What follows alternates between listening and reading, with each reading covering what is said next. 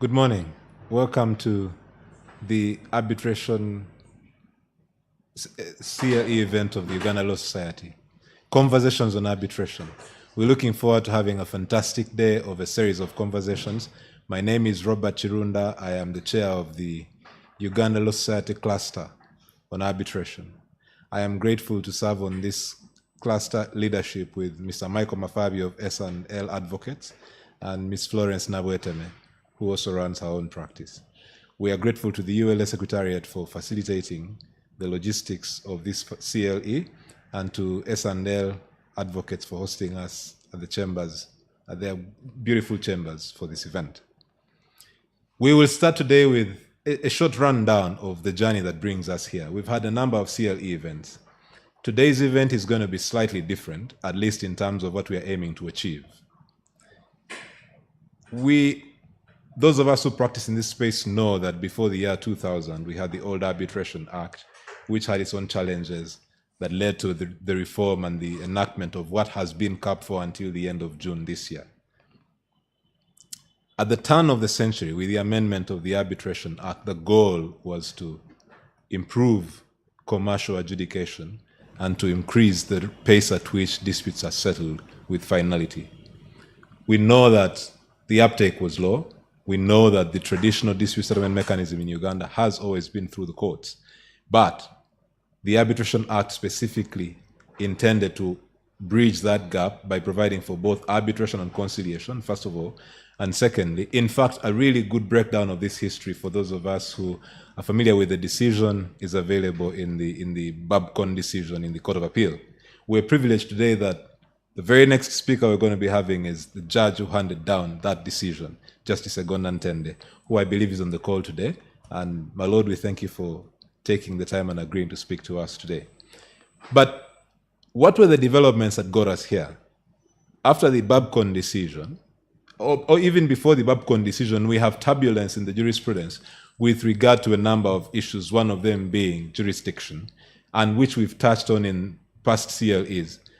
We've discussed the question of jurisdiction several times, and I think the law on that is now pretty well settled. We then had, we had the wave, Hamis Hamid, and so on and so forth.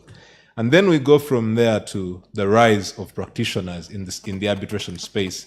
Practitioners start to increase, government starts to think more carefully about it, and moving from the high water mark of Babcon, you then have the involvement of government. We're familiar with the tallow oil decisions and the reference of questions of tax law to arbitration in London. The traditional route for investors has been to either go to exit, which was established for those specific purposes, or to seek jurisdictions they find more interesting, like London. Really, what they're looking for is certainty and stability.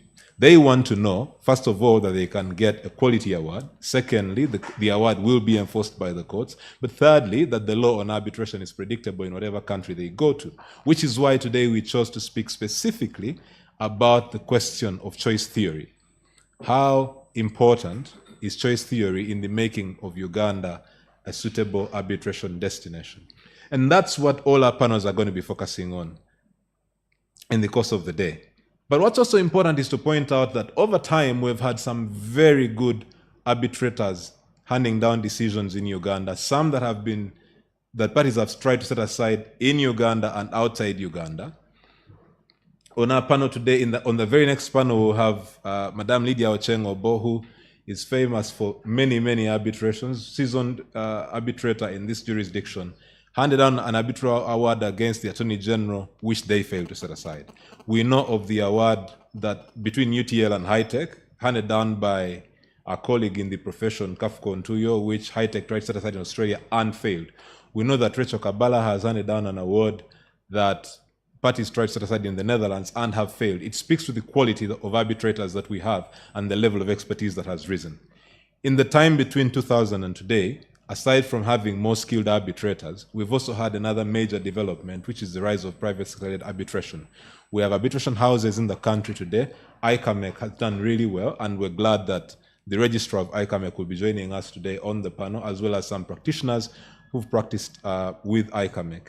And you also now have the Chartered Institute of Arbitrators providing both choice of arbitrators in Uganda. We've seen contracts where parties used to refer to Chartered Institute Kenyan branch. Now they need not do that.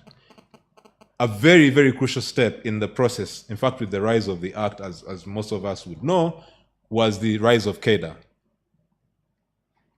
The Center for Arbitration and Dispute Resolution, on which Lydia Ochengo both served on the initial, I believe, the initial board of trustees, or the organ that runs CADA at the time, and maybe she'll tell us more about that, played a really critical role. The numbers speak for themselves. Today, CADA arbitrates a dispute start to finish between 3 and 6 months. Compare that with the average duration at the High Court, which from start to finish of a dispute, in many cases, barring interlocutories and striking out applications, will go to up to 4 years. That speaks to the fact that arbitration is picking up, and we have to work very carefully, very specifically, very strategically to position Uganda in the region and globally to be the choice destination for any parties taking their commercial activity in Uganda seriously.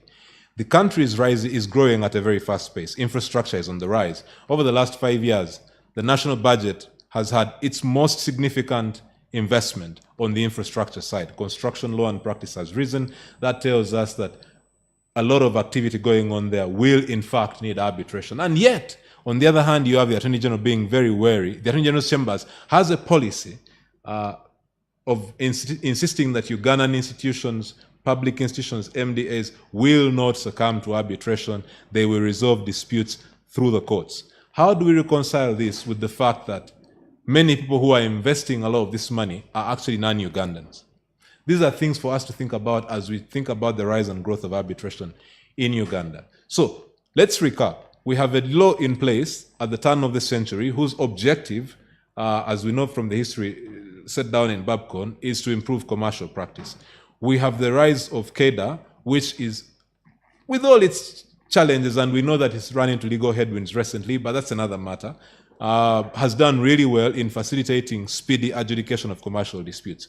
We have the rise of skilled arbitrators who understand institutional rules and are able to hand down arbitrations that pass muster, not just in Ugandan courts, but also in the courts abroad. Last year, CADA handed down 71 awards, presided over arbitrations with 71 awards, only 3 were set aside.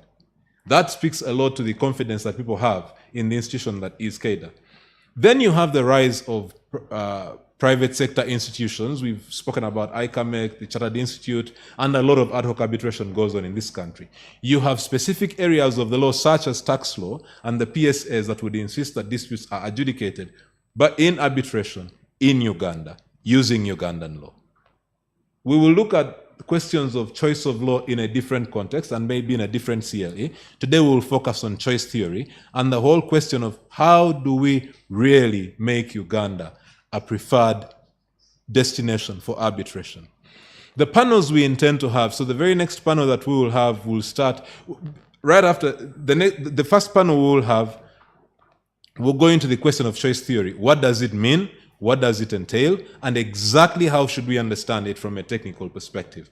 After that, we are privileged to have Justice Stephen Mubiru, the head of the Commercial Court, joining us on a panel with 2 practitioners to discuss the role of the courts. Because there is a symbiotic relationship between the courts and arbitral centers, or even ad hoc arbitration. And what role would those institutions play? That will be the panel that we will have, second panel for the day. The third panel that my colleague, Michael, with whom we lead this cluster, will facilitate, will be on the question of Africanizing arbitration, adjudication, and dispute resolution.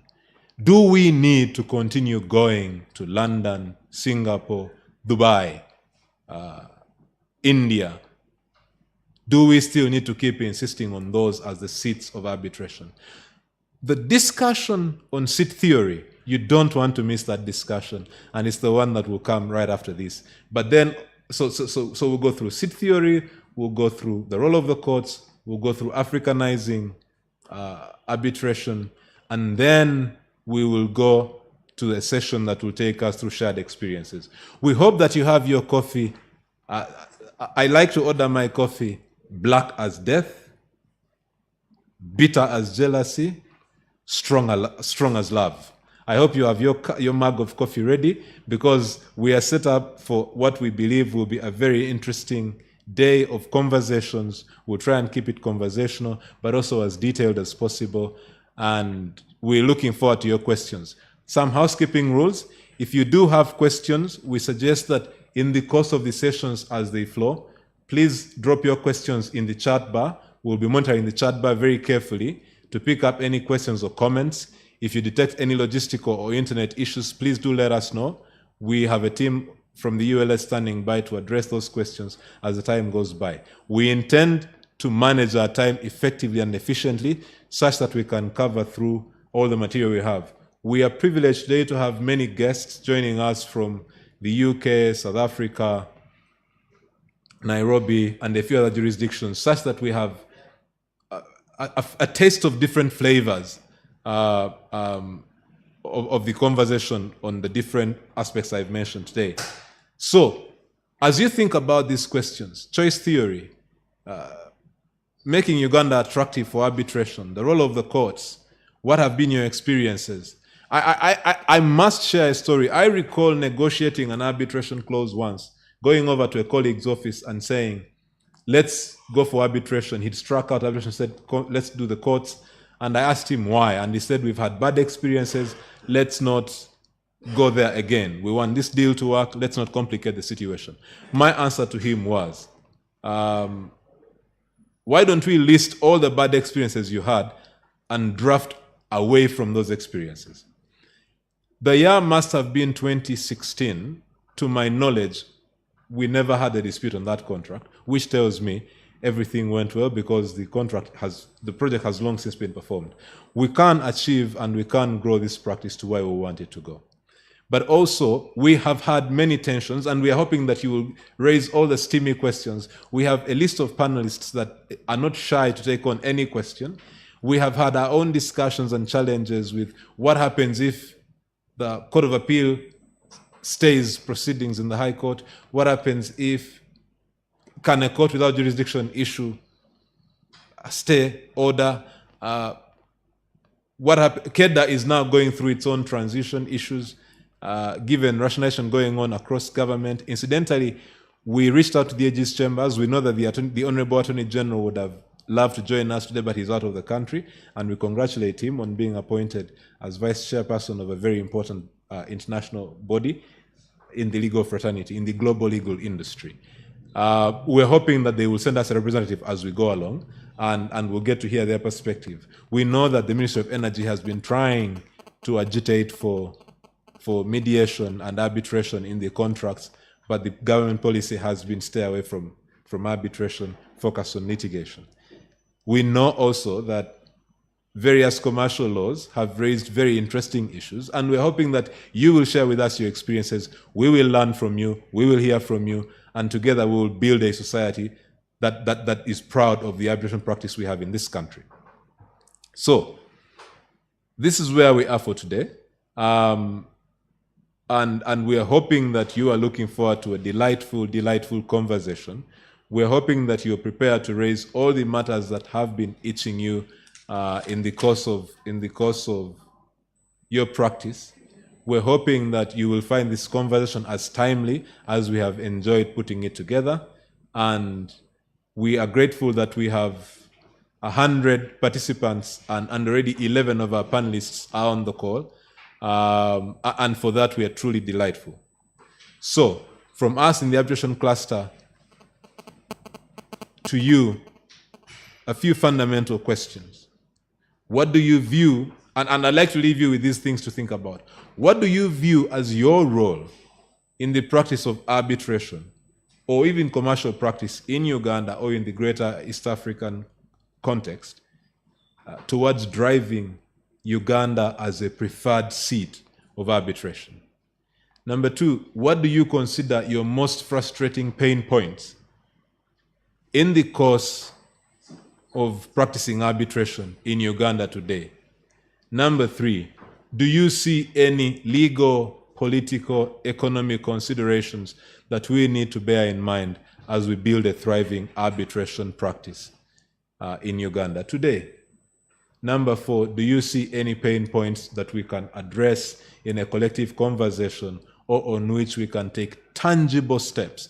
At the end of this day, what my colleagues and I aim to achieve is that we will have tangible, executable action points that we can use to translate into a very specific, measurable agenda that will help us to drive the practice of arbitration. We are grateful to the members of the bench who have clarified and handed down decisions that have moved the practice of arbitration forward, especially in the last 10 to 12 years.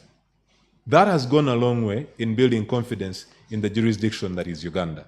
We are hoping that this conversation adds a tile to that discussion, and that we all work collectively to move the practice to where we would like it to go.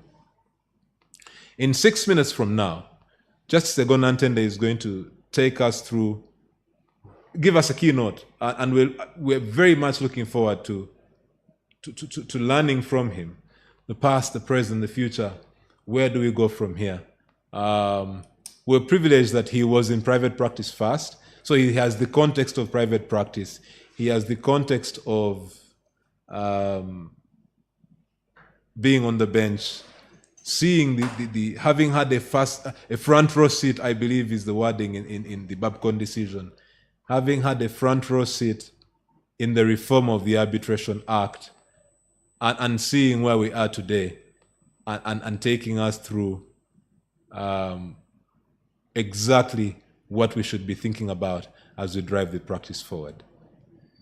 Ladies and gentlemen, we welcome you, and we hope that you will find these conversations as delightful as we've enjoyed in curating the panels and preparing to be with you today. We'll leave it at that for now. Please keep your questions and comments coming, and the President ULS will join us along the way. He sends his warmest regards. He had an early morning commitment that didn't allow him to flag us off this morning, but he is following the events closely, and he will be joining us in the course of the events. And out of respect for your time, we want to make sure that we keep the sessions in the way that we've communicated. So thank you for joining us, and we'll be back very shortly.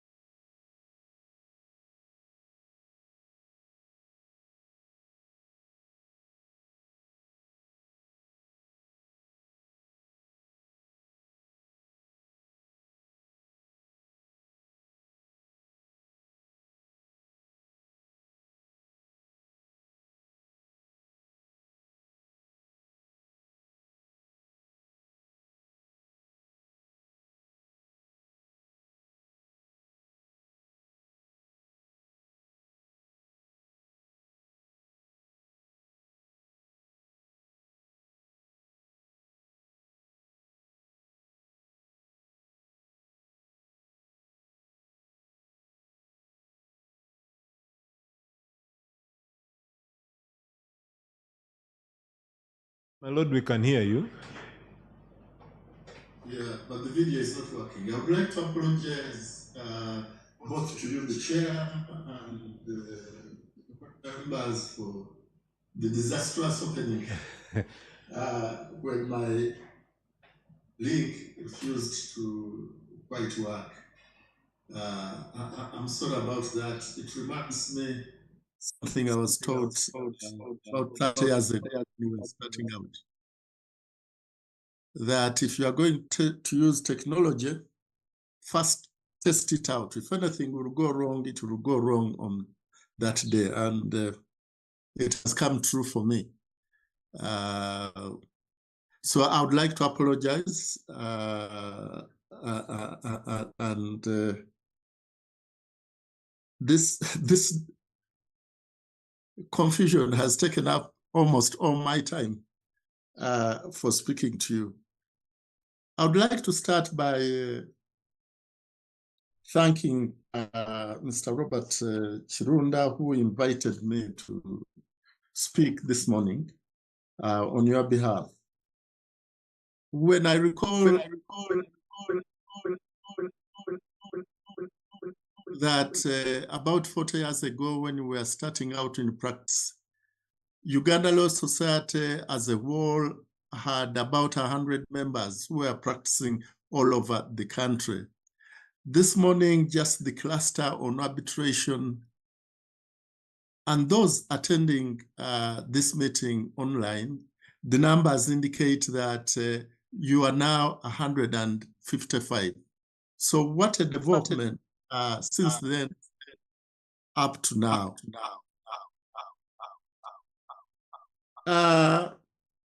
Mr. Kirunda did a very good job in setting out your objectives for today. And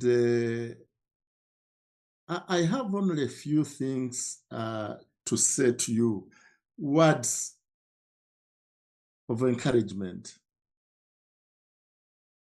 How can Uganda be positioned as an attractive seat for international arbitration? I plan to start with a story, perhaps not related to arbitration. I was talking to a colleague, my former partner 40 years ago when we started out in legal practice. I was talking to him recently, and he told me, you know, Judge, I no longer make bail applications before magistrates' courts. And I said, but how can you do that? He said, I've lost confidence in the system. I looked back at the time I started practice, how the magistrates then held our hands as we started out. My first case was a bail application. And when my client was asked, what language do you speak? I was practicing in Jinja at the time. He said Chinyarwanda, and there was no Chinyarwanda interpreter. I was lost. I didn't know what to do. The magistrate who was in charge of the matter talked to the accused and said, look, here are you not able to speak and understand Luganda? Eventually, my client was persuaded to follow the proceedings in Uganda. And then I was able to make my bail application for him, and he was released on bail. Why am I saying this? Oftentimes, when I've read the papers about people going to our courts for bail applications,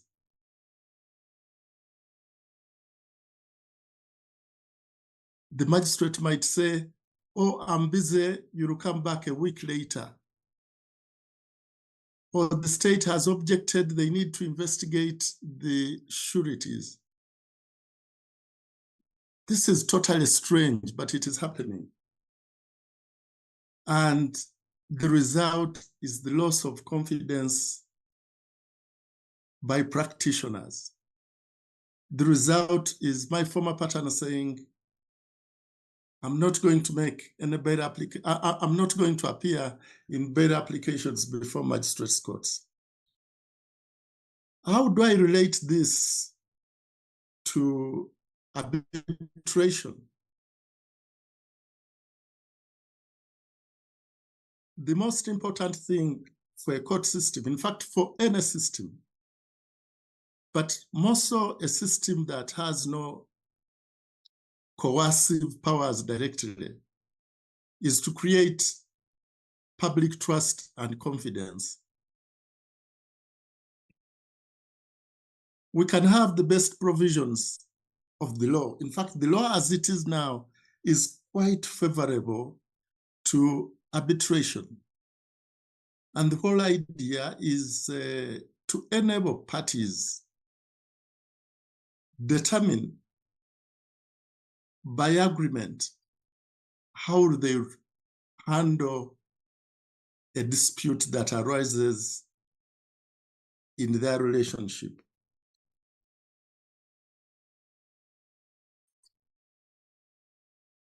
Now, I don't know if you might have read something on social media. There was a letter from the chief executive of the country addressed to a successful judgment creditor. Now, I'm not sure about the authenticity of the letter, but since it was not tagged fake news after some time, let me assume that the letter was written by the person who appeared to have signed it.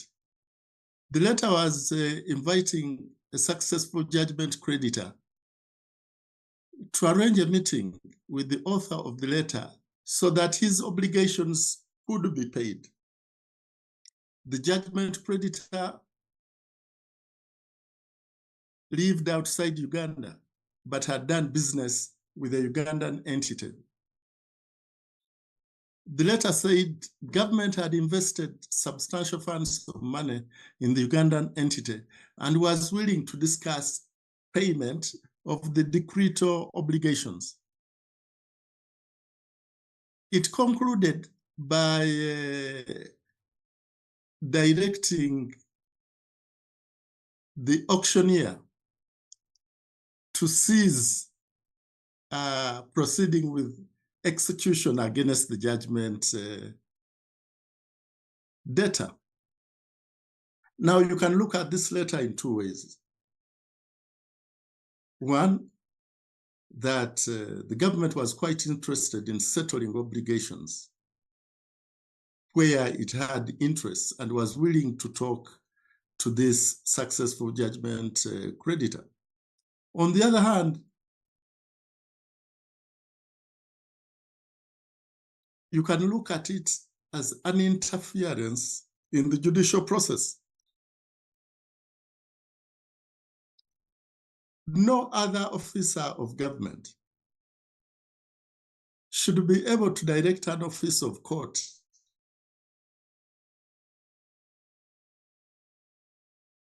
as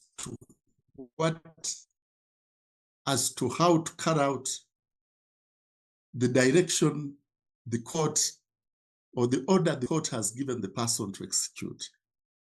Now, after reading about it, I've not seen any comment either from the judiciary or any quarter about that direction. It is important that as a country, we are able to show that courts are independent and that their decisions are respected by all. It is only then that we shall be able to engender public confidence and trust. Not only in the arbitration system, and arbitration system, because the two are so closely linked. Parties are allowed to provide their own solution, but enforcement, they seek assistance of the courts by the arbitral award being registered as a decree of the court. So there are challenges that you will face, but the mere fact that you have been able to organize, and I don't know the membership of the cluster on arbitration, but what is evident is that it is growing in numbers and in strength. I would like to encourage you to continue on this road. And in so doing, I want to use the words that have been in current parlance ever since the death of Father Grimes of Namasagali University. When he became head teacher of that school about 40 years ago or more, the motto he picked for the school was strive regardless. I said to you now, strive regardless of whatever circumstances that obtain to ensure that Uganda succeeds as an attractive seat for international arbitration.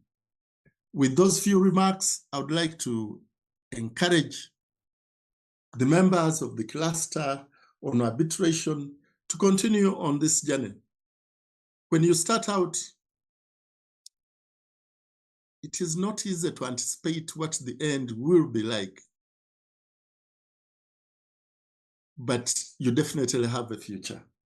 I thank you for listening to me, and I apologize for the problems we have had in being able to talk to you. Thank you.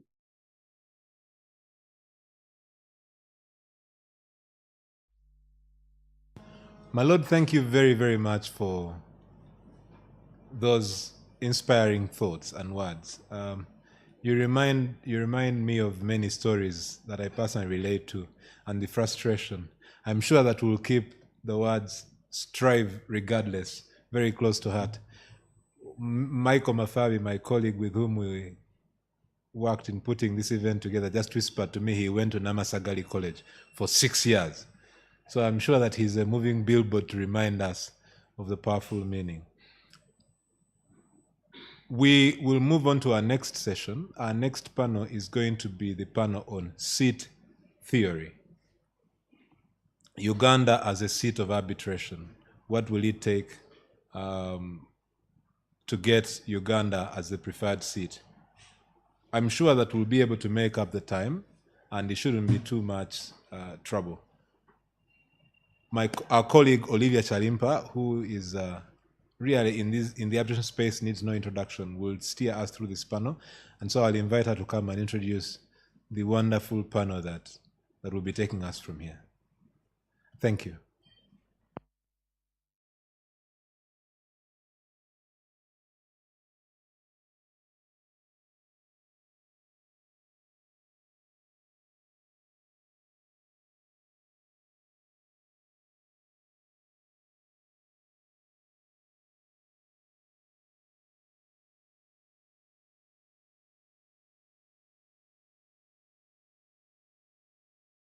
And I also serve as the treasurer of the Chartered Institute of Arbitrators Uganda chapter that Robert spoke about earlier. I also serve as the head training and accreditation of the International Center of Arbitration and Mediation in Kampala. And I'm glad to be present today to moderate this session. Today, the theme, as has already been introduced, is positioning Uganda as an attractive seat for international arbitration. Allow me thank the Uganda Law Society and the Arbitration Cluster for organizing such a conversation at such a time. Allow me also thank the Honorable Justice Egoda Ntende, the keynote speaker, for setting the stage rolling and encouraging us to strive regardless. For this panel, we are going to discuss the seat theory and what determines the choice of a seat of arbitration.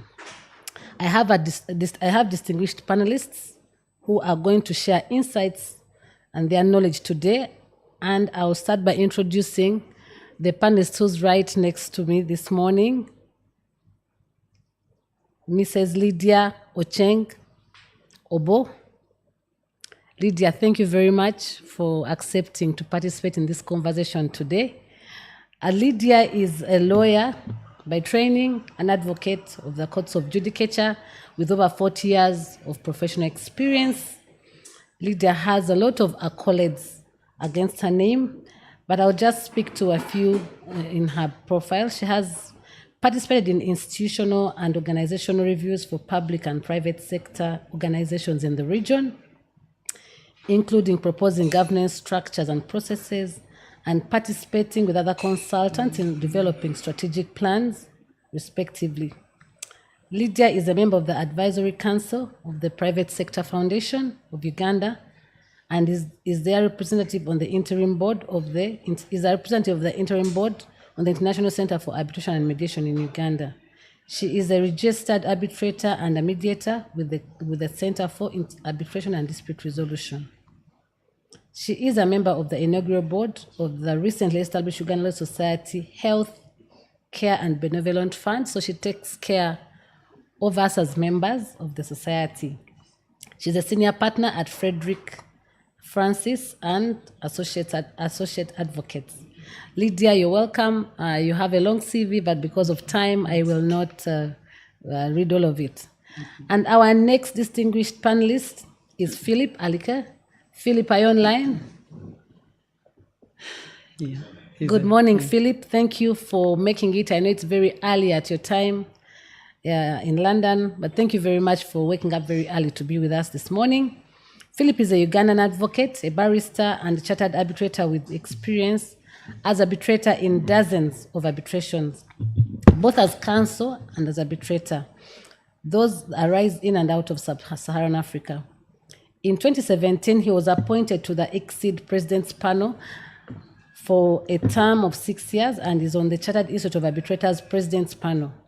He undertakes FIDIC dispute board work and is a CIAB accredited mediator. He's a contributor to the World Arbitration Reporter, Uganda, and the ICCA Handbook, Uganda. Philip is designated to UNCITRAL Working Groups 2 and 3 as a state delegate since 2017 and an occasional appointing authority under the UNCITRAL rules. He holds degrees from the Vanderbilt University and Leeds University, a diploma in international and comparative arbitration from Queen Mary University of London, and a diploma in international construction contracts from Pantheon Assas, Paris. Philip, your CV is too long. I will not complete it, but welcome. Thank you so much for joining us this morning. Our third panelist this morning is Duncan Brankshaw. And I'll just briefly read his CV as well. Duncan is a barrister and a partner and head of international arbitration at Howard Kennedy in London. He acts in arbitrations and court proceedings for states, large corporates, entrepreneurial businesses in the energy, natural resources, and power sectors, with a particular focus on Africa. Duncan also sits as an arbitrator. He is a fellow of the Chartered Institute of Arbitrators and is a vice chair of the ICC UK Arbitration Committee. He is a member of the ICC Global Commission. He also acts as the registrar of the Scottish Arbitration Centre. Duncan, you're welcome, and I know you've also woken up very early just to be with us, so thank you very much for sparing your time.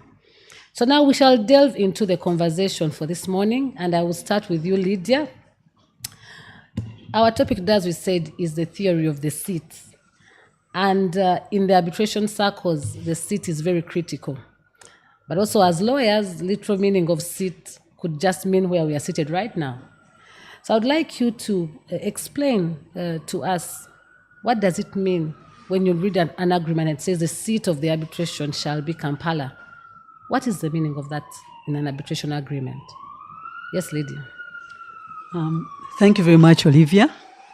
First of all, for the colorful introduction, but I also welcome my colleagues, the panelists, and I join you in thanking the Justice Uganda for that elucidating and encouraging opening remarks. The issue of the seat in arbitration has been written about, it has been debated, and has been, in some respects, a matter of controversy in some of the cases that have been decided in arbitration. But it has taken a lot of interest, and a lot of cases now are beginning to settle the conflict, what I would call a conflict, so that we can get to understand what it's all about. In order for us to understand very well what the seat actually means, we cannot do that without actually talking about the place, because there is always confusion between the place, seat, and in some respects also the venue. So if you allow me, Olivia, I will also start off by trying to settle the issue of the place, and then we can go into the issue of the seat. The place, what does it mean when you talk about a place of the arbitration?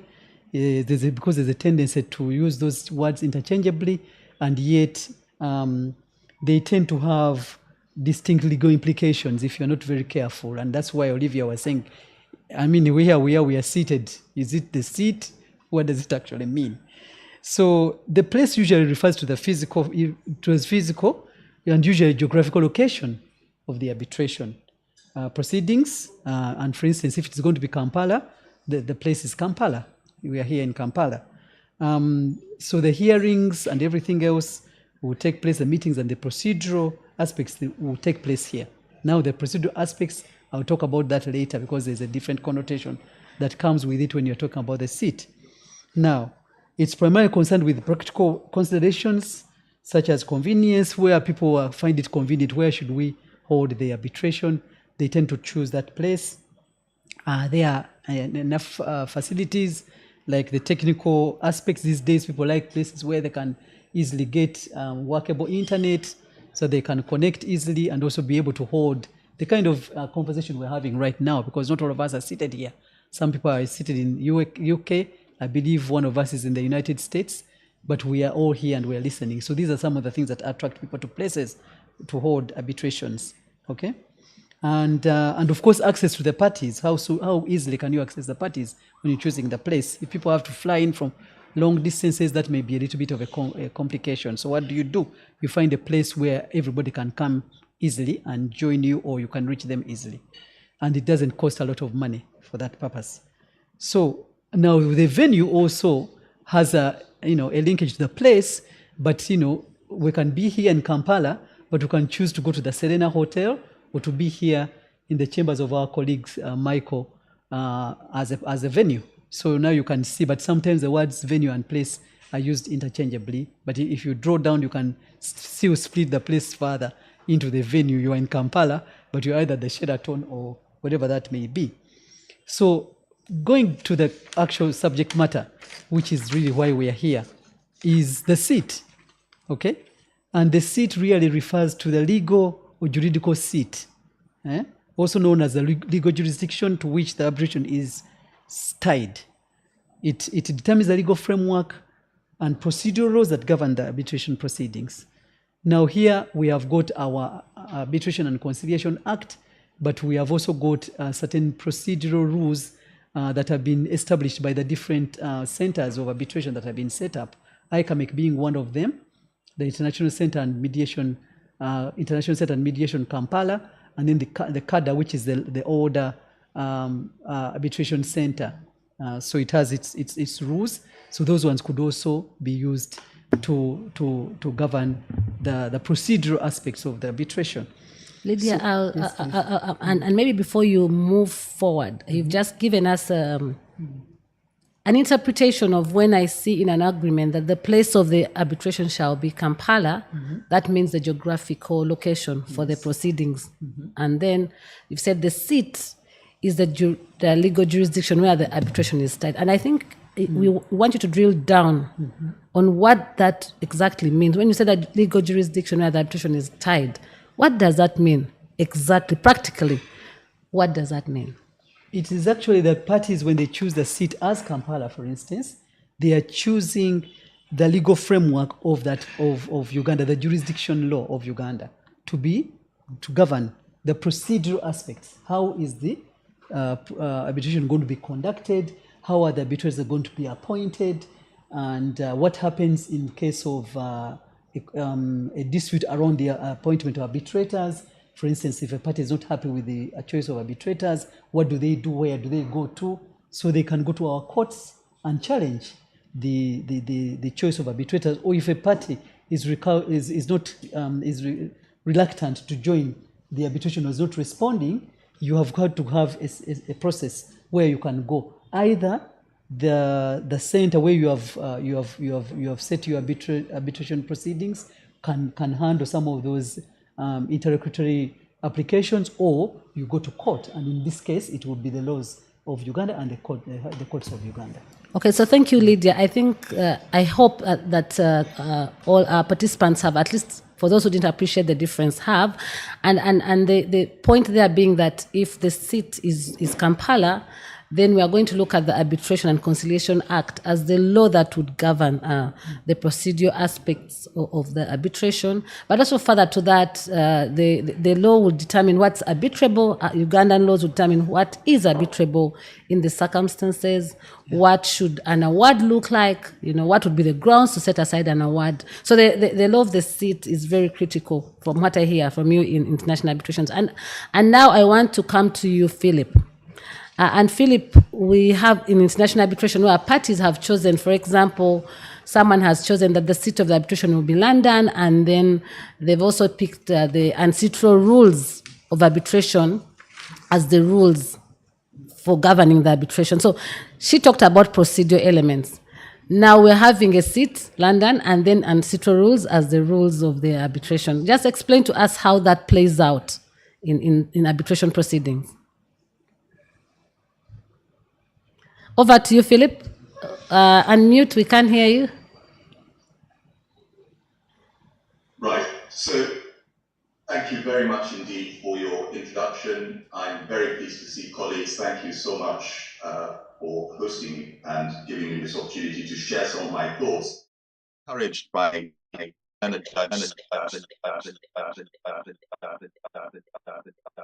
sorry, I've got an echo.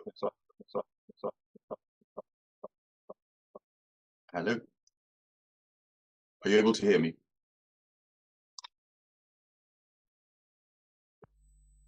Yes, we can hear you, Philip.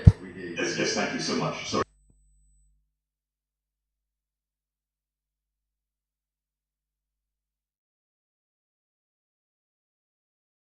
Real law, it deals with the procedure for the particular arbitration. There's nothing more and nothing less than that. But I just wanted to turn very quickly to speak about the distinctions that are critical to be made in relation to the applicable law in arbitration. And we're talking about the seat, we're talking about encouraging parties to use Uganda or Kampala as the seat. And it's critical that we understand the distinction between the governing law of a contract, the law applicable to the arbitration agreement, and also the procedural law. These are three potentially different laws that will apply to an arbitration. A number of people are celebrating the recent decision of Lady Justice Magala in the Plinth case. And I just wanted to very briefly just have a brief discussion around that case. It's a case that's being celebrated at the moment as authority for the proposition that you don't have to have a contract between parties to an arbitration, that there is a theory of a group of companies recognized in the law of Uganda, and that agency has been inverted and turned on its head, but essentially that you can have a liability on the part of an agent instead of a principal. The conventional position being under the law of Uganda that, of course, it's the principal that is responsible. And encouraged by the keynote speech, I'd like to just frankly say that it's important that we have decisions that are predictable, that clearly set out the law. The judgment of the learned judge does not mention anywhere the reasons for holding that the law is Ugandan law.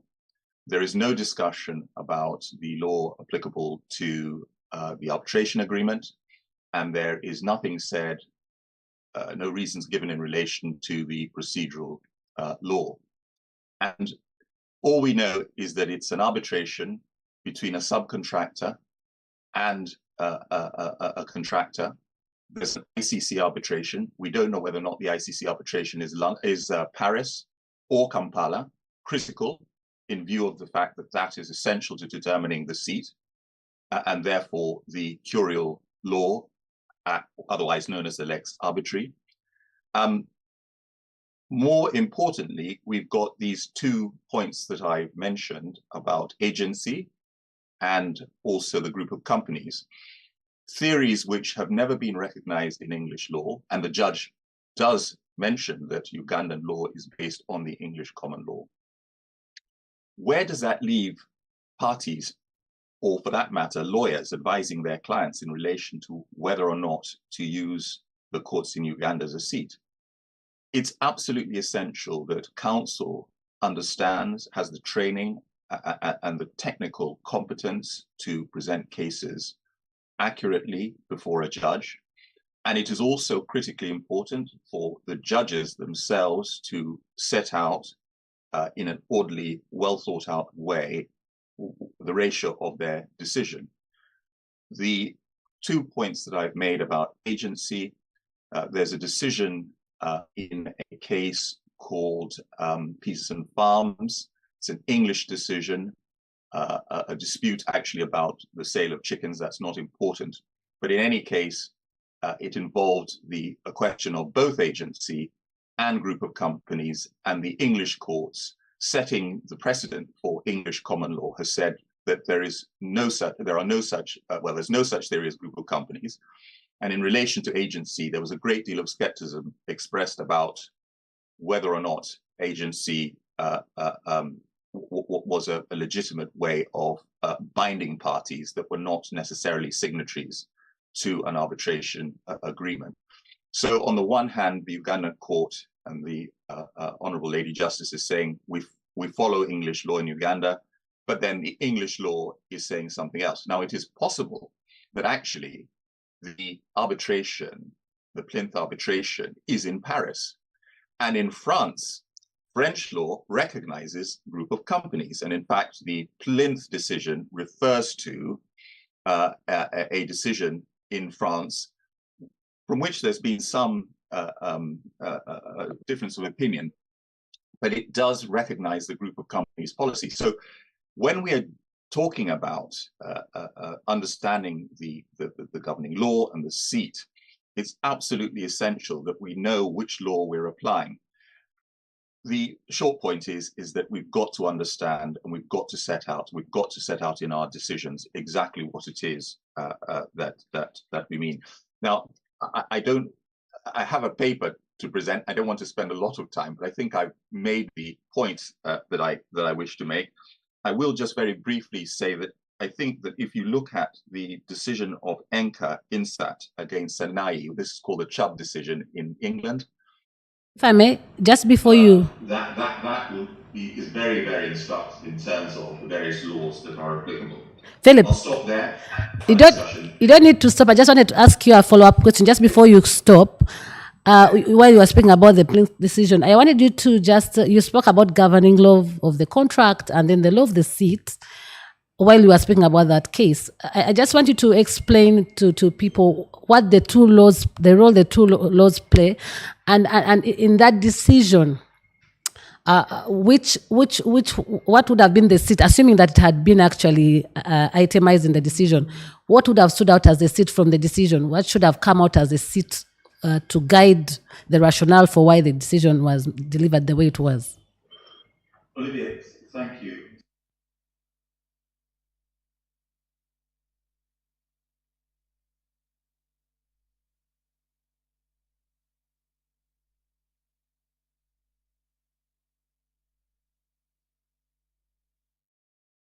unreasonably since it was between two private parties. But it appears that the judge has approached the Plinth case on the basis that the law of Uganda applies. And my point is exactly that the judge should have said, and in fact, counsel before the judge should have addressed the judge on the seat, because that would have some bearing on the applicable law. Now, to answer your question, there are 3 potential laws, actually even 4, arguably, that are critical when dealing with a case in arbitration, whether it's before arbitrators or before a judge. That's the governing law. Easy. We all know what the governing law is. There's usually a governing law clause. Sometimes there isn't. There isn't time to go into the express and implied provisions of governing law.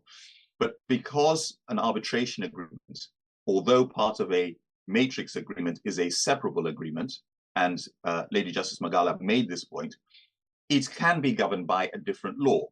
But usually the conventional position is now, and it's been settled, that actually the arbitration agreement, the law applicable to the arbitration agreement is generally the same as the governing law agreement, because it's all part of the same document. I mean, this question of separability is actually something of a fiction.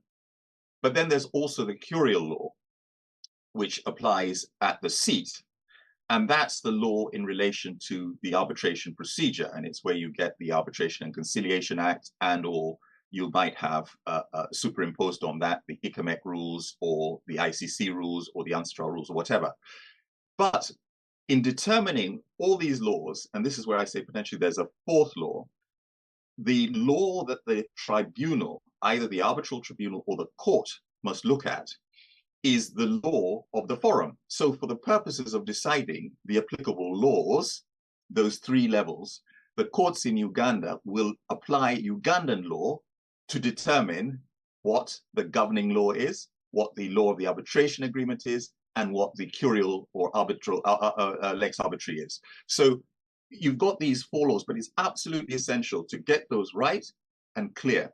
And it's important from the point of view of predictability, so that parties looking at Uganda as a seat actually understand that where they are in terms of the principles, and that they have confidence in the availability of counsel and the judges that may come to hear cases, that people, the community, legal community, really understands the landscape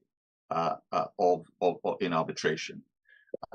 Olivia, I hope that answers that question. Back to you. And you had to discuss the Enka versus Chubb case, but I guess when I come back to you, you'll talk about that. And just to continue the conversation with Duncan, I know that Philip and Lydia have talked about the seat. I just want you to illustrate through maybe case law or through your own experience the significance of the law of the seat. How does it impact in the process of international arbitration, the proceedings, and what the courts have actually decided on the role of the law of the seat?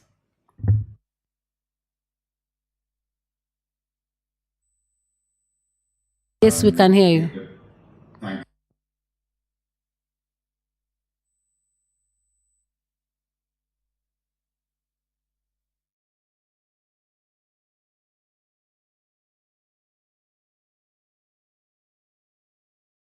Governing the basics of the arbitration and governing the relationship between the arbitration and the courts where the seat of the arbitration is.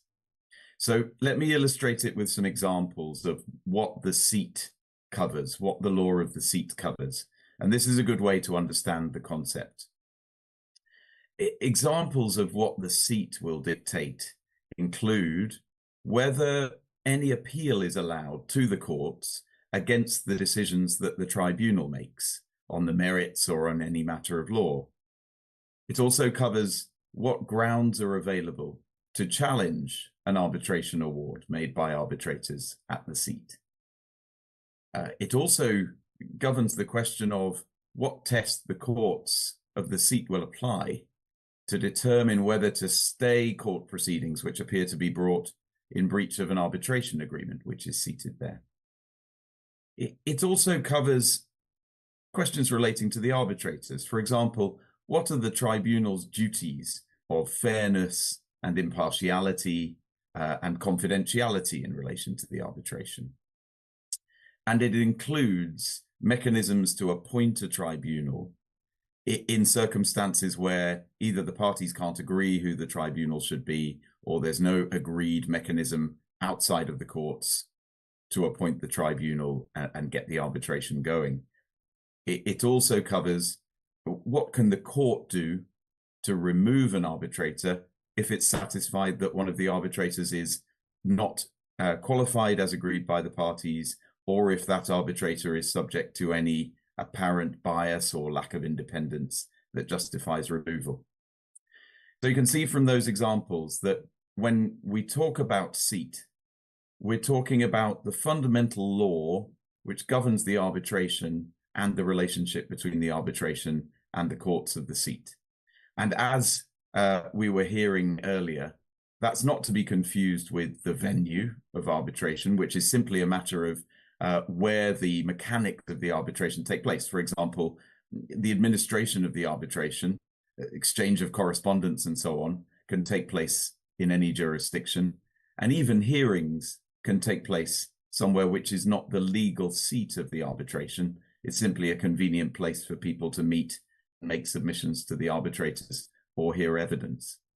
So the fundamental parts of an arbitration, which are dictated by the law of the seat, are the matters that relate to the basics of the arbitration and the relationship between the arbitration and the local courts.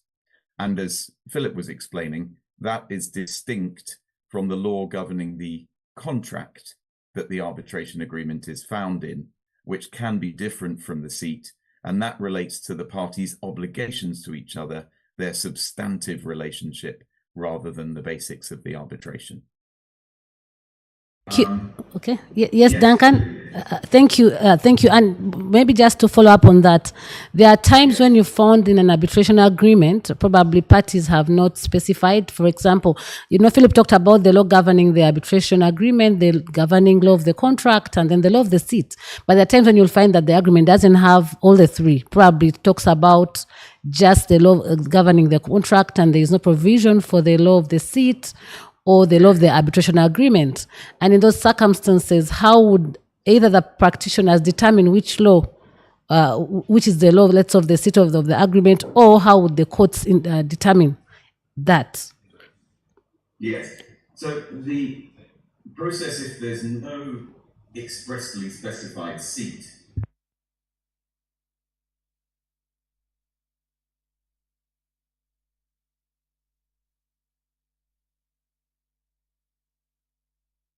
its place. If they can't agree on that, then the arbitrators themselves will need to consider and decide what they believe the seat to be, taking into account all of the aspects of the parties' relationship. So they will look, for example, at where the parties are situated. They'll look at where the contract is to be performed, where's the primary place of the performance of the obligations. They'll look at what the governing law of the contract between the parties is. And they'll look at any other indications in the contract that might indicate where the seat of arbitration should be. And ultimately, the arbitrators will need to decide where the seat is, because in deciding what the fundamental law is governing the basic arbitration process and the tribunal's obligations, they will need to identify the seat early on in the arbitration to determine that matter. So to give you an example, I recently did an arbitration in which the agreement referred to venue for the arbitration proceedings. It said that the hearings should take place. Well, it's been in court, actually, so I can tell you in Pakistan, if the value was below a certain level, or in London, if it was above a certain level. But indicating where hearings should take place wasn't the same as indicating where the seat should be. And so the tribunal had to consider and decide whether the agreement indicated what the seat was, and if it didn't, where the seat should be, taking into account everything else in the parties' agreement.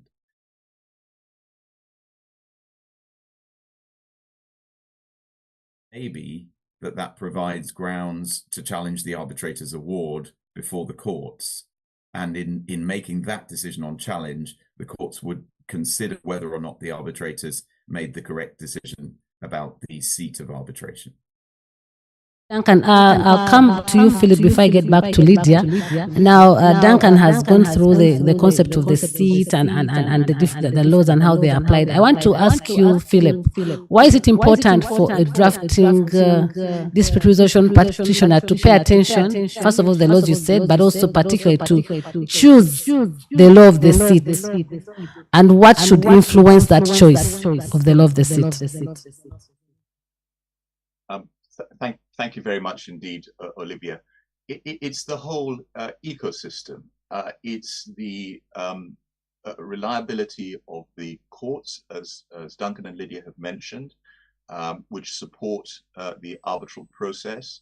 It's the availability of resources. I mean, one has to think about practical considerations for the purposes of the duration of the arbitration. It's the availability of competent counsel.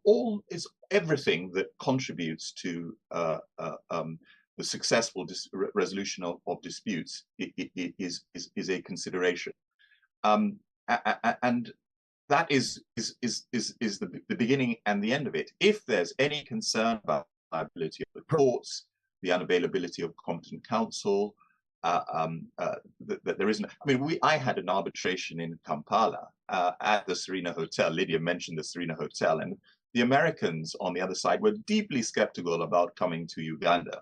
But when they were shown to their suites in the Serena Hotel and they were shown the conference centers, they just melted. They couldn't believe how wonderful it was to arbitrate in Kampala. You wouldn't get that in London. I mean, you'd probably be holed up in some small bedroom in a cramped conference room for the arbitration in some cases. But I just wanted to mention one point Duncan raised before moving on, which is that in the Plinth case, in the main contract between the employer and the contractor, there was also a provision for a different seats. And it provided in the bidding documents that if the successful contractor was a Ugandan company, the arbitration would be in Uganda under the Arbitration and Conciliation Act. And that if it was an international contractor, it would go to ICC arbitration at a neutral venue. So that was actually recognized. And that partly complicates my trying to understand what was happening at the subcontract level. Thank you, Olivia. For clarifying that. Now I'll ask Lydia, because today's theme is positioning Uganda as an attractive arbitral seat. So what do you think should be done to position Uganda as attractive?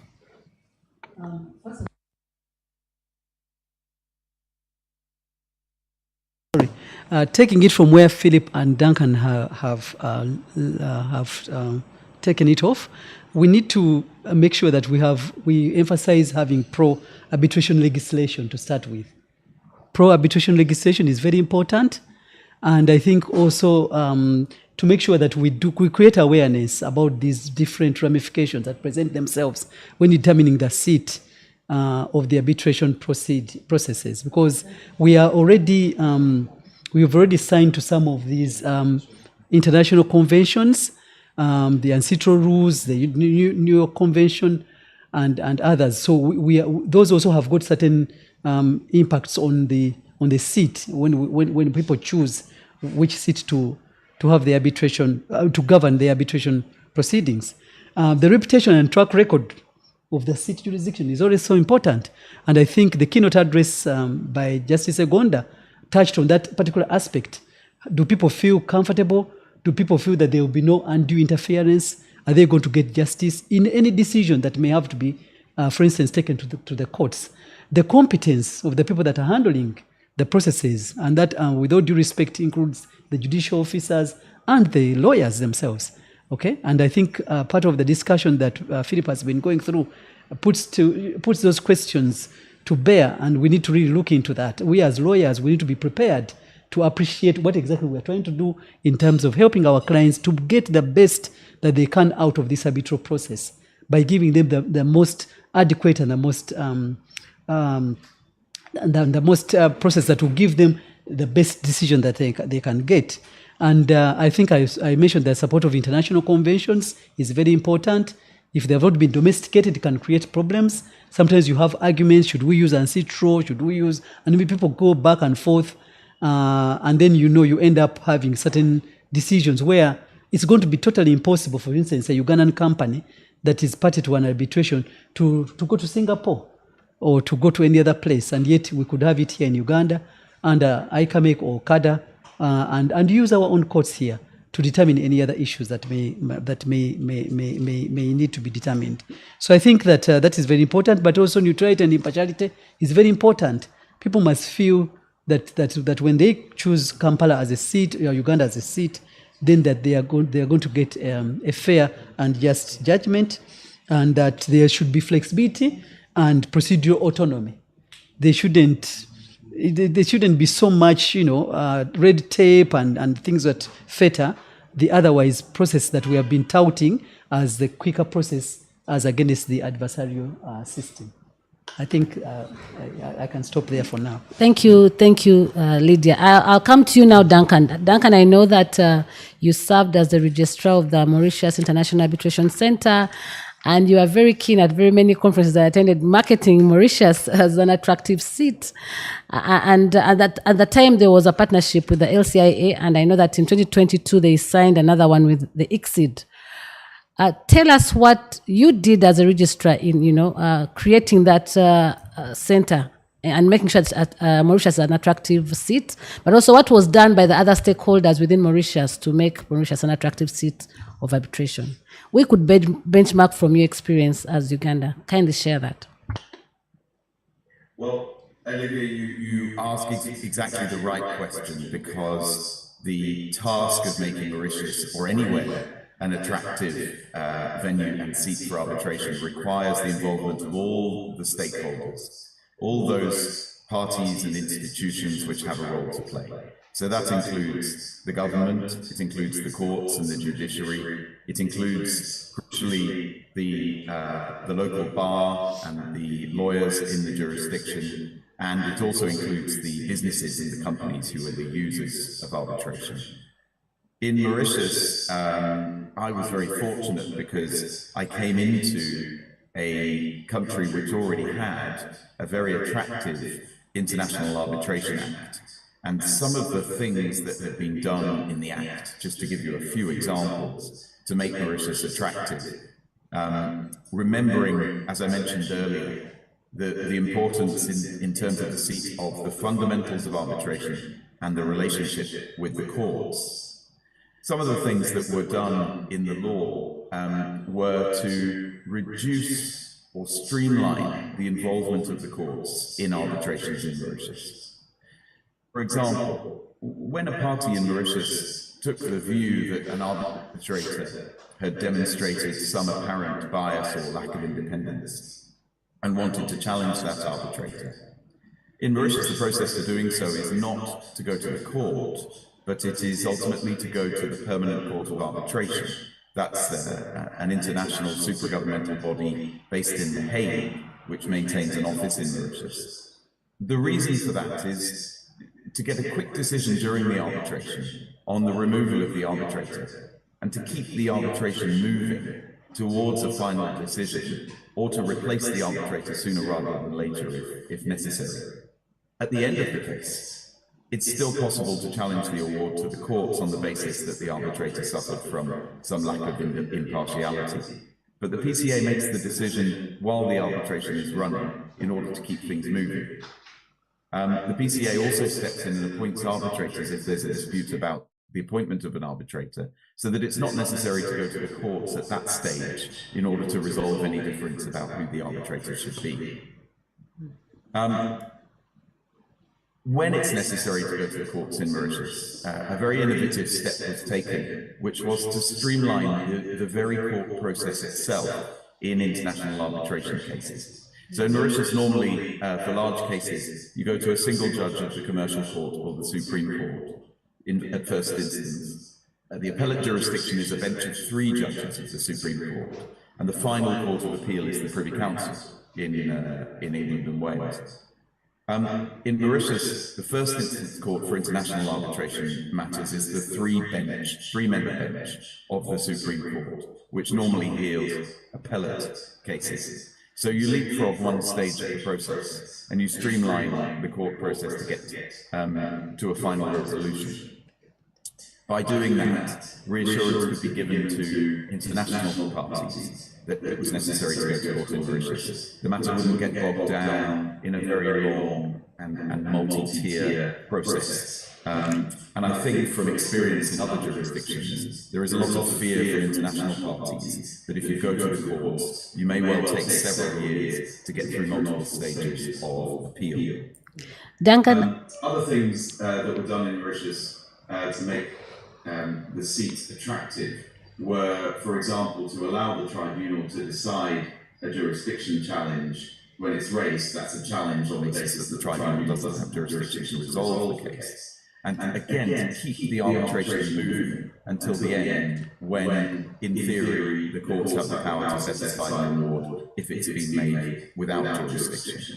But the emphasis is on keeping the case going, avoid the case becoming stymied or frustrated or bogged down, and getting to a resolution on the merits, and leaving any court intervention until the end. Duncan, I'm going to. Hello, Duncan. We're running out of time. Thank you so much. I know we will need you another time to give us a longer study on how we can benchmark Mauritius. So now I'll speak to Philip. And Philip, you're practicing in London, but also you have had experience in Uganda. You've just talked about how you had an arbitration here in Kampala, and the Americans were amazed by the Serena and what they experienced. So that's a sale for us. So speak briefly in a minute what you think should be done, other than what you mentioned about the case and how the judgments should be written to demonstrate how the judiciary appreciates these principles. Could you speak more of what we can do as a nation to make our country an attractive seat? Thank you, Olivia. In my view, and this is my real concern about Uganda, we need to revise our Arbitration and Conciliation Act. I have followed the parliamentary discussion that gave rise to the Arbitration and Conciliation Act in 2000. And looking at the debates and the discussions, one can actually detect that those that were debating it didn't really understand arbitration and what the statute should achieve.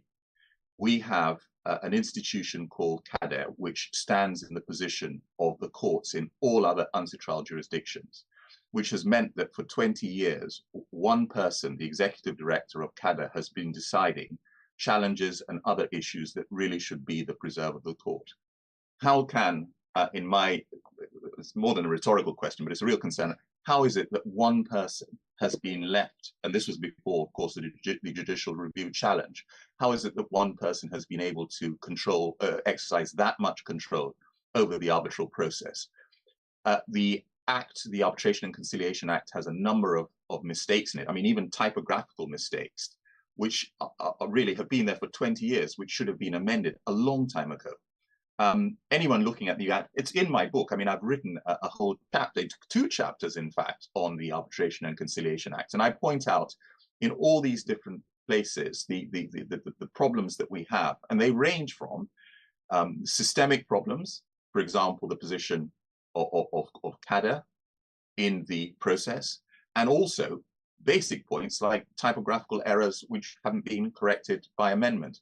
And we do need to change that. Looking at institutional rules, we've got ICOMEC's rules. There are changes that need to be made to ICOMEC rules as well, because they are not themselves entirely satisfactory, although I think they are a huge improvement on anything else that was available locally. There are still issues there that we need to look at. But we need, I mean, if one looks at, for example, Tanzania has adopted the English model for the Arbitration Act, its recent Arbitration Act. Duncan has mentioned Mauritius, which again had its Arbitration Act written by distinguished King's Counsel Toby Landau, who also did the Arbitration Act in the Middle East, in Abu Dhabi. You've got Ghana, which has adopted an Arbitration Act modeled very much on the English Act. If one looks at all the UNCITRAL model laws across all jurisdictions, one can see that they are all substantially similar. They all have certain refinements, England probably having made the most. Even Kenya has adopted many of the, I think in 1990, adopted many of the amendments that were introduced by the English Arbitration Act 1996. So we need to look at our statute fundamentally. I would suggest that we need to completely rewrite the statute, and it needs to be rewritten by those who understand the process of arbitration. That for me is the big starting point. I sit in Arbitral working groups 2 and 3. I have, as a practitioner with some understanding of arbitration, tried to advise the government. I gave advice to the government in relation to the Singapore Convention, which of course was on mediation and not on arbitration. But you know, it's very difficult sometimes to get the advice.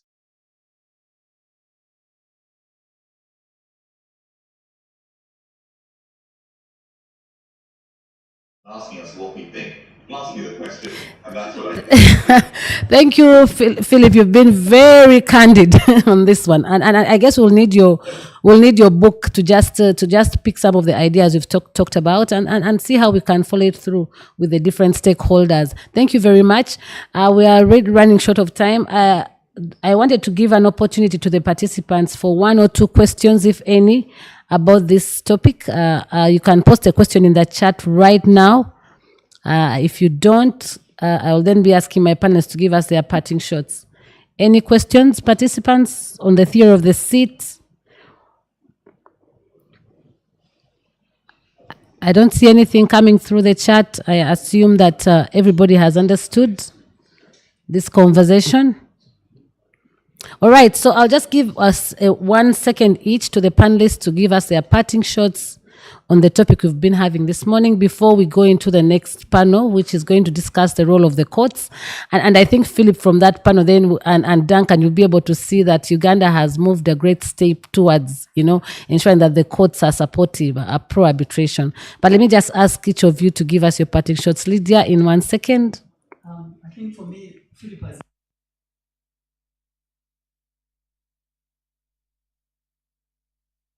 Philip has made my day by actually being as candid as he has been, and I think he's given us cut out our work that we need to do.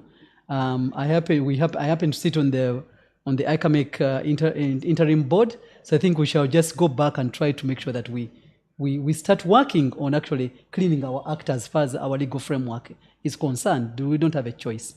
I think for me that will be my parting shot. We walk away from this, that we've got work to do. And we've got, let us start moving.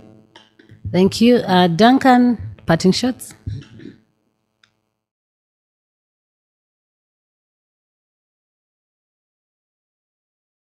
Inspiring comments on making the jurisdiction attractive. I think the key to it all is giving the impression to the world that the decisions of arbitrators will be respected, save in the most egregious cases. And if you do go to the courts, you'll be dealt with efficiently by judges who have a good understanding of arbitration. So if you can reassure the world and even the domestic legal community and business community that you offer those 2 things, you're off to a very good start.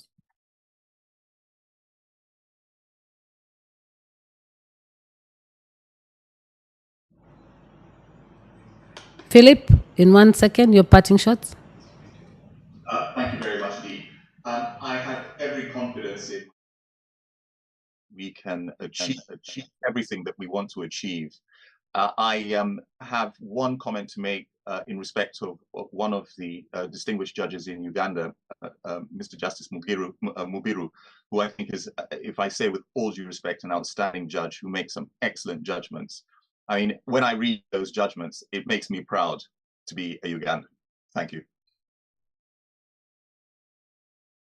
Good comment about the justice. He's right here in the room, so he heard you perfectly well. So you are not backbiting, you are not gossiping. He's right here, and thank you for recognizing that. So thank you, Uganda Law Society. Thank you, our panelists, for sharing these insights, and thank you all the participants for logging in and listening to us. I remain Olivia Charimpa Matovu, and I wish you a great day. Now we shall go into the panel that's going to speak about the role of the courts, and they will demonstrate how Uganda is an attractive seat for arbitration. Thank you. Thank you for having us.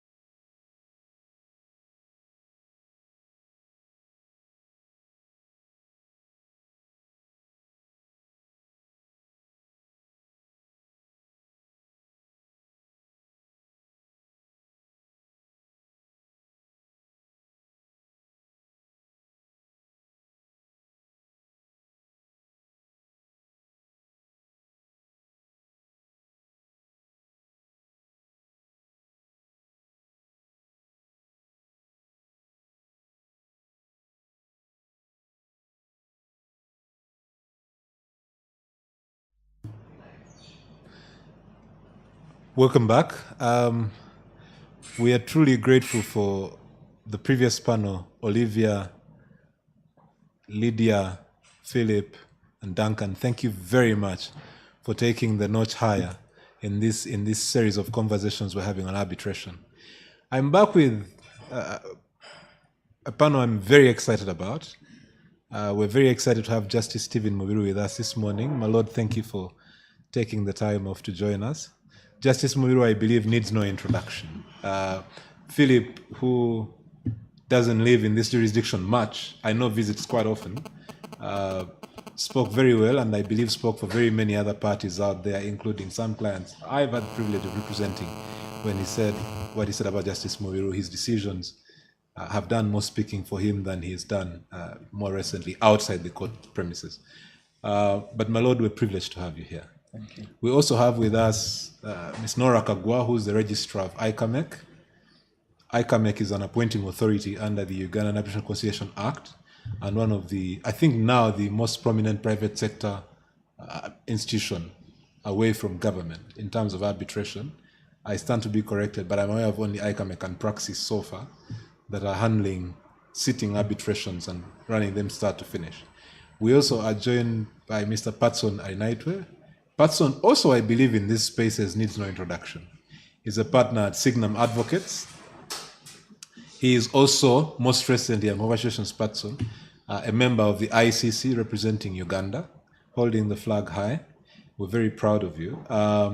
Each of my panelists has a very long CV. It would take me more than the time we have to break down their accomplishments, for which we are truly grateful. And our subject for this conversation is, I've said it's a simple one. Nora has said to me to define what I mean by simple. The role of the courts in making Uganda an attractive arbitration jurisdiction or seat in the practice of international commercial arbitration. And why don't we start with a round of just opening thoughts with you, my Lord. Where would you start us off in terms of the conversation? What do we need to know? What do we need to do? Thank you very much, Chair, and my fellow panelists. I'm honored to be part of this discussion this morning. I bring to the discussion the perspective of the court and more particularly the current practices that we are developing and the emerging jurisprudence. I believe it's a timely discussion in terms of moving forward, because apart from the physical infrastructure and the legislative environment, the judicial perspective is very important in terms of inspiring confidence in arbitration in our country. So I look forward to sharing ideas and also receiving some input from our panelists and those who are listening to us. Thank you. Thank you very much, my Lord. Over to you, Nora. Thank you so much, Robert. Again, it's an honor to be here. I'm honored to be in such company. I think this is a timely conversation for us. I will be giving the institution's point of view and its role in positioning Uganda as an attractive seat. I will share positions held by other institutions, seeing how other institutions what they have done in positioning their specific countries, and also discussing why in the past 20 years the issue was mainly focused on the court, but in the recent years we have seen that the presence of institutions plays a significant role in positioning a specific country as an attractive seat. So I'm excited to hear what everyone has to say and also share my input. Thank you, Robert. Thank you very much. Patson? Thank you, Robert, and Law Society for organizing this timely conference. I say timely because we're at the time where Uganda has been missing out on the conversation, particularly what is happening on the global stage. There's a wave from the economics point of view towards enhancing arbitration. But unfortunately, in the discussion rooms, Uganda has been missing for a number of reasons. But I think it's a timely conversation now.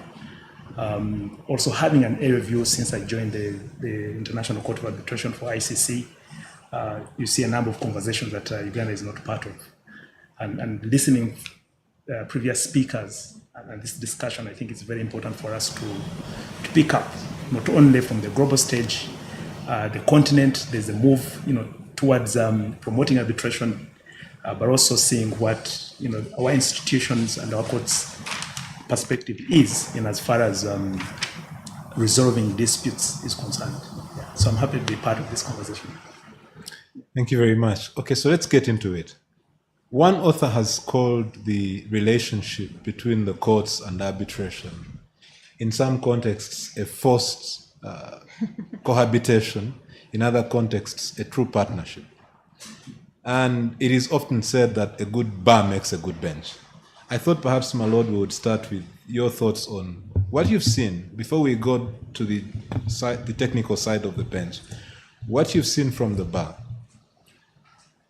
Why don't we start there? What would you expect of the bar when we come before you as practitioners, raising arbitration-related issues? Where are we getting it right? What are we getting wrong? How can we improve? Thank you so much. I think looking at the perspective of the bar, it begins with the contracts themselves, the submission to arbitration.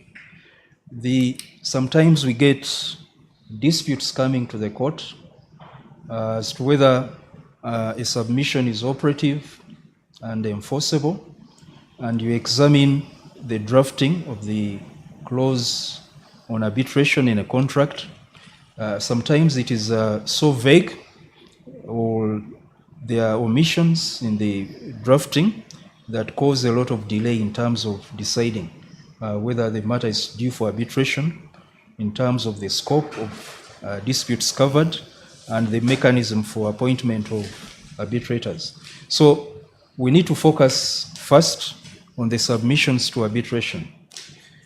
Now, when the disputes come to court, we expect that the advocates have attempted first to resolve the dispute amicably between themselves with their parties.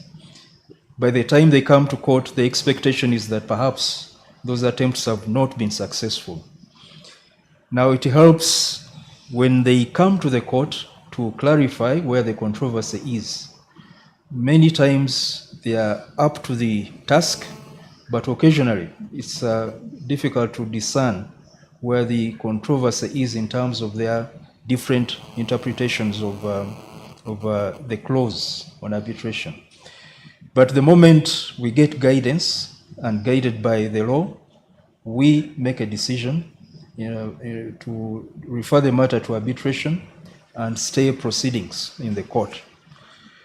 Well, you've hinted on what appears to be difference of approach or opinion between the courts and those in favor of arbitration.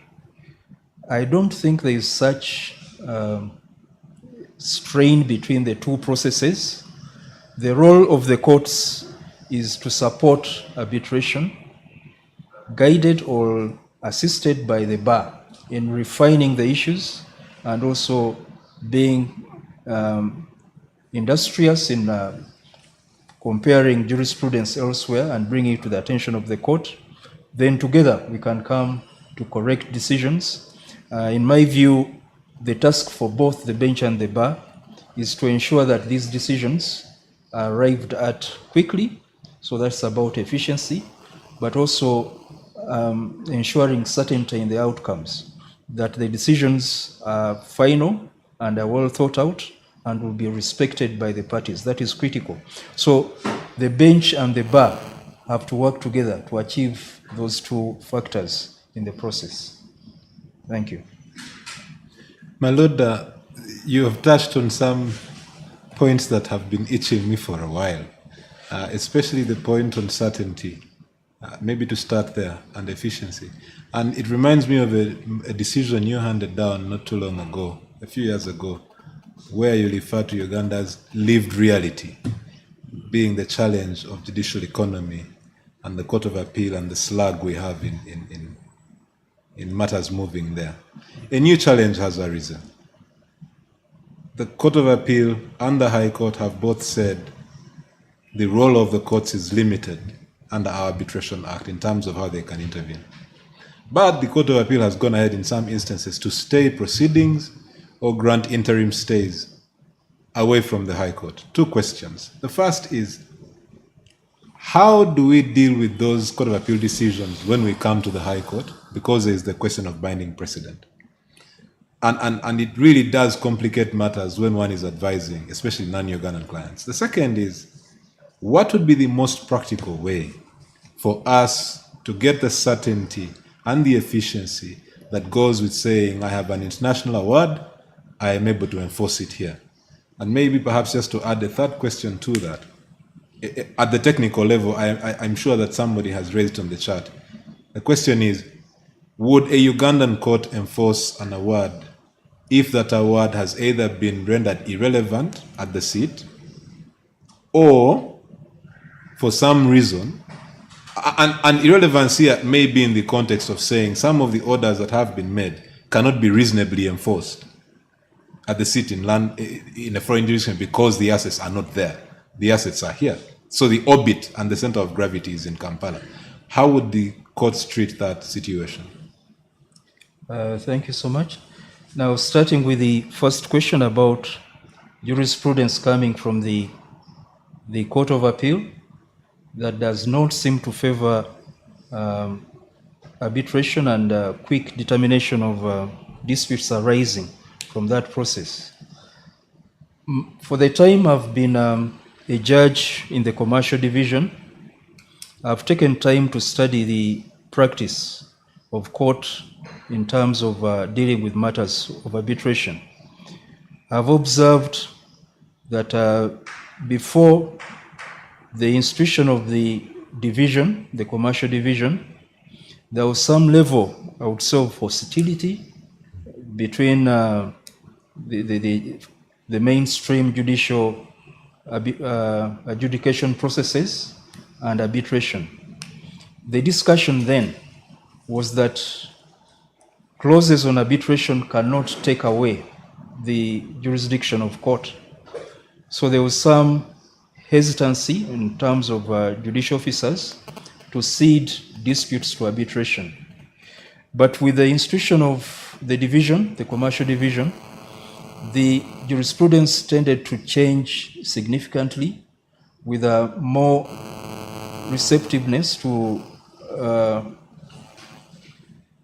arbitration. The judges appreciated it better, and it has gradually improved over time.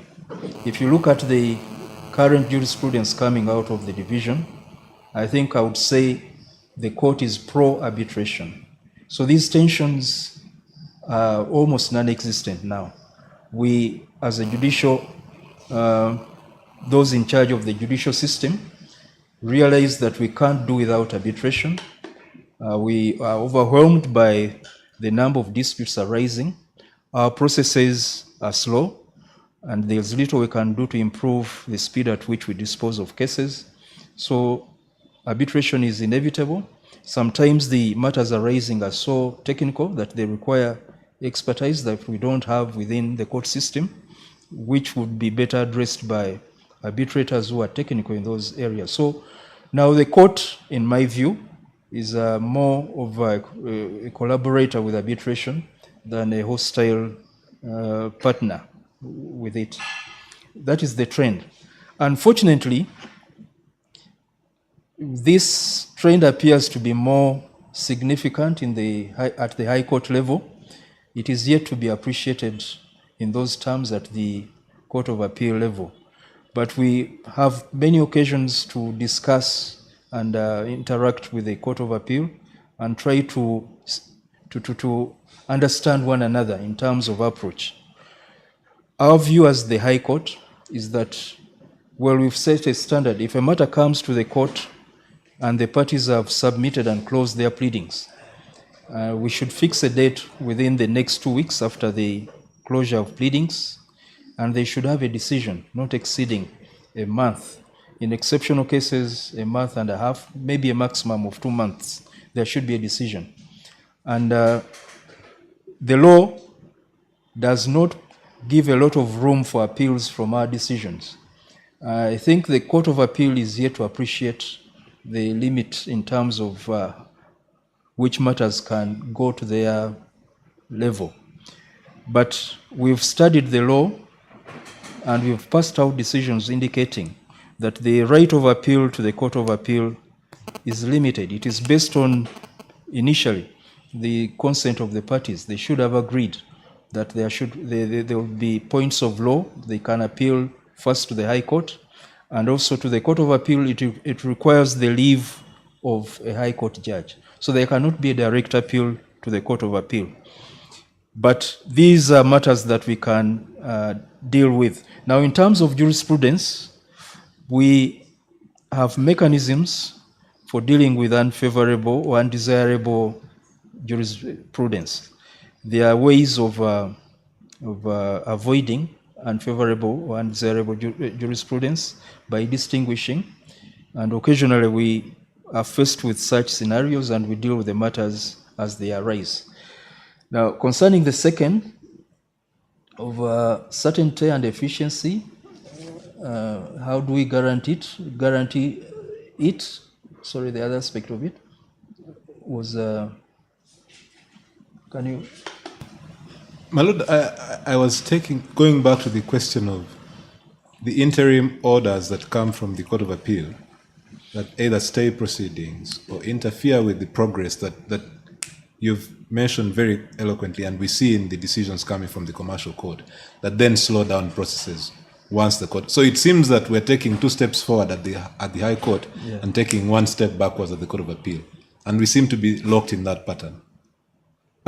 We don't have a lot of leeway in terms of influencing decisions of the Court of Appeal, but we have fora where we engage in discussions with, because commercial justice cannot be handled in the very same way as any other branch of maybe land or family.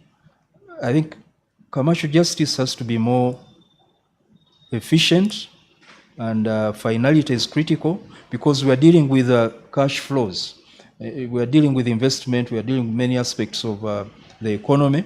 We can't afford delays in our decision making in terms of especially arbitration. And if we have foreign decisions, foreign judgments, we've enforced them, except that where we make determinations, litigants who are unhappy with the decisions we've made to enforce them locally have tended to get remedies from the Court of Appeal, sometimes in a manner that forestalls the speed with which we had proceeded at the High Court. But that's a conversation we can engage in with the Court of Appeal justices to synchronize and align our methods so that we have a focused maybe team of judges dealing with these matters. We've tried it in the division, and that is why we have quicker decisions, because we have judges who have taken time to study principles on arbitration and can turn around decisions quicker than others who perhaps have specialized in other areas. So it is intentional in the division, and we could have a discussion with the Court of Appeal to create those types of practices. If a decision is not enforceable but has not been set aside in a foreign jurisdiction where it was handed down, it still can be enforced in Uganda for as long as, in my view, it is still valid. We've not had a case where it has been set aside at the seat, but I can't discuss that because it's a potential area of litigation. I can only explain that what has happened, we've had foreign judgments under the New York Convention sought to be enforced in Uganda. We've applied the law to those awards, and where they were enforceable, we've allowed parties to proceed with enforcement. We subject them to the law, especially Part 5 of the Convention, and Part 3 of the Act. And if we find there is no violation of public policy or any of the other criteria listed in those provisions, we allow the award to be enforced. In the event that we find parts of the award that are in conflict with our domestic setup, we stay the enforcement of those parts of the awards. So we are intentional in terms of applying the law, and we've done it whenever it has arisen. So what is left for us to do is to ensure that we follow this process through with the Court of Appeal to avoid any unnecessary delays. Thank you very, very, very much, my Lord, for shedding such a broad spectrum on these issues. Nora, you hinted on what the institutions are doing to position themselves and what we can do. Why don't you start us on that side of the conversation? All right, thank you so much, Robert. Like I had said initially, a few years ago, when you looked at the threshold for what's made a seat, a country, an attractive seat for arbitration, its institutions weren't highlighted, but most recently we have seen the presence of institutions being highlighted as one of the elements that makes a seat attractive. So what do these institutions then bring to the table that makes a seat attractive? So institutions offer administrative support in terms of logistics and managing and case management. When an arbitration is commenced, the institution offers administrative support to the parties and to the arbitrators to ensure that the matter is handled smoothly and efficiently. The institutions also have rules of procedure that the arbitrators or the arbitral tribunals can make reference to when determining the arbitration reference. The institutions provide a venue for the arbitrations. So by venue, I mean where the arbitration is actually sitting. So the institutions provide a venue that is conducive for the arbitral tribunal and the parties to come and have their reference determined. Institutions have also taken up the role of capacity building. When we started out, when ICAMEC was launched in 2019, I think we had a few qualified neutrals or arbitrators. Now I think the number has tripled. Together, ICAMEC and CIAB have done tremendous work in ensuring that we grow our capacity so that if we do get references, we have capable and qualified arbitrators. So institutions are also take on the mantle of growing the capacity and the pool of arbitrators in the country.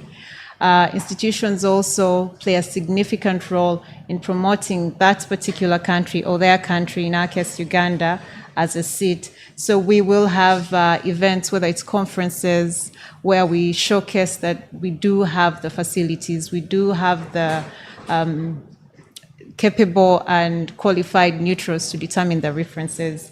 We embark on partnerships with other institutions just to showcase that Uganda itself has the required or the necessary, meets the necessary requirements in terms of the presence of the law, the support of the courts. So our role is to raise the flag of Uganda as a country and show the world that we are capable and we have the necessary requirements, or we meet the threshold that makes us an attractive seat. So the presence of an institution is to, beyond offering logistical support and providing rules, is to hold the flag for the country in terms of showcasing Uganda as an attractive seat.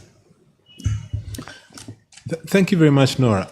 Patson, I also want to follow up on something you said about sitting at the ICC, at the ICA, the court of the ICC, and looking down from a panoramic view.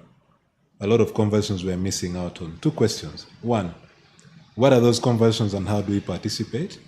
Number two, from your experience, looking at the various rules, it's always interesting to compare the ICC rules, the LCIA rules, and these other arbitration houses. I think ICAMEC did a good job in generating a set of rules that blends gives you a flavor of all these things. Do you think there is scope of what we can learn from those rules to see what we can either change in the Arbitration Act or frame the framework differently here to make ourselves more attractive?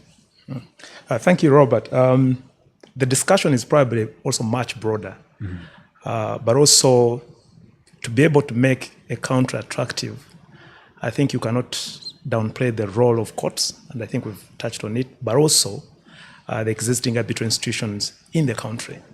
A lot of capacity building, a lot of information flow is usually championed by arbitral institutions. Now, how these arbitral institutions operate, especially from the governance point of view, information flow, transparency becomes a critical component. Because you're working within the global ecosystem, where if I'm seated in London and I want to know what is happening in Uganda, I want to know the pool of arbitrators in Uganda, where do I go? If I get to ICAMEC, is that the information that I can easily access within the limits of confidentiality and privacy? And I think that's one of the missing links. Now, when you look at the surveys that have been done, I think the last couple of years on what makes a country attractive or the arbitral institutions, a lot has happened in regard to how institutions operate, but also the rules. For instance, I think the Africa Arbitration Academy came up with the audio virtual hearings. When we went through the COVID, it became difficult to have physical hearings. How do you support virtual hearings? And I think that's a bigger debate now. It's no longer feasible to transport arbitrators, to transport witnesses, counsel, to have a physical hearing. So when it comes to our rules, how enabling are they in as far as tech is concerned? Do we have challenge with that technology infrastructure? And that is at the peak of the discussion globally. People no longer want to travel. You can imagine the cost even of transporting, different people for such hearings. If you have a 3-man panel for an arbitration and the rules don't allow nationals to be appointed, you might be picking somebody from Bangladesh, somebody from UK. You can't transport them to Kampala. How are your rules in as far as that discussion is concerned? The other, of course, is in terms of the court system. And I think it has been touched on in the previous discussion.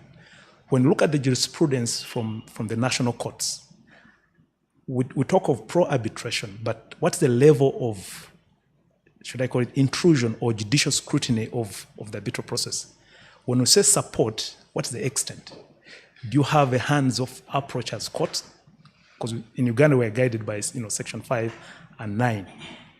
But the scope in terms of the intervention or the judicial scrutiny can be dangerous, especially where, for instance, you have differing positions from court and the transactional lawyers can barely advise the parties in as far as the rules are concerned, because while the courts are pro-arbitration, we have different voices in as far as the judgments are concerned. So the certainty from courts is very, very important from the area view of choosing Uganda as a seat. 2, the support that is required from our arbitration institutions. 1, it touches the capacity, but also the rules. You need to have thought leaders within the country that can champion the changes. I think our Arbitration and Conciliation Act is due for amendment. Quite a number of things are still gray. Arbitration globally has moved, but our act has not moved. And I think that's why we probably have more than 80% of arbitration are still ad hoc. And we are lucky that there's still probably leverage to enforce without challenges. And that has, in a way, affected the growth, especially within the global ecosystem. If we are tested on international arbitration, how would we fare? Maybe it would be interesting to see from our institutions how many of arbitrations that are handled are international, because I think that's where the test is as to whether we have matured to a level where we can say we're attractive. When you have a cross-border dispute, you have arbitrators that have been picked from other jurisdictions. You have probably different governing law. How would we fare if the seat is in Uganda? And I think that's the discussion we need to have. And you also note that in Uganda, probably more than 60% of arbitrations are still being conducted by former judges. And that should speak to the confidence of the parties in as far as the arbitral process is concerned. What are we not doing as practitioners, as institutions, to gain the confidence of the parties or the investors to move away from the court view? Because if somebody is still picking former judges, it speaks to two things. One is, I still can't trust the pool outside. Do we have a diverse pool of arbitrators that provide the confidence to the parties? Or there's a concern in as far as the rules and the ecosystem is concerned that I would rather deal with somebody who is a former judicial officer to determine my dispute, especially where there's a gray area in as far as the processes are concerned. And I think for me, the starting point is to look at our Arbitration and Conciliation Act that is due for amendment to catch up with the conversations that are happening to deal with a number of matters. Immunity of arbitrators is a big thing. How do you deal with technology? Those are matters that are still not part of our arbitral law, and it's very, very important to address those. Patson, you've raised so many very interesting points. I want to try and combine one of the points that you raised, which is why are parties more comfortable with retired justices, with something that our colleague, a senior colleague, Mr. Apollo Makubia, has raised in the chat, which is the question of integrity. And coming to you, my lord, when you sit at the commercial court and you entertain applications to set aside, the decisions that I have read that you've handed down have mostly come on public policy and whatnot. Have you seen any decisions coming that would go to the integrity of the arbitrator? And if so, do you think we genuinely have a deep problem at the level of people having confidence in Ugandan-seated arbitrators handling decisions of whatever size or scale? Thank you so much. I'll speak to observations I've made about the integrity of arbitrators, but before I do that, there is an element that we need to bring into discussion as well, this discussion.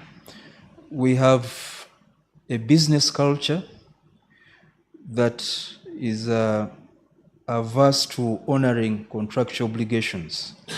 We see a lot of litigation coming to the commercial division of people who are only using the system to buy time. So throughout the process of litigation, they try as much as possible to delay the conclusion of the matter when they have no substantial defense whatsoever. Now that practice spills over into litigation practice. The business culture spills over into litigation practice. You find a number of advocates playing along with their clients. Instead of advising, for example, mediation or alternatives to litigation, they again prolong these processes just to gain some bit of time for their clients to put together resources or avoid the inevitable. Now that's the business and litigation environment in which we are positioning ourselves to be a preferred destination for mediation, rather arbitration. How does it now affect the choice of arbitrators? In my view, as a judge, you have the authority of the office backing you and the law as well. You don't need to have a lot of clout individually to inspire confidence. It's about how you conduct the court that will inspire confidence in the outcome. But for the arbitrator, it's different. From the very beginning, it is your stature that holds in terms of inspiring confidence. You don't have any office to back you up. Perhaps there's a difference when it is institutional. The reputation of the institution might give you a starting point in terms of inspiring confidence. Now, how does an arbitrator, not well known to the parties, who also perhaps is not backed by an institution positioned to inspire confidence in the parties who are appearing before him or her. I'm not surprised that it's retired judges who have been preferred in many cases because their track record is known. They've been tested as judicial officers. They've perhaps acquitted themselves as persons of integrity and are impartial, and their neutrality can be trusted. Now, contrast that with another person whose background is not well known. So I think the institutions also have a role here to play in terms of building the stature of the arbitrators, backing them up and giving them some authority of sorts that can inspire confidence. When it comes to integrity, we've not had many cases coming to the court that challenge the impartiality or the integrity of the arbitrator. From my experience, personal experience, I've handled only two. One succeeded. It was a question of conflict of interest that was not declared to the parties, that seemed to affect, from the standard of a reasonable person, the outcome of the process. So the award had to be set aside. In another, it was about the conduct of proceedings. The arbitrator was challenged, and it was alleged was biased in the way he conducted proceedings. But when I examined the record of what transpired during the arbitral process, I realized that the party complaining to the court had attempted to frustrate the process by not being available when they were required. They attempted the trick of, as much as possible, stalling the process unsuccessfully. That reminds me that on a number of occasions, we've had cases where a matter is stayed in court, the parties are sent to arbitration, and then there's total inactivity for quite some time. So arbitration is used as a method of stopping court processes just because there's a clause in the agreement. Yet when the parties are referred to arbitration, they don't take the initiative to move it forward. We've had those types of cases. And when one of the parties moves the process forward, the other chooses not to participate, in the belief that if they don't participate, then they will be able to seek the court's intervention and have the award set aside for being ex parte. I think the court has seen through these tactics and has been able to uphold the outcome for as long as the party was notified and they chose not to participate out of their own volition.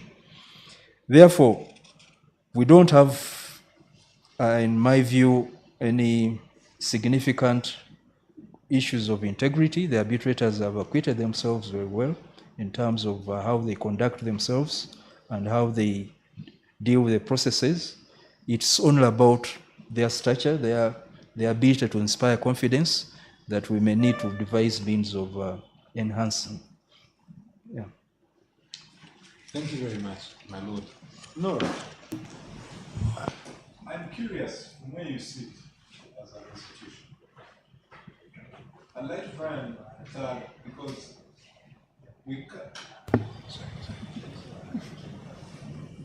we cannot delink the dispute resolution mechanism from the wider economy.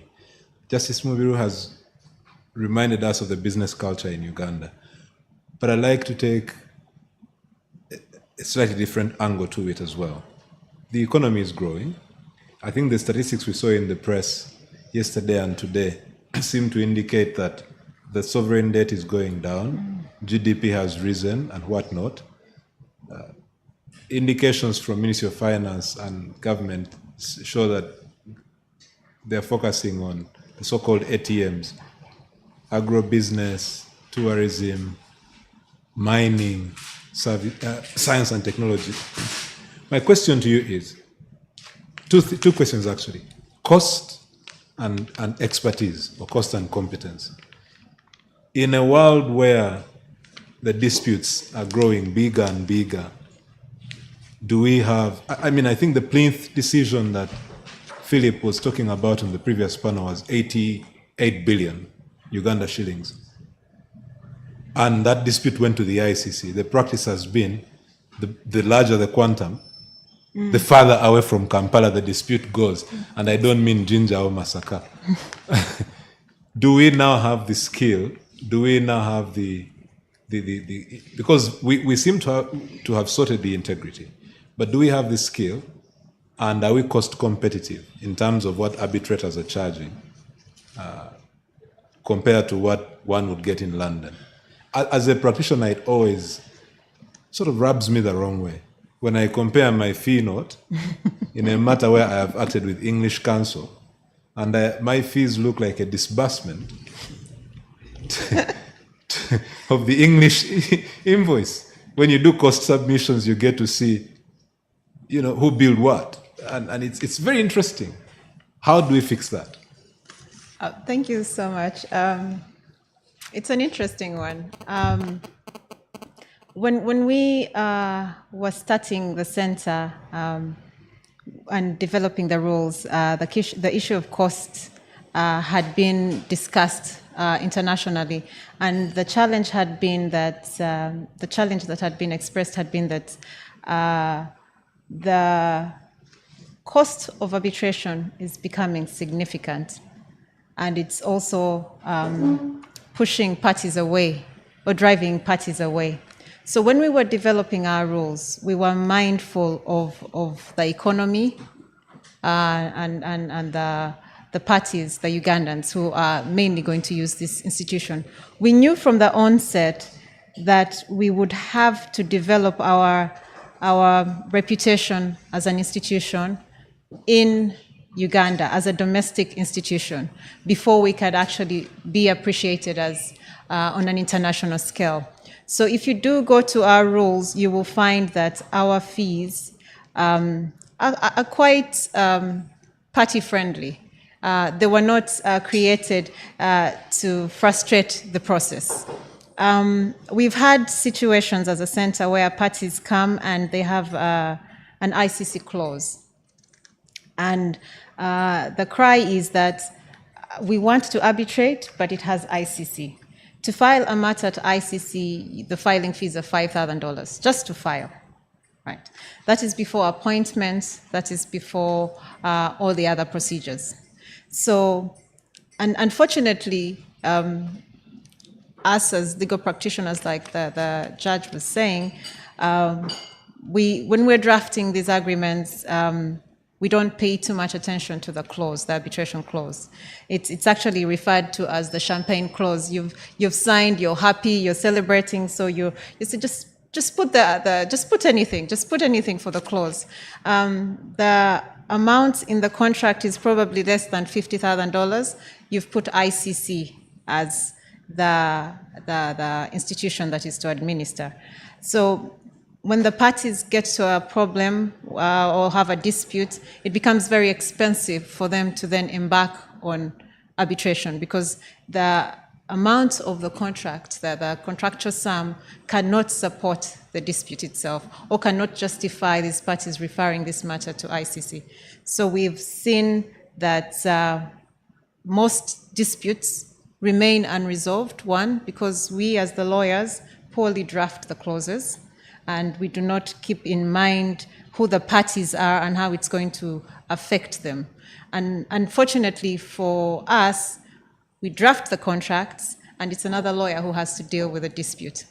So by the time it comes to you, it's poorly drafted, it's defective, but it's also providing for an institution that your party cannot afford or your client cannot afford to go to. So when we were starting the center, we were mindful of this. So our fees are fairly low. And it was intentional because we want to promote arbitration in Uganda. If we're expensive, then it defeats the purpose. the parties won't be able to use our institution and we won't be able to promote arbitration. So the issue of cost, it's still fairly reasonable as far as I'm concerned, or in my opinion. I stand to be corrected by especially Patson, whose ICC background. So the costs, yes, still a bit low, but it's intentional to promote arbitration in Uganda. Then expertise. Since 2019, when we were launched or when we opened for business, we have conducted even with the interruption of COVID, we've ensured that we conduct at least 3 trainings a year. And we train lawyers, architects, engineers, surveyors, accountants.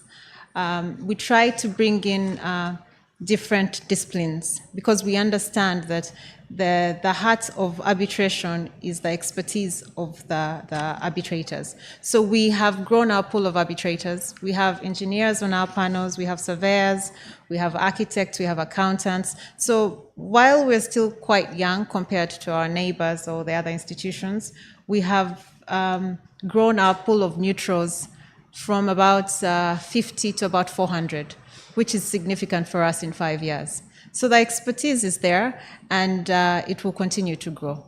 Now, I also want to talk about something that you raised and the judge also touched upon, which is ethics and integrity.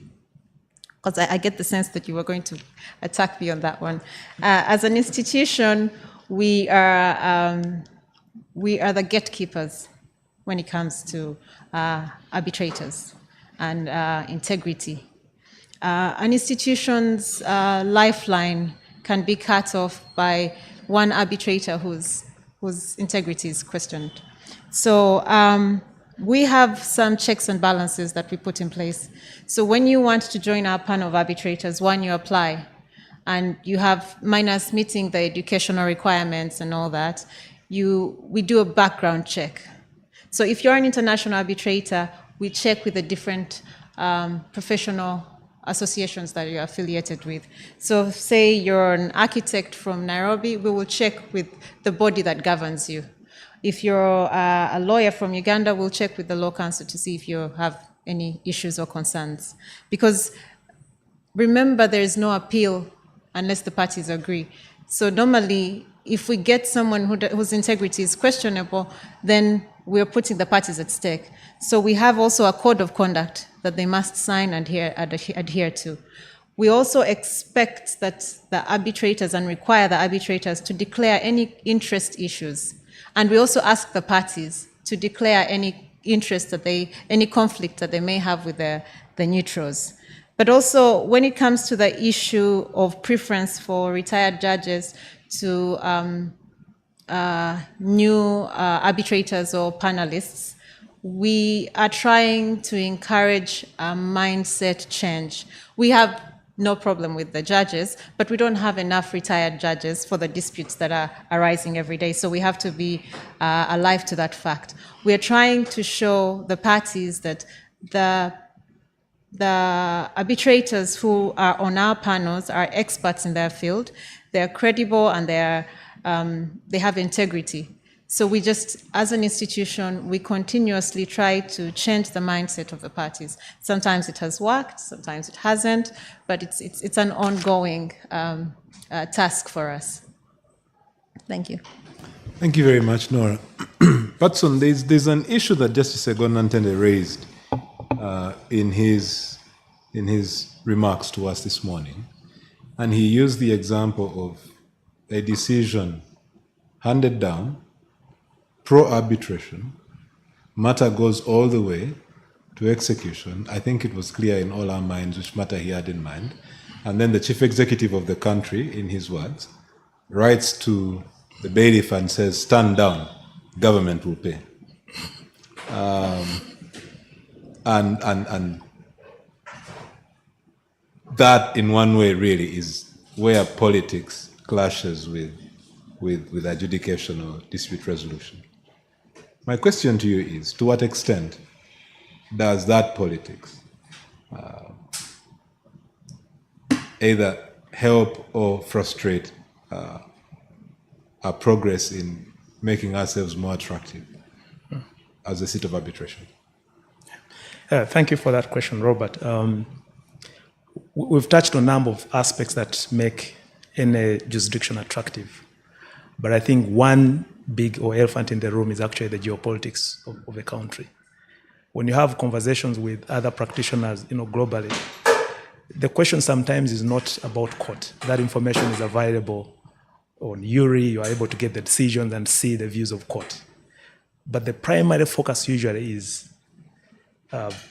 how is the political climate in Uganda? What's the extent of executive interference with the processes? And regardless of how efficient our court system is or how arbitral institutions try to ensure that they elevate the practice to another level, if the political climate is not right, still the country will be very unattractive. We've seen jurisdictions that have set up very brilliant infrastructure in terms of either the institutions or the court support has the right temperature. But the climate is just not conducive. And that becomes a challenge for any investor to consider Uganda as a seat. And we'll most likely see, such a shift. Unless, that interference will cut short the enforcement mechanism. But that is a success that is just half the story. But what's the attitude just in case now the government is anti-enforcement? So it's beyond the courts, beyond the arbitral institutions. There has to be, support or a hands-off approach from government. We've seen institutions, for instance, that are heavily government supported. And that's not a problem, as long as they let arbitral institutions and courts do their work. All they do is support the process. So it can be challenging, and the optics may not be, right in as far as making the place unattractive. But Robert, I just wanted to add my voice in terms of the arbitration and the arbitrators and the institution and how that can help ease the process. There has been preference for gray hair. If it is not, from retired judges, the question would be, how old are you? How long have you been in practice? But I think what institutions can do is to provide that buffer. Most of arbitral institutions, what they do, when they provide opportunity to young arbitrators, they don't let them dry. I recall my first appointment as an arbitrator. It was ad hoc. First of all, the team, the lawyers that were appearing for me were very senior to me. So there was also already a stage fright. And then sometimes parties can see through it. But after rendering my award before the publishing, you want a second eye. You don't have that second eye. You are on your own as an arbitrator. That can be a daunting experience. And one thing that I pick, for instance, from the ICC is the scrutiny of the award. When you have, for instance, an infrastructure that allows scrutiny of the award before publishing, it gives confidence to the young arbitrators. It gives confidence to the users that the system is robust in a way that as soon as the award is out, it will be enforceable.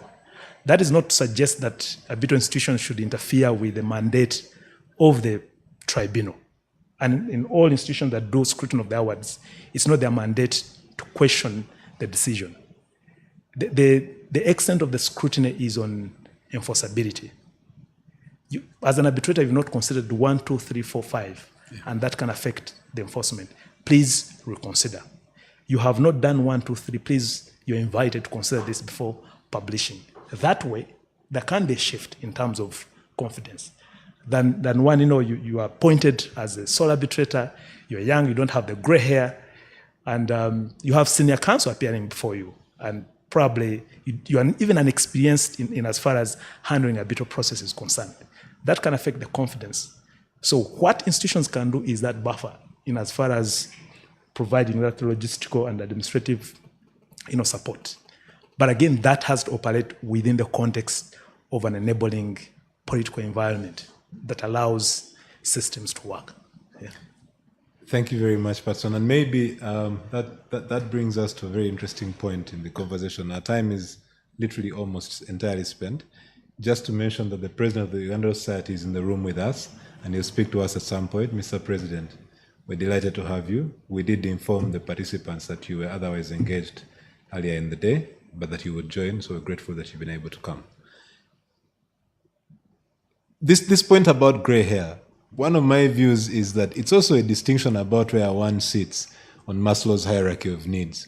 Retired judges are arbitrating for leisure. Some of us are arbitrating for, survival. But who knows, maybe it's one of the lesser considerations. Since our time is fast spent, I just wanted to come to one last round to each of you, and then perhaps your parting shots as well. Starting with you, my lord. And my lord, if you would care to comment about this, because people who advise international clients will face this problem. I remember the first international arbitration client I got asked me, should we litigate in Kampala or arbitrate? Because we seem to have a clause that says, the obvious answer was, your agreement says arbitration, so don't litigate. But then there was also a question about the politics that would kick in. And when we see certain letters stopping execution, the joke in the legal fraternity is that there is a Supreme Court above the Supreme Court. How do we deal with these tensions? If you have some advice for members of the bar, Melo, that would be helpful. But also for me, the last question, and your parting shots would be, if we were to change one provision in the Arbitration and Conciliation Act today, that would help to make Uganda a more attractive seat, what would your recommendation be? And that would be my question to all of you. Starting with you, my lord. Issue raised about executive intervention in enforcement of arbitral awards, I think is not unique to arbitration. It is a challenge that is faced across all decisions of court. There has developed a practice of some kind of executive vetting before enforcement. It's undesirable, but unfortunately for the judiciary, we can't enforce our decisions. We have to rely on the executive for that enforcement. There have been engagements between, I think, the bar mainly and the executive, but also the leadership of the judiciary in trying to avoid as much as possible what would seem to be executive vetting of decisions rather than executive enabling of enforcement. So what we should have is collaboration, because we don't enforce decisions. They have to be enforced by the executive arm of government. But it has to understand that the methods of undertaking that role should not undermine the outcomes of judicial determinations. That is a question for them to appreciate. You can't force it. They only need to be persuaded to understand that their practices have wider ramifications than they sometimes seem to be aware of. So it's an ongoing, I would say, sensitization and engagement, and we hope that over time they will appreciate that it is their role is to enable enforcement rather than vet the outcomes of these processes. In terms of what should change about the process, the legislative environment that we have in terms of arbitration, currently we have 6 points of intervention in arbitral processes.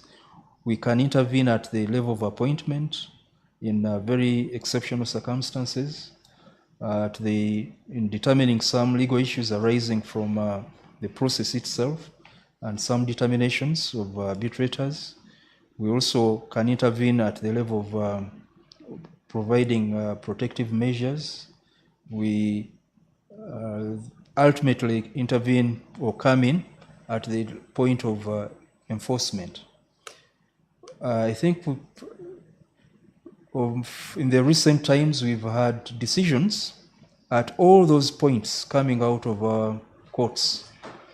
There may be a bit of variation in terms of interpretation and application of the law, but the disparity is not that wide. Gradually, we are developing common understanding and interpretation of these interventions. And I hope that will give or inspire confidence in those who look at our environment here, that the law is certain and the outcomes of these judicial processes will be certain. There are only occasional cases which require going outside sometimes the straitjacket of these interpretations, but those are rare. So gradually we are getting to a point where our jurisprudence is consistent and predictable in terms of outcomes, given the particular facts that are presented to the court. There's some limited room of discretion, but the discretion we're exercising does not result in ambiguous positions about these points. I've not found a point that would require amendment, in my view, from the court's perspective. We, as much as possible, would not like to intervene, just to facilitate where it is necessary to move the process forward and to give support in terms of interpretation if there are difficult questions of law arising, and to ensure that the process of enforcement is smooth and efficient. So the law at the moment, I think, is well structured in terms of how much the court can intervene. As to whether or not it works well for those who are involved in arbitration, I think that is for them to suggest. But for us judges, I don't think we have any problem with the Act. Section 5 and 9 limit our intervention, and we prefer to keep it that way, so that we only intervene where it is absolutely necessary to do so. Yeah.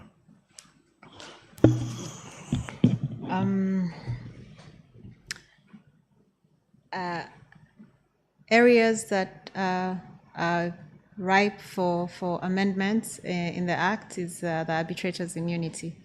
Immunity for the arbitrators is an area that is not covered in our Act, and I think it would be essential for us to include it so that the arbitrators have some level of protection while they do their work. If they do their work, the presumption is that they're going to exercise their mandate with integrity. Then I think just to also touch on something that Patson raised on additional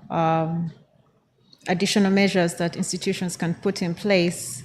ICAMEC actually also scrutinizes its awards. I think it's becoming a general practice for all institutions to put in place scrutiny of the award, not to interfere or change the substance of the award, but to ensure that when it comes to enforcement, you have less issues. So the team that scrutinizes will look at the scope, whether the arbitrator has gone beyond the scope, because some arbitration clauses will limit the scope of the arbitrator and say maybe this particular aspect will be referred to arbitration, just a specific aspect. So you might find that the arbitrator has gone beyond that scope.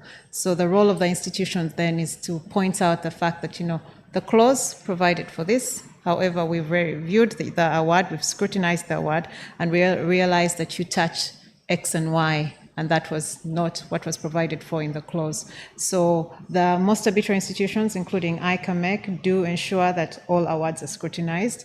Also, it helps with issues of integrity. If the arbitrators know that there is an additional level of scrutiny, then they are more likely to work within the right perimeters or avoid issues of corruption and integrity and ethics.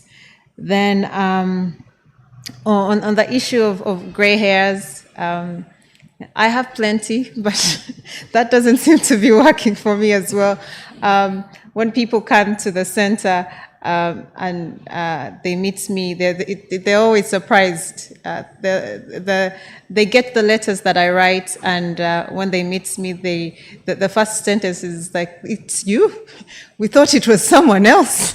So I think the issue of gray hairs is something we shall always battle with. But I think, like the Honorable Judge has said, if the letters that I write command a certain level of respect, then I'm going to get the respect eventually. I'm not born with it. I'm not going to, and it's the same thing with the young arbitrators. As a center, we try to offer support to our arbitrators and ensure that we follow the process. We watch over the process to ensure that the arbitrators are, one, not disrespected, because sometimes lawyers tend to disrespect arbitrators. They don't respect them the same way they respect the judges. So when we see incidents where I think there's that one arbitration that the judge touched upon, the one where they applied to set aside, it was actually administered by ICAMEC, where this particular party tried to do everything not to participate in the arbitration, and went to the point of being abusive to the arbitrator and all that. But because the center was supportive, or had buffered the arbitrator, given the arbitrator enough support, the arbitrator was able to still conduct the arbitration and give an award which was bulletproof, like they say. So as institutions, we try to do our very best to offer support to the parties, but also to the tribunals that determine these disputes. So my only parting shot is that the topic is attractiveness. How do we make Uganda an attractive seat? When we were starting the center, Justice Chidawire told us, focus on domestic arbitration. If you do not have domestic arbitration down, you cannot expect the international community to look to you. So as a country, as a profession, as professionals, we need to support the institutions and the arbitration practice in Uganda so that it grows. That way, the rest of the world will then be able to see, oh, so this is what they're doing, this is how the court is handling it, this is how the institutions are handling it. Therefore, it builds confidence in us, and then we will then be seen as an attractive seat. Thank you. Yeah, thank you. The parting shot. Yeah, thank you, and appreciate the discussion. First is to look back. Recall, the case of Frigesia Mungereza versus PricewaterhouseCoopers. It was one of those maiden cases that was really pro-arbitration. And after that, we went into a slumber. And I think we've woken up in the last 10, 12 years. And we're happy to see courts regaining that approach than seeing arbitration as a competitor to complementary to the justice system. And I think that trajectory is really relevant to us. I think what is now critical is to build the infrastructure and the structures to ensure that it fully supports the arbitral process. One, from the arbitral institution's point of view, while it's okay to localize the costs, but I think it's important to have costs that are competitive. Why would somebody from London want to arbitrate a matter here if the fees are too localized from the party's point of view and you're not competitive? If you're building Uganda as a seat or a preferred seat for international arbitration, yes, it's fine to pick domestic cases, but I think it's important for us to have a global outlook in terms of whether the fees are competitive to attract others, whether our pool of arbitrators are diverse enough than only having the local pool. You might have situations where you want to pick a Zambian arbitrator or a Nigerian, and the infrastructure should allow that, especially in light of technology that has enabled the ease of arbitration without physical presence. So in terms of what we can change, I think considering the fact that our Arbitration and Conciliation Act was modeled on UNICITRO, we're already up there. You have the UNICITRO model law. We've also blended the NEO convention. So the infrastructure, in as far as legislation is concerned, we're up there. But I think what is critical now is to pick the relevant lessons that are happening on the global stage. We've talked of the immunity of the arbitrators. It can be a daunting experience if you're going to arbitrate a matter in Uganda and you are not sure that you won't be sued in your personal capacity. There are discussions on third-party funding. It's a global discussion now. I know there's a huge discussion on tripartite arrangements, but now, because of the magnitude of cases in arbitration, third-party funding is becoming a big deal. But it's a discussion that is not happening in our context. And I think we can't ignore it now. So what can be done? One is to appropriately apply the law, because I think the application is what is a concern, and pick a number of aspects from the rules to the law to up our game to the level where we can have a conversation. But also practitioners not to look internally for only domestic appointments. We have the regional level, Kenya, Uganda. If there's an arbitration in Tanzania, have we positioned ourselves as Ugandan practitioners for appointment within the region? I think that's a discussion from the Law Society point of view, from the arbitration practitioners, that we can't keep looking inward when there are opportunities also to showcase what we can do at the global scene to attract appointments beyond the Ugandan jurisdiction. I thank you. Thank you very much. I think, my lord, you're the only one who didn't give us a parting shot if you do have one. Well, I would like to thank the cluster for inviting me and the Law Society in general. And I appreciate the partnership we have at the division in terms of supporting the processes. This is one of them where we need to collaborate in terms of, I think, raising the standards of practice and ensuring that we are an attractive destination for a seat of arbitration. I look forward to further engagements and also to what we lack perhaps as a court. We don't have much academic discussion going on in terms of which direction we should take, but we try as much as possible in our decisions to have a global outlook, what is going on elsewhere and how does our jurisprudence match what is being decided elsewhere. We'll be assisted by this cluster perhaps engaging in that kind of analysis and academic discussion to guide further the development of our jurisprudence. Thank you very much, my lord. As an academic myself in my other life, I will take that up personally, not just as cluster head, but also as an academic and a practitioner. Indeed, the previous panel, Philip Alike, had some very interesting thoughts about the most recent decision in the Plinth dispute. And I think it would do us well to transcribe those thoughts and share them with yourself and with the members of the court. But from the Law Society, I believe in celebrating my heroes while they live. And I believe I speak for a cross-section of the society, if not the entire fraternity, when I say, my lord, we are truly grateful for both your work as a sitting judge of the Commercial Court of Uganda, but also as the head of the division.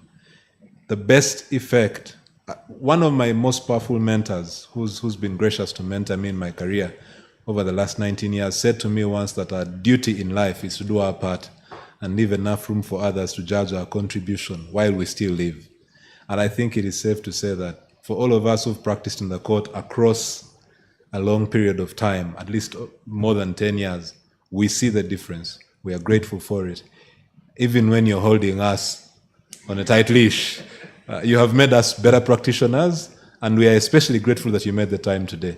I want to thank my colleagues as well, Patson and Nora, for making the time and for being so gracious to share your knowledge and expertise. I believe the members are better for it. I believe the participants, our number has stayed high. Usually the way these things work is that people sign on. Once they've locked in their points, they trickle on and off.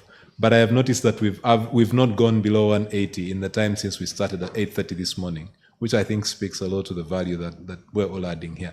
Our next panel will be moderated by my colleague, Mr. Michael Mafabi, with whom I co-chair the cluster. And it is a very interesting one. We're talking about Africanizing arbitration. We'd hoped to get someone from the Aegis chambers. Unfortunately, I don't think we've made progress on that front yet.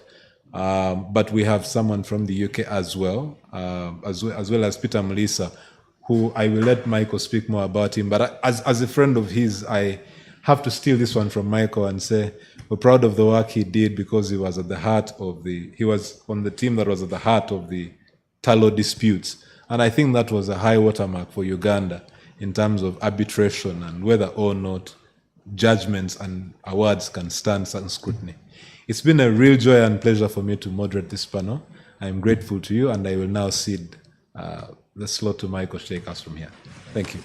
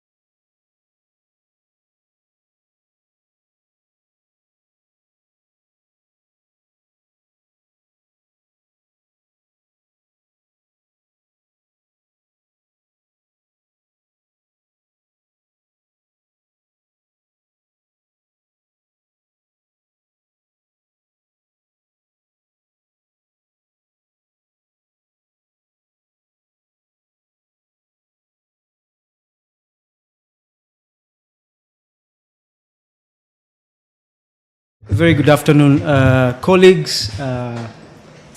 Delighted to be here today to moderate our next panel. Our next panel is on Africanization of investment disputes. So we are looking a little broader from the discussions which have been held this morning, and we are grateful for previous panelists. This one is surely going to be interesting as well. And I'm delighted to introduce two of the panelists who are on this panel. We unfortunately did not have the Attorney General join us, although he was supposed to. I think the cluster head did explain earlier the reasons why he was unable to join us. So my name is Michael Mafabi. I am a partner in S&L Advocates. I also co-chair the arbitration cluster with my colleague, Robert Chirunda. Delighted to introduce two key panelists, distinguished panelists, and I'll start from a little further. Ben Sanderson is presently seated in Madrid. Ben, thank you for joining us on this panel. Ben is an independent arbitrator and counsel based in Madrid and London. And Ben has over 20 years experience in complex international commercial and investment treaty arbitrations, and has worked with leading law firms DLA Piper and Skadden and Kirkland and Ellis. Ben has also advised clients across a range of sectors, notably in the energy and natural resources area, which combines very well Ben's experience with Peter's experience. He has advised clients in the construction and infrastructure sector, as well as technology and telecoms. Ben has a long CV, a very impressive CV. He represents states. He has worked for African states, states in Latin America and the Americas. He represents states in both states and commercial parties in investment claims, investment treaty claims, and has advised international organizations on a range of disputes. Finally, Ben is also a member of the ICC UK Arbitration and ADR Committee, and is also a fellow of the Chartered Institute of Arbitrators. So Ben, you're welcome onto this panel. I will quickly introduce Peter as well. Back home, our very own.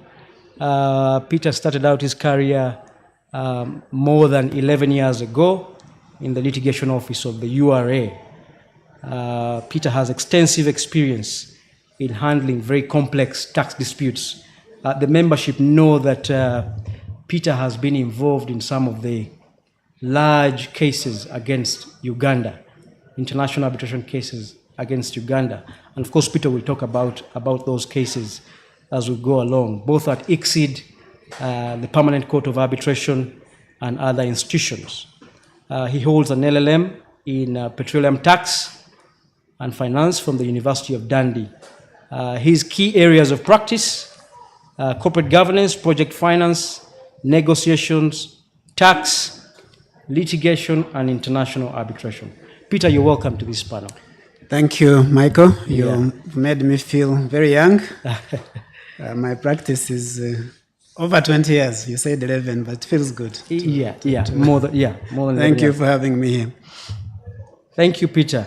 So I think just to sort of set the scene, we are now going on to a more broader discussion on Africanization, speaking into the theme on positioning Uganda as an attractive seat of arbitration. I think the topic on Africanization, particularly in the field of investment arbitration, has become a huge debate at a global stage. So we are looking to see what lessons, what benefit we can take from those, drawing from experiences of Ben Sanderson, who has represented many African states, but also benefiting from Peter, who is one of the key leaders in that area, at least as far as Uganda is concerned. And perhaps just to start us off on first principles, Ben, I want to start with you. And my question to you is just to give a brief overview, just so that we understand, a brief overview of investment arbitration and what sort of system of dispute resolution this is. Sure. Thank you, Michael, and thank you for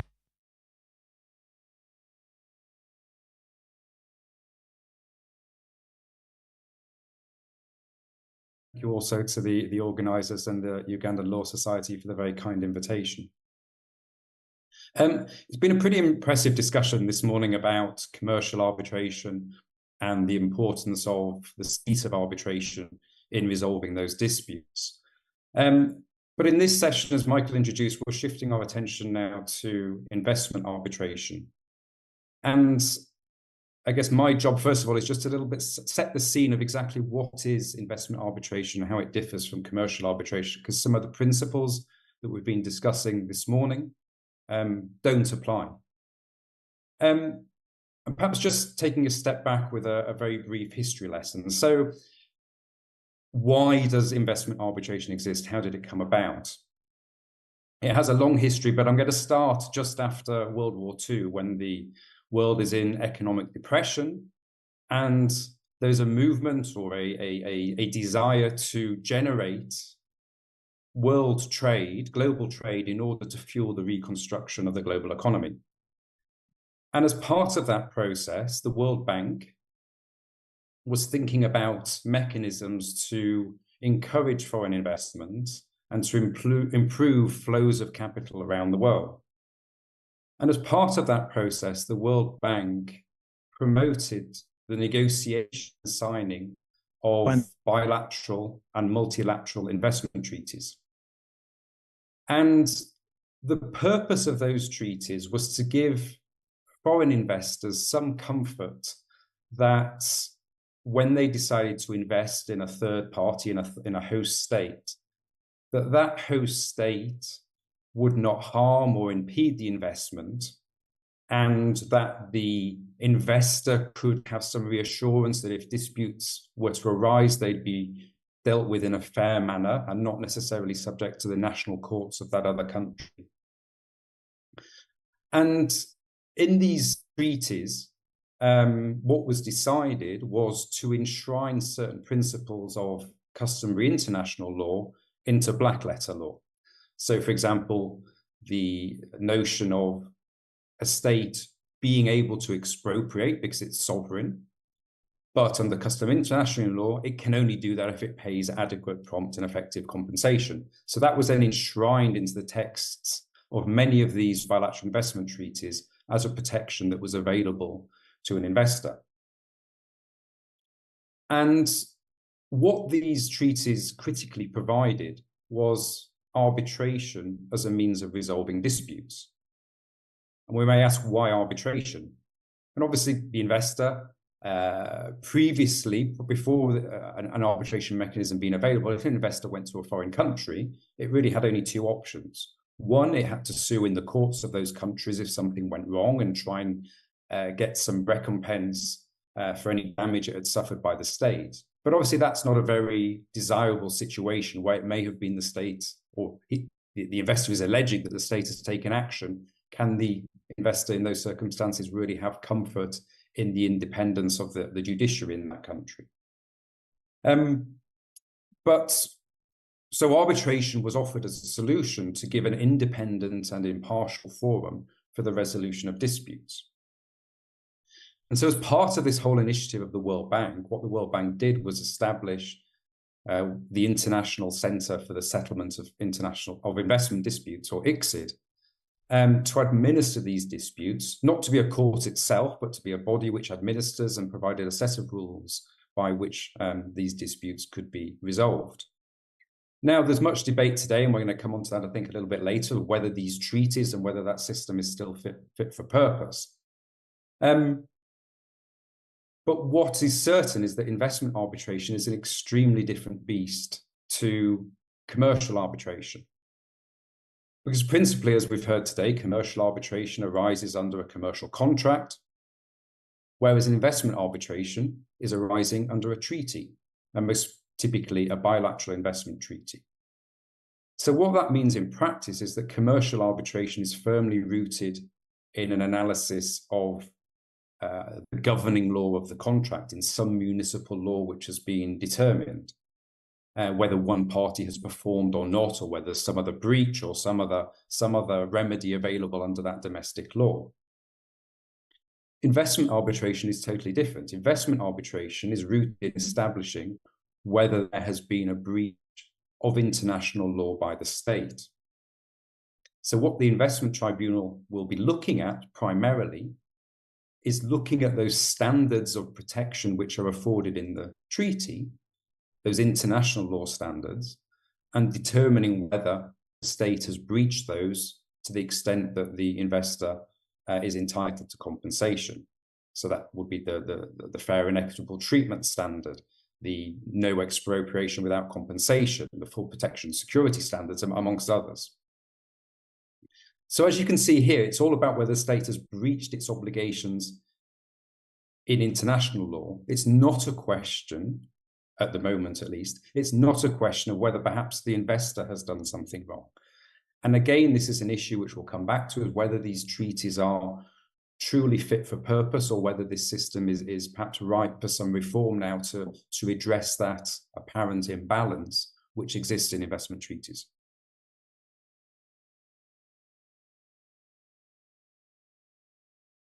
That would lead us really into the key question, speaking into the theme before I bring in Peter. And I just wanted you to talk about briefly and to explain how investment disputes, just as you described in terms of history, how those disputes operate in a different system to commercial disputes, and what you see as the impact or benefit of that on what we are discussing as the theme of this conference, the impact of it on the seat of arbitration. Sure.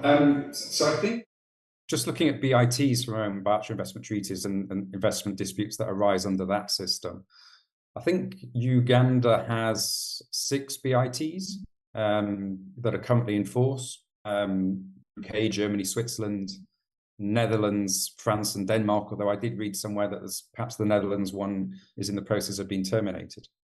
And there are a number of other treaties which have been negotiated and signed but are not yet in force. And each of those treaties has different provisions for how disputes would be resolved between an investor and Uganda. But taking the UK BIT, for example, the UK-Uganda BIT, if there's disputes there with investor, then that investor has the right to commence an ICSID arbitration institution that I was mentioning just before. An ICSID arbitration is governed by the ICSID Convention of 1965 and by the ICSID arbitration rules, which were last updated now 2 years ago in 2022. And this system under ICSID is fundamentally different to what we've been talking about earlier about the seat of arbitration, because in ICSID arbitration, there is no seat. So yes, ICSID is an institution which is based in Washington, DC in the US, but that does not mean that Washington, DC is the seat of arbitration. An ICSID arbitration has no seat because the ICSID Convention itself provides a complete framework for preserving the integrity of the proceedings. So we've heard about how the seat is important because it allows parties to go to the courts of the supervising jurisdiction to ensure that the arbitration remains on track. It's also provides for the courts where any award down the line would eventually be challenged. So no such facility like that to go to national courts exists within the ICSID framework. Any complaint about process will be made to the tribunal itself, or in certain circumstances to the ICSID Secretariat. And we've also heard that courts have played this courts in commercial arbitration play a fundamental role about the challenge of the award. Again, in ICSID, that remedy doesn't exist. ICSID has its own self-contained annulment procedure where a party, an aggrieved party who thinks there's been some procedural impropriety or something similar, can make an application for a constitution of a new ad hoc committee who will then look at the award to see whether any of the specific grounds for annulling an award have been satisfied. So as you can see, if an investment dispute is brought before ICSID, this whole concept of seat theory that we've been discussing is irrelevant. Now, it doesn't mean it never arises, because investment disputes can arise in other contexts.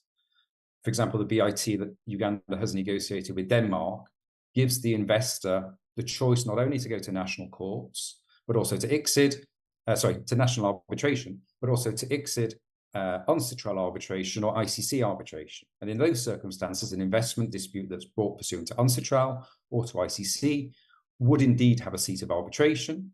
And exactly the same concepts that have been discussed this morning would be applicable. And typically at the first procedural hearing in such a matter, the parties will negotiate and determine where the seat would be. So you can see that the forum of the dispute, and the forum of an investment dispute, often where an investor has a choice, could be a tactical choice, means that the rules and the system which are provided for or available can have a profound impact on how a case is taken forward and the procedure which is eventually used. And often investors use that decision tactically. And I guess the query to perhaps be discussed later today is, how can states reevaluate that situation and think about which system they want to be within?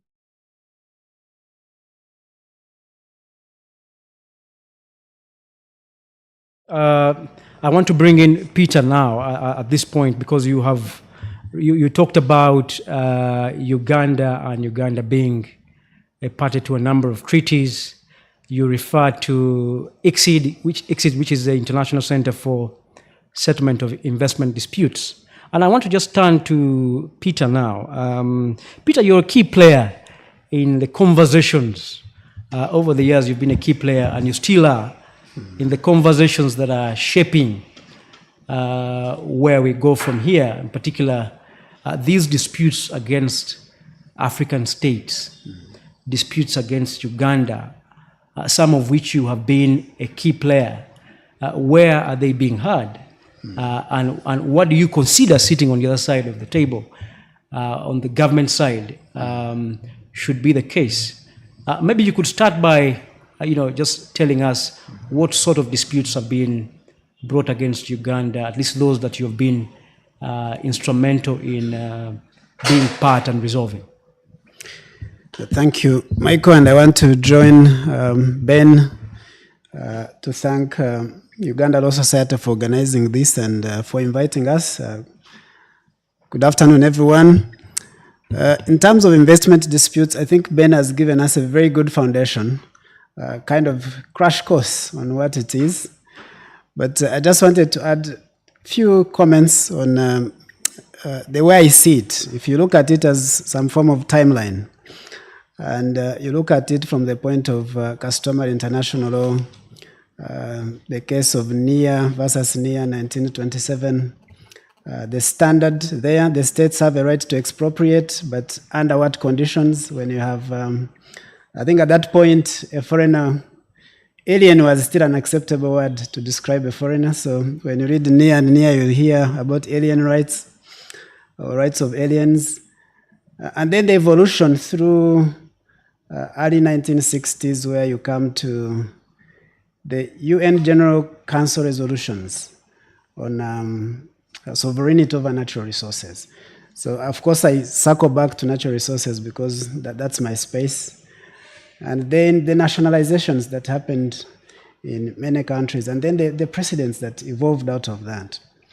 And then you look at the pileup of BITs within countries across the globe. I think at some point we had close to 3,000 active BITs between countries. I'm not sure what the number is now, but it must be higher. For the Global South, it became a mode of investment attraction. I'm not sure data aligns with that, attracting FDIs. But that is, I think, when you look at it from a point of, as a timeline, how it has evolved, and then where we're at. So in terms of Uganda and maybe our region. I was just looking at the data from ICSID's annual report from last year. And ICSID received about 329 arbitrations that it managed, it administered. And I think it had additional, from the additional facility, about 22. That's a significant number, just for 1 year. And it shows that states are encouraged. I know there was a point probably 10 years ago when there were withdrawals from ICSID by, I think, especially Latin American countries. But still you see that countries are interested in what is happening in ICSID. And I was looking at what industries these cases were generated from. And it's very interesting because it bears on what we have here in Uganda in terms of statistics. The leading source of these cases was oil and gas and mining. It had about 27% of the cases that ICSID received. And then infrastructure, construction, finance were not far behind. And when I look at our situation in Uganda and indeed in the region, most investor-state disputes have arisen largely from oil and gas and mining, so extractives, construction actually, so rail, road construction, and it's very clear because of our stage of economy, and then financing. So the statistics at ICSID and what we see here are similar. So in terms of where these disputes have arisen in Uganda, it's largely extractives, transportation, and finance. There are other sectors that have cases of this nature, but largely these are the sectors that have contributed most. And of course, I've been privileged to participate in 2 of these investor-state disputes on the side of the state, and definitely the extractives. So how then, as you've indicated, as a state, how do we look at where we want to sit these arbitrations when they come? First of all, we do everything to avoid them, to settle them, to manage them at contracting. And the way at this point, we are reviewing our BITs and reviewing DTAs because some of our double taxation agreements have investor state dispute resolution clauses. And so the first point I think to clean up is that, to look at the state of your bilateral agreements and multilateral agreements that have these protections. I know that even within our laws, municipal laws, so our investment code has provisions to that nature. So we want to harmonize and review all these elements. But in terms of preference of where we want these disputes seated, of course, we go for what is least costly to the state. And so a regional seating would be preferred. And we've had a very well-guided conversation, even in relation to commercial arbitrations that involve the state or state entities. And our intention is to sit them within the region, but also to empower the ESCJ to handle some of the investor-state disputes that may be of a regional character. And hopefully, going forward, ESCJ can grow in capacity, mandate, to be able to handle much more than regional investor-state disputes. Thank you, Michael. Yeah, thank you, Peter. I wanted to just press on that point a little bit because you raise a very interesting point on what the state and state agencies are doing to try and ensure that arbitrations are seated at least regionally or even in Uganda as a seat of arbitration, and that's really what we are discussing. I was wondering if you could just shed some light on what government policy is in terms of managing investment disputes, at least from where you sit in the area of extractives and the agreements that you interface with every day. What sort of policy thinking is behind negotiation of those agreements, ensuring that you put the right clauses, and of course that you negotiate seats which are close by or in Uganda. I would be interested to hear that. And then two, as you speak to that, you touched on the point on parties doing everything, at least the state, at the point of contracting. What sort of strategies do you deploy at the point of contracting in ensuring that the proper seats are agreed or to achieve what you just said, regional seats? Yeah. No, thank you. So in terms of investment, what's the policy of government to absolutely avoid the disputes? That's number one. But when they occur, which is natural, it happens, we manage them within a well-negotiated framework. So that's why we are reviewing our bilateral investment treaties to just look at them and see all the requirements, the provisions necessary.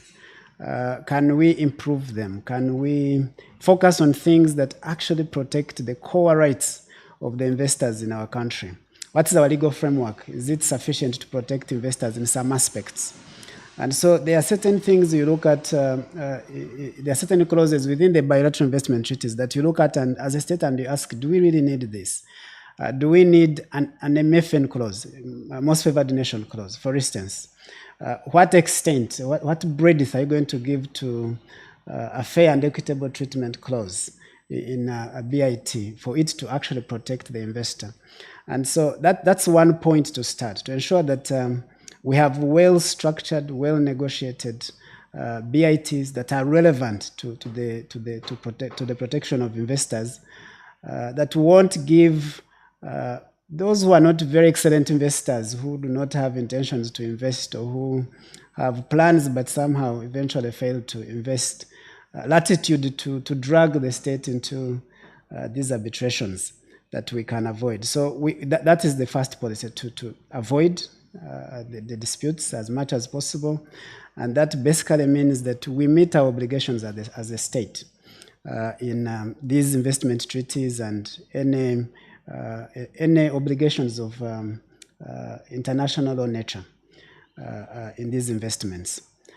Two, and that takes us to the commercial agreements, which now takes us into the realm of commercial arbitration. We get into commercial agreements, and in the extractives we have many of those. And we have looked at many things, but one constant has been, what is the law applicable? What's the choice of arbitration? And do we have a multifaceted, multi-layered structure of arbitration where you have possibility for entities to first run through a matter before it is escalated into a dispute? Is everything arbitrable? Can we arbitrate every element of investment? And so we have learned to very specifically eliminate certain elements of investment, like taxation, like environmental concerns, workers' rights, labor matters from arbitration. So we extract them, we explicitly remove them, and we say these are non-arbitrable, and if there's an issue, it will be handled by the state courts in the manner that the governing law provides. And so we've done all that. And then in terms of seats, which become important and was the topic this morning, our preference is a seat that won't cost the government too much.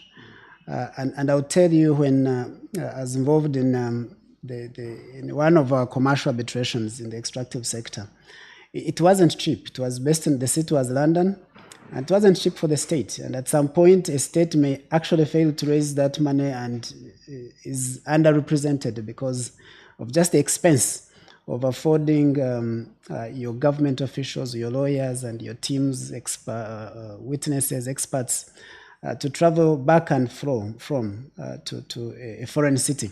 So we've negotiated to have seats that are close to us. And where we can't have a seat close to us, we have a place that is close to us. So you can have a seat as London, but the place is Arusha. The place of arbitration is Arusha.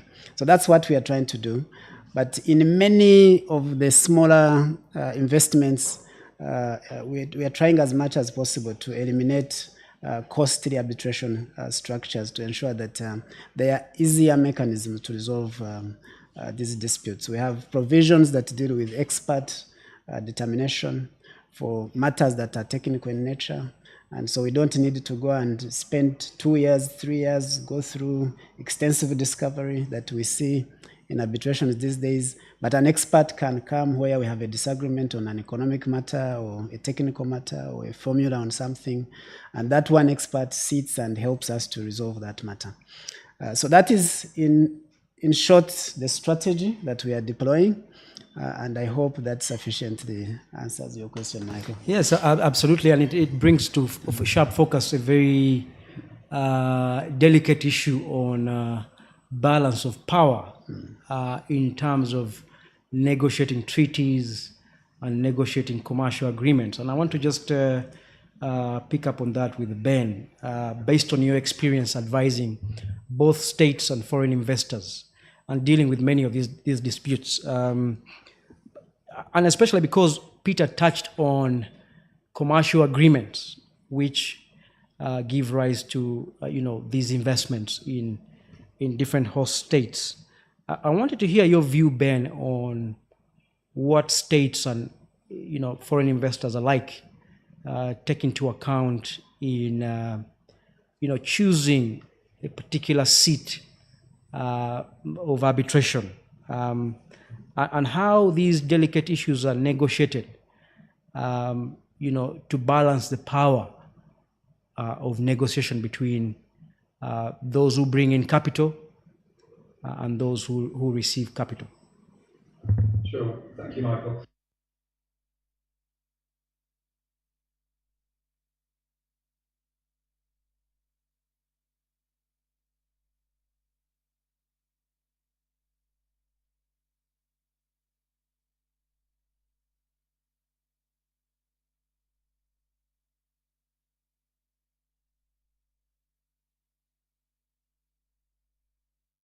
We've signed bilateral investment treaties, and we didn't quite envisage the sort of disputes that have arisen today. But how do we get out of this system? So the reaction of some Latin American states, as was mentioned, has been to withdraw themselves from this system, thinking actually we don't need to be part of this in order to attract foreign investment. You could take one of the largest economies in the world, which has some of the largest foreign direct investment, Brazil. Brazil has never been part of the ICSID system, but that doesn't mean it's not attracting foreign investment and that its investors are not investing elsewhere and feel suitably protected in making those investments. So the question of whether you want to remain in that system is a much larger kind of policy-driven decision. But actually, the solution, as Peter has pointed to, is to use commercial agreements and to use bespoke investment agreements to fill in perhaps some of those gaps which may be perceived to exist in bilateral investment treaties. And it's very interesting to hear kind of the carve-outs that Uganda is putting into its agreements, carving out tax, carving out ESG matters, seeing those as the kind of the sole purview of domestic courts, national courts, which I think reflects what a number of other states who are renegotiating their treaties are trying to achieve in those new generation treaties. They're trying to find this balance of taking a view of the old generation treaties and saying, look, these are imbalanced, this isn't what we intended, and the consequences that have now arisen were certainly not expected by the users of this system. And what's interesting, though, that the issue of then using your commercial arbitration or commercial agreement or other agreement to create a forum or establish a forum either within Uganda for the dispute to be heard or regionally, that's something that's been considered by states all over the world, and that's about maintaining the integrity of those jurisdictions. And certain jurisdictions, are viewed as not a safe place to seat an arbitration because of the judicial system. And this is not a north-south argument. I am currently in Madrid in Spain, and there are very few seasoned arbitration practitioners who would choose Madrid as a seat of arbitration. The reason being that there has been a line of court decisions from the Madrid courts in particular, which have been very anti-arbitration. So what that is about having a specialized judiciary who understand the process, understand the degree of intervention which is permissible and desirable, in order to maintain a functioning system. But coming back to the question about, how do you re-Africanize these disputes and not have these disputes heard further afield? As Peter was saying, the state has the negotiating power to insist that even if the seat is not allowed to be Uganda, that the hearings can take place in Uganda or somewhere close. And it's about that message being understood by each of the ministries, each of the lawyers who are negotiating these contracts, or that there's an escalation process in place within the state to ensure that contracts above a certain value are reviewed at a higher level to ensure that consistency, so that state understands exactly what it's signing up to. And the other thing I'll come to is it's just also about knowing who you're signing the contract with. Often, in particular, I've seen this a number of times, mining contracts and mining licenses are granted to entities which really have no profile and no history of developing successful projects. So that due diligence on the part of the state, to my mind, is fundamental in avoiding a potential dispute down the line, because when projects fail, that's when disputes arise. And knowing who the state is engaging with is critical, because the state obviously needs that investment. It wants to encourage that investment, but it also needs the project to be profitable and get off the ground. So that due diligence is absolutely fundamental in determining which are the best investors to bank on. To a point that you raised earlier, in terms of my question on the strategies that the state deploys, and of course sitting on the side of the state, are those strategies working in your view? Thank you, Michael. It's tough. Generally, investors prefer seats they are conversant with, seats they have been to and that are tested. But that will create a perpetual imbalance that particular seats, London, Paris, New York, Stockholm, Geneva maybe, will take the bulk of global work. But I think there is a realization among investors, especially when states put their foot down, that it's possible to be done elsewhere. The only bit that we have to do, legwork on our part, is to develop sufficient jurisprudence to give these investors confidence that we are an arbitration-friendly environment. We have capacity and systems that work. We have mature institutions that can host and manage an arbitration. And these are things that we can put together. I was involved in one of the negotiations that we've been running, in one of the big contracts in the extractives.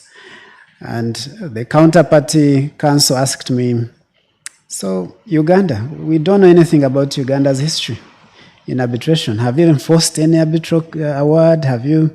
And good enough, they're actually good high court cases that I could find that recognized awards and enforced them very well, very good, very well reasoned judgments. And when I pushed them across at the table, I could see a level of comfort on the other side.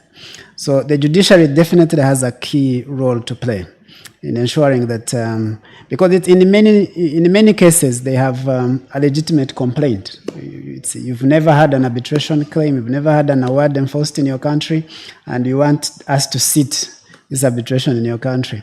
You do not have an established arbitration institution that has experience in managing these matters.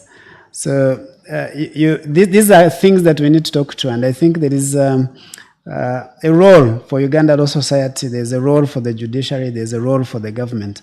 And working together, judiciary giving us very good precedents and decisions, then the government negotiates better. And Uganda Law Society can help us as well to have a functional, strong institution, even if it's regional. It doesn't have to be Ugandan, because what I see is now a race to the bottom between countries, small institutions here, in every part of the country. Are they functional? Are they delivering value? Are they becoming strong? Are they competing on the global stage?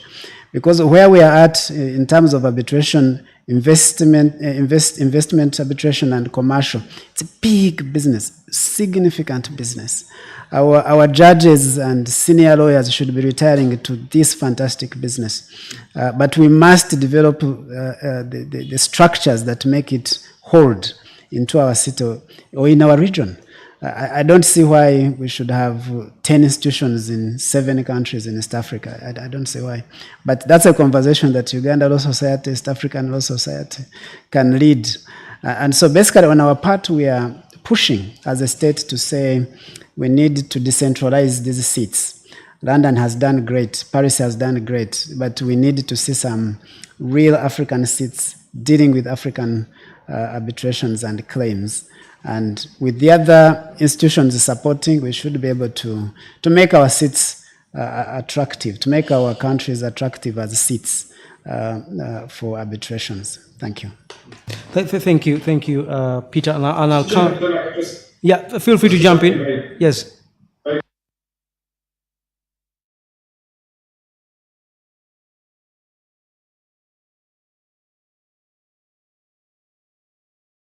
There's been a launch and you think, okay, great, this is going to now create a hub for arbitration for Africa.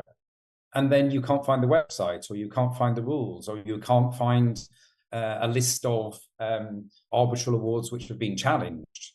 And it's that information and publication of judicial decisions, making sure that that's easily accessible, is really fundamental to establish to third parties that you are a solid, sound jurisdiction and a good place for arbitration to be conducted. That there really needs that heart and minds communication needs to be achieved.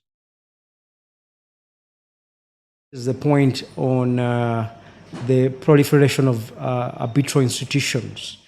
Based on your experience, I think that's a big debate across this continent. That there are many institutions coming up, competing with each other, and yet, in the end, creating a negative environment in terms of the attractiveness of Uganda as a preferred seat of arbitration, whether you're looking at commercial arbitration or whether you're looking at investment disputes being had in Uganda. What's your comment on that, Ben? So first of all, the proliferation, wonderful thing. But I think what will happen eventually, that there will be some consolidation, because it's not right that you would have so many institutions effectively competing against each other.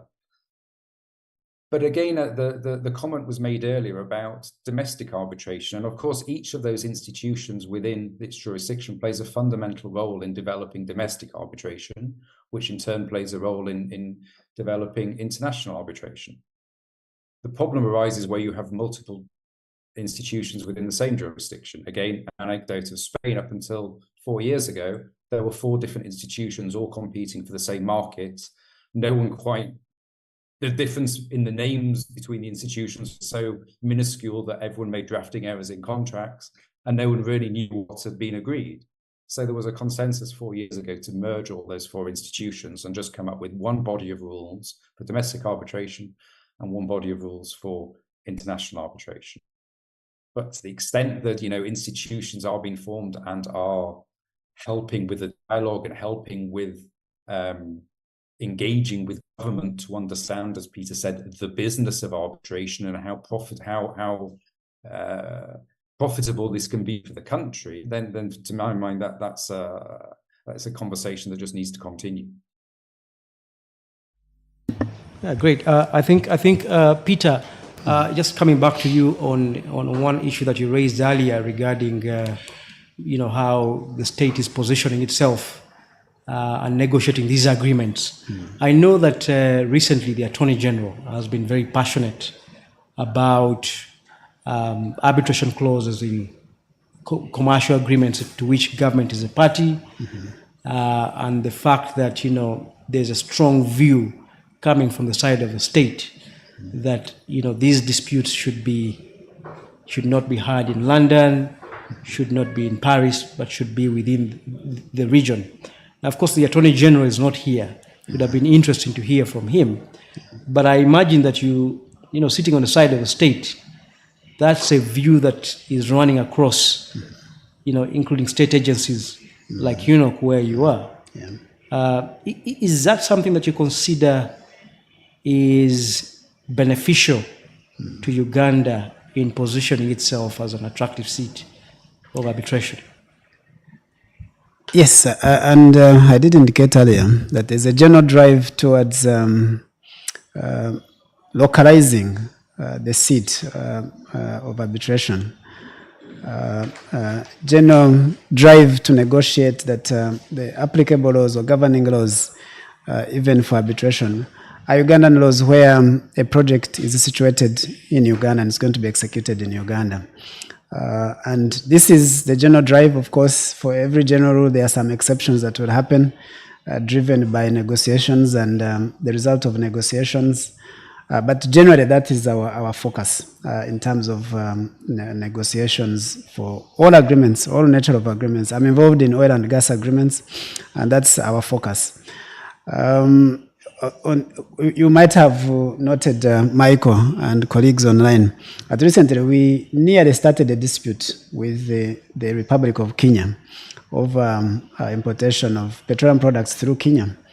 And a suit was initiated in Kenya by some private citizens against us, and we felt that under the United Nations Convention on Law of the Seas, we had a right of transit through Kenya, which could not be fettered by individuals, businessmen filing a suit in Kenya.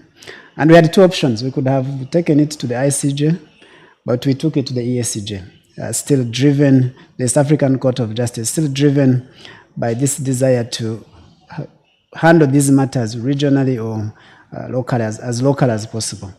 And fortunately, we were able to resolve it between the two states. It didn't proceed, but it's basically the way we are looking at things. So, but as a state, we need help. We need support from the institutions I mentioned earlier, the judiciary that is looking at matters of enforcement, matters of challenge, matters of, to make sure that the precedent that comes out is, as we've really always expected and received from our judiciary, fantastic rulings. And then as that grows, we also need the practice to grow within Uganda Law Society amongst lawyers. So we have a strong cluster, a strong practice for arbitration. And so we have a good list of potential arbitrators that can be nominated. And then our institutions working together and getting stronger, we'll be able to have a real good case with our counterparties when we are negotiating, that we are a very developed jurisdiction that can handle arbitral claims. So yes, that is the focus, and that's how we negotiate. Sometimes there will be exceptions where we take London or Paris, depending on the structure of the agreement. But even when that happens, you might hear that we have a different place of arbitration. So that the seat is London, but the hearing can actually be in a different place, in Arusha or in Kampala or Nairobi or Kigali, whichever is preferable at that point. So we are doing everything possible to ensure that even if the seat is external, is international, at least the place is here for many reasons, because When you get through an arbitration, end to end, the amount of economic benefit to the seat itself, leave alone the claims, is significant, hotels and other things that people will utilize. But the capacity building of the institutions that are involved and the individuals that are involved is unbelievable. So forget the lawyers, but the support system you get capacity building. And it's good for a nation to focus on that so that our legal profession, our other professions that get involved, get this capacity building. So yes, in short, the answer is yes, we are focusing on Uganda and the region as the seat, and we are negotiating as such. But we advise and request our colleagues in the Uganda Law Society leadership, and this cluster in particular, Michael and Robert, to drive the desire and interest of lawyers to become potential arbitrators, to qualify in this space. And I know there is a real move of people getting into this practice. In terms of numbers, I'm sure Ben is up to date on the numbers, how much money is involved in arbitrations. I think the last time I checked, it's more than $4 billion a year kind of business. And we need to be part of this. Thank you. Maybe, Ben, you want to answer that question. Numbers don't lie. They are always interesting.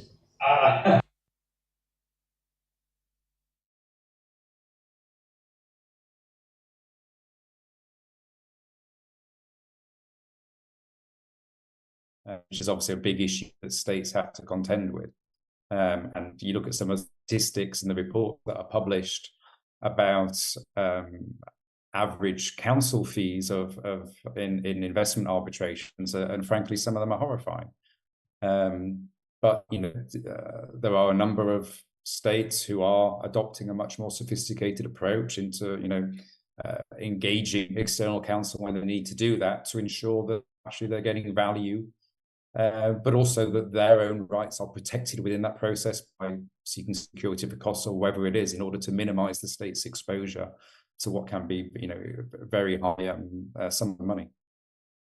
That's for sure, Ben. And I know that recently, I think the state has adopted the approach to appoint, Ugandan lawyers for international arbitration cases and letting them hire international lawyers, which is interesting, and we wait to see, how this will unfold in future. And that brings me to the topic around opportunities.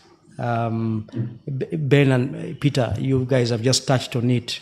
Capacity building, opportunities for lawyers, the kind of disputes like the one you talked about, Peter, where your institution was involved with the Kenyan government. I could start with you, Peter.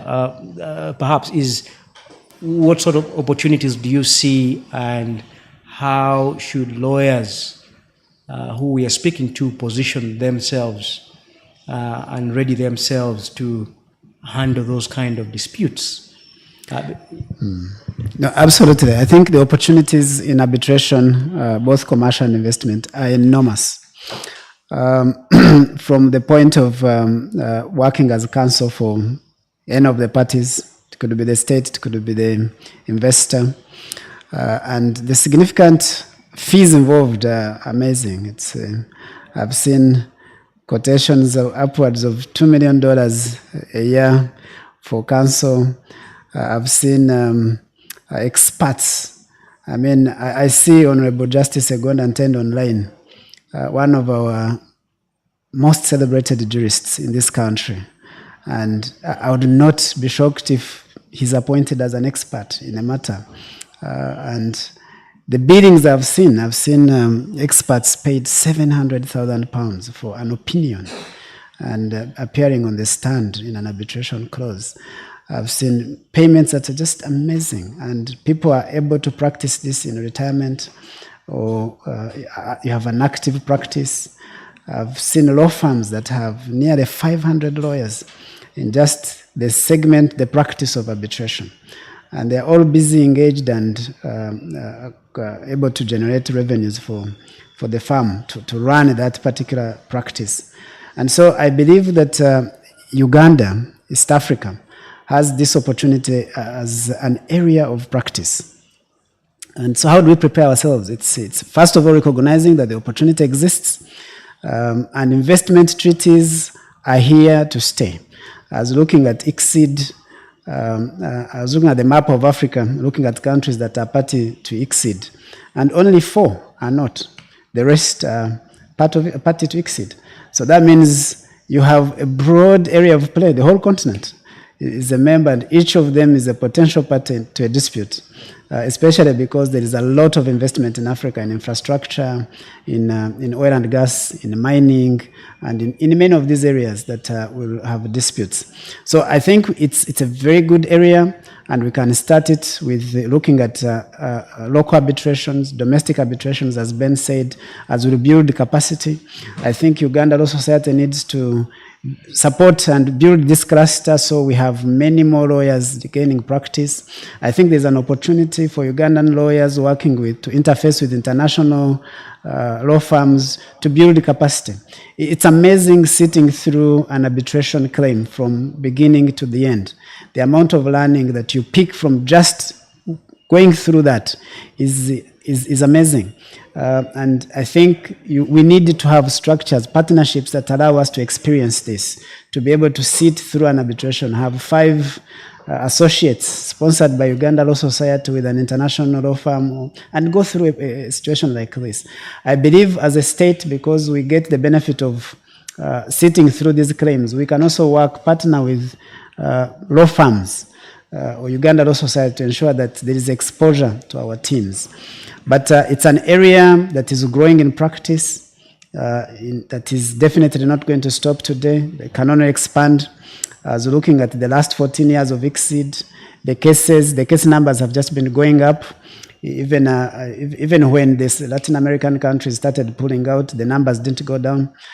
You could say the same for ICC, you could say the same for Arbitral, you could say the same for LCIA, you could say the same for all these institutions across the globe. So we need to get in. The opportunities are enormous. I'll stop at that point. Yeah, thank you very much, Peter. And of course, Ben, just for your viewpoint, you can feel free to comment on that. But I wanted you to just sort of briefly highlight on the issue of Africanization, Africanization of investment disputes. I think it's a theme that consistently runs through the discussion across the continent, which I think Peter alluded to. And as you talk about Africanization, I wanted you to touch on the current trends now and the sectors which as lawyers we should be looking into. I know Peter has talked about extractives, oil and gas.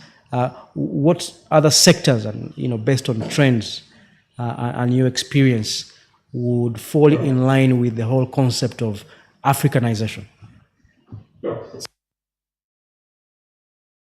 It means it's a thoughtful and wholly appropriate re-evaluation and questioning as to why so many African disputes are determined by non-African tribunals, having been litigated by non-African lawyers in a venue that isn't in Africa. And that is deeply problematic, and I hold my hand up as being part of that problem. I'm a non-African lawyer who's worked extensively in Africa. But just going back to what you mentioned a few moments ago, Michael, about that policy decision of the Ugandan government to appoint a Ugandan law firm as the primary contractor on any dispute, even if international input may be needed. That policy decision seems to me the most wonderful champion of the Africanization of arbitration, in the sense that the dynamic is fundamentally changed. It's no longer the international law firm who's appointed, who then seeks some input from Ugandan counsel on specific points of Ugandan law, but it's the Ugandan law firm which is driving the whole strategy of the international law case, doing the Ugandan law element, and then seeking, if they need it, seeking that expertise from international practitioners who perhaps have seen a greater volume of these cases and therefore can give some value added. But that has fundamentally shifted the dynamic and probably fundamentally shifted the pricing of these disputes. So I think the Ugandan government is to be commended in that decision, which I think, you know, it is worth 100,000 conferences talking about these things. That policy has really driven change. On to your second question about, you know, what's the future of investment claims and what are the current trends? I mean, really, the main trend that people are talking about at the moment is the growth of claims related to ESG. So when disputes where, you know, taking the sectors that Peter identified, we have extractive industries, natural resources, infrastructure and construction. All of those have a heavy potential burden on the environment, on social factors, and on governance and human rights. And that is becoming now the flashpoint for these disputes. And the question then becomes is whether arbitration is actually the appropriate forum for those issues to be determined because of the significant public policy and public interest in the outcomes of these disputes. And so it's interesting to hear those carve-outs that Uganda has for some of those issues.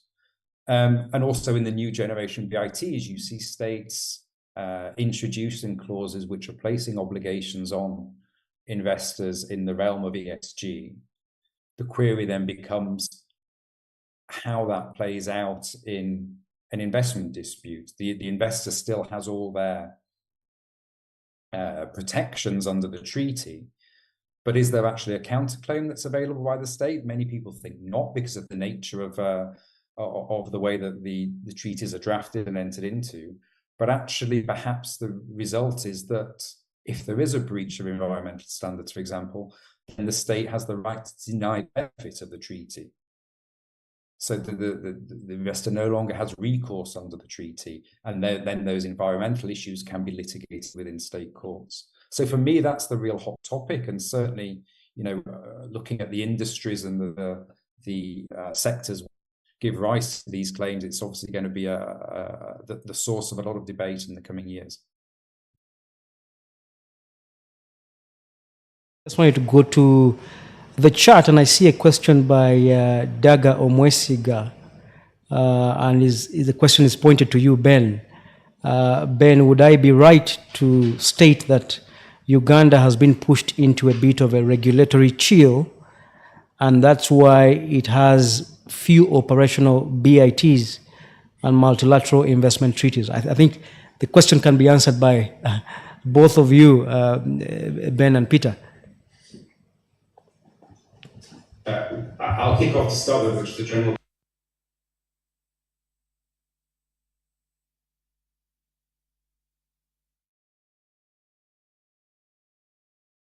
Being the kind of the quantity of claims that have been brought against some states. But I think part of the process of evaluating foreign direct investment and how best to ensure that continues within the state to promote economic growth is looking at how regulation is implemented and what steps the state can take to mitigate the risk of claims. And part of that is using perhaps independent experts who advise on that change to regulation, adopting administrative procedures which are available to investors who may be affected, to give them some remedy administratively before in order to try and avoid an arbitration, and also consultation processes which engage with investors and make them part of the process, recognizing that the state does have obligations under other international agreements, such as the Paris Agreement, to reduce carbon emissions. So there's it's a holistic approach which the state needs to take to ensure that investment continues, whilst also kind of complying with other international law obligations which are for the benefit of everyone. As to the reason why Uganda doesn't have many BITs, that I think probably Peter may be in a better position to discuss that than I am. But Peter, do you have any comment on that? Brief one. I think the number of BITs a state has and its level of attractiveness, protection of investors that bring their money into that country do not naturally, there's no direct correlation. I think if you have few but very good quality, the investors will find a way to be part of those. And so I think having 20 or 5 or 10 does not matter, in my view. But there is generally a need for a state to review these treaties. So if you have these treaties entered into in 1990, and we're in 2024, so much has happened along the way. Some of the clauses still necessary. Can you adjust these treaties to ensure that they are in line with the commitments as a state we've picked along the way, or the developments within the investment environment itself, where you have now a mix of investments from all over the world. So I think reviewing them is okay. Having few that are good quality, fantastic. There is a point, I believe, when the Vodafone case in India came up, that data came through that I think 70% of FDI to India came through Mauritius. And Mauritius is probably 15% an economy compared to India. But there was a reason investors went through Mauritius, and investors always find a way to take benefit of these things. But even if the treaties are not too broad, too many, are investors completely limited from finding a solution? I don't think so. There are other options. There are commercial agreements. In our investment code, we have a provision that actually mentions exceed. And that's a way in as well. So I think for Uganda, if you look at the broadness of the regime, the legal regime, investments are very well protected. That would be my answer. We don't need 100 BITs to achieve that. You also have to look at the multilateral agreements that we are party to, look at our investment code, look at the commercial agreements. It's very rare that you have an investor who comes to negotiate a commercial agreement and doesn't want an arbitration clause in that commercial agreement. From where I sit, I see probably more than 90% of the agreements requiring an arbitration agreement. So investment has protection, or the investments have these layers of protections, and the fact that we have few BITs should not be a concern. Right, thank you, Peter. And I think as we conclude this panel, Ben, I could ask you for your final thoughts on the whole idea of Africanization before Peter concludes his closing remarks, and then we will close this panel for the next session.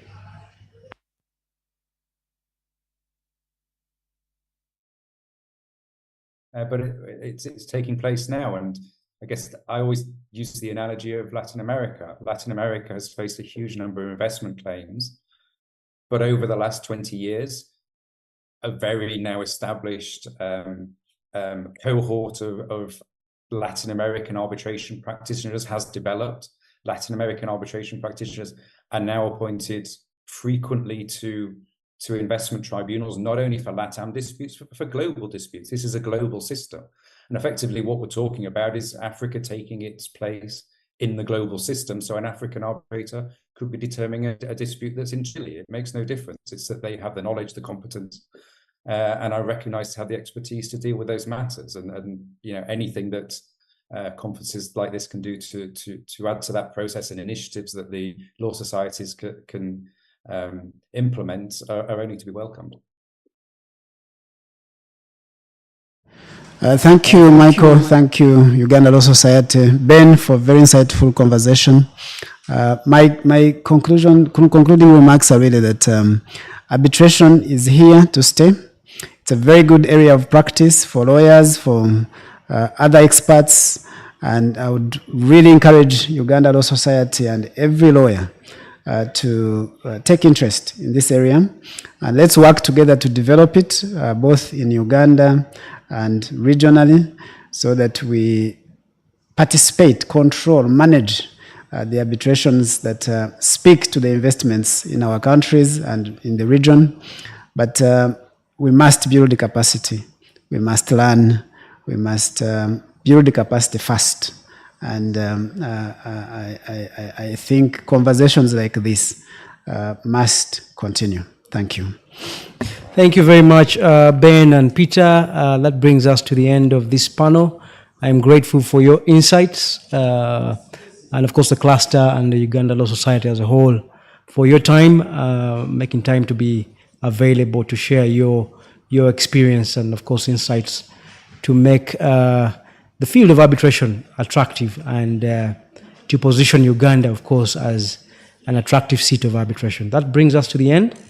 We'll now invite Ms. Christine Birabwa, who will be moderating the next panel. Thank you very much, Ben and Peter.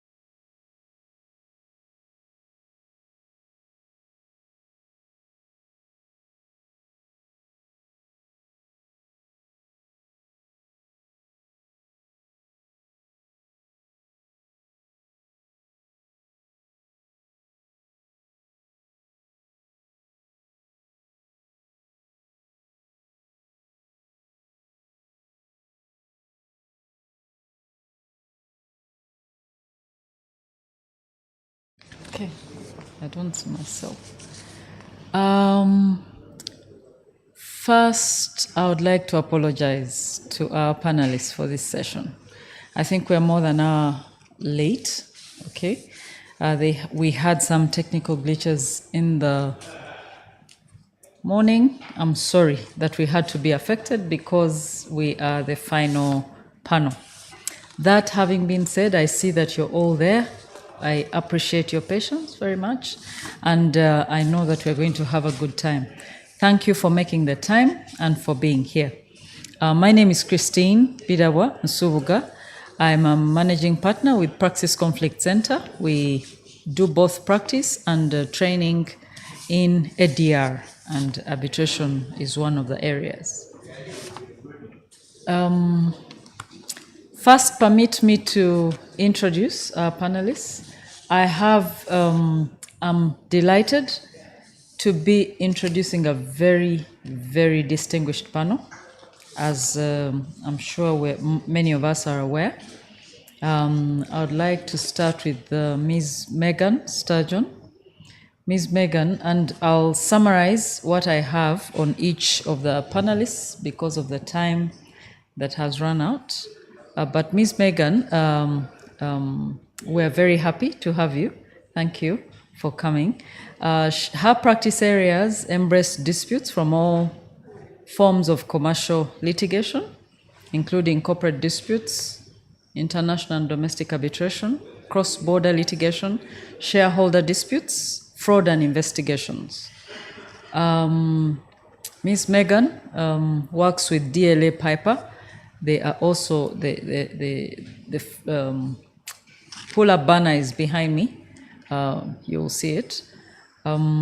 Before joining DLA Piper, Ms. Megan was a director at a large South African law firm and later moved to the Netherlands to join a third-party litigation fund where her focus was on international commercial arbitration. She's accustomed to addressing jurisdictional enforcement, cross-cultural issues, and works across all sectors with particular experience in the industrials, consumer goods, food and retail, telecommunications, hospitality, and energy and natural resources. She has also published, and maybe just to give you but two, she's published something on getting the deal through in a legal publication providing legal analysis in various jurisdictions. That was 2019. And also recently, she has published on company liability, take adequate steps to prevent corruption or face criminal prosecution. Megan is also a member of the International Bar Association. Megan, you're very welcome. Hi, everyone. We also have Mr. Moses Adrico, Senior Counsel here in Uganda. Mr. Adrico is the Managing Partner in Max ALN Advocates. He's a co-head of the Dispute Resolution Team at ALN. He's a solicitor of the Supreme Court of England and Wales. He's our former president of the Law Society, and he has a myriad of achievements, but for time, I'll point those out. I'll find out very shortly.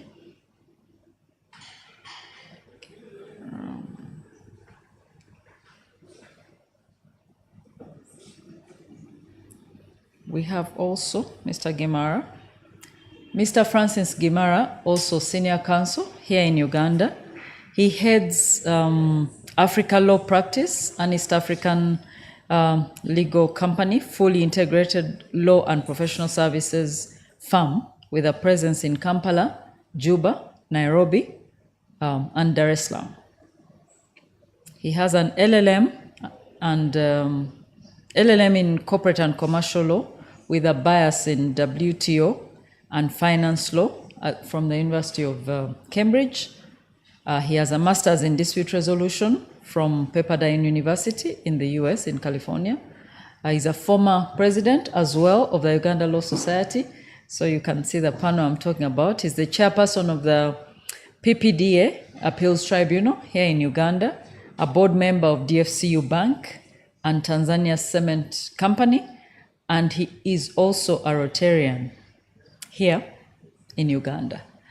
Finally, I would like to introduce Ms. Jane Davis Evans, King's Counsel. Ms. Evans, you're welcome. Ms. Evans is not new to facilitating here in Uganda.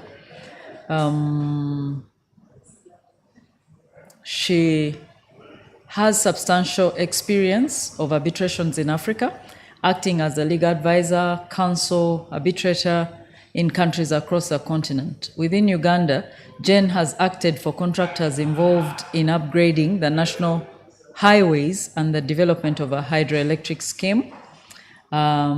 In Tanzania, she has acted as counsel for TANROADS and the Ministry of Works, MCAT, and the Tanzanian Broadcasting Corporation. Most recently, leading a counsel team of 3 VB and state attorneys in 3 ancestral arbitrations. Ms. Davis has not only worked in Uganda here in Africa, but also in Benin, Nigeria, Ghana, and Kenya, supporting on dispute resolution in different ways. Much of her work is in the energy and infrastructure, and she's been described as the most competent construction advocate. Unparalleled experience in dealing with quantum and delay claims, and somebody has said she's devastatingly good for complex matters. Okay. Jane is included in the Legal 500 International Arbitration Power List and ranked as a thought leader by Who's Who Legal, who have described her in very many ways. She's a co-founder and vice chair of the International Advisory and Dispute Resolution Unit at 3VB, committed to assisting clients across Africa to achieve the UN Sustainable Development Goals through pro bono and quasi-pro bono work and capacity building. In fact, Jane has done some pro bono work in capacity building with us at Praxis Conflict Center in 2022, I believe, or early 2023, where she came and trained, over 60 lawyers and judicial officers on the area of, I think the topic was a practical guide on international arbitration. Jane, you're welcome again. So I would like to try and not rush us so that we have our turn like everybody else has. So I'm going to start by asking this question of all of us. Please tell us just your specific area, both of expertise and interest in arbitration, because we could be many different things, or specific interest in arbitration. Is it counsel? Is it arbitrator? Is it, teacher, trainer, facilitator, or even all of the above? And a sentence or two in that regard. Why don't we start with you, Mr. Drico? First of all, I'd like to thank the Law Society for inviting me to attend this workshop this morning. And obviously, Christine, it's very good to see you again, and I'm glad to be joined by very eminent and distinguished panelists. My areas of practice, it's been an interesting journey. I started out as a litigator. I still am, but increasingly I'm spending a little more time either sitting as an arbitrator or participating as counsel in arbitral matters. I have been fortunate to appear at the ICC in domestically. The place of arbitration was here, but it was seated in England and Wales, but it was an ICC arbitration. I think 2 or 3 of them. I've been fortunate to sit as a panelist for the PPDA Appeals Tribunal. And I've also sat as an ad hoc arbitrator in a number of matters. And that really is the arc of my career. And so I find myself increasingly drawn towards this part of legal practice. Thank you, Moses. Megan? Thanks, Christine. So, is there an echo on your side as well?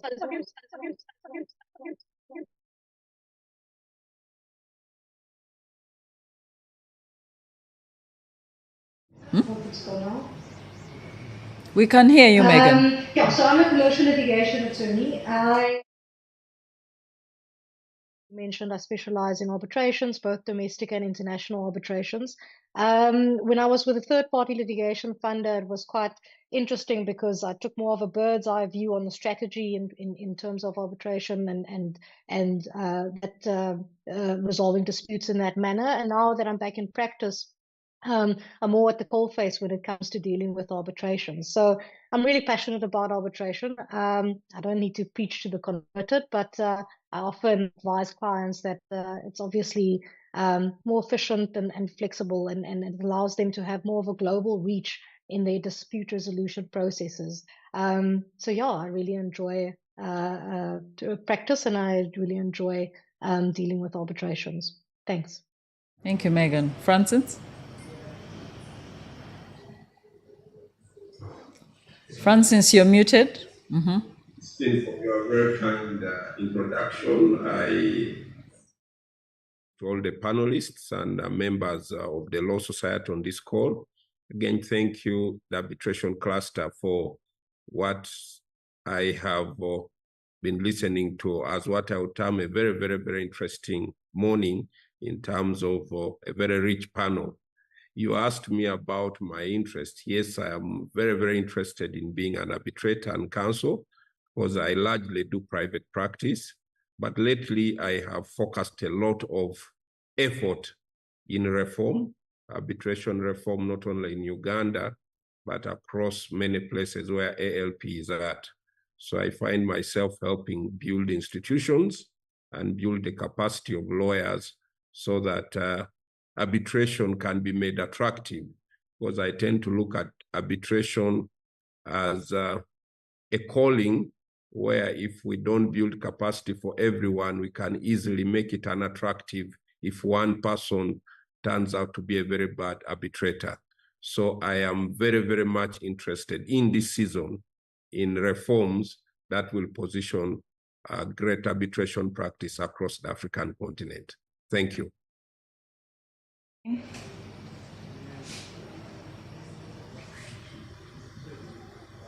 Jane, do you hear me? I do, yes. Mm-hmm. So my background has been almost entirely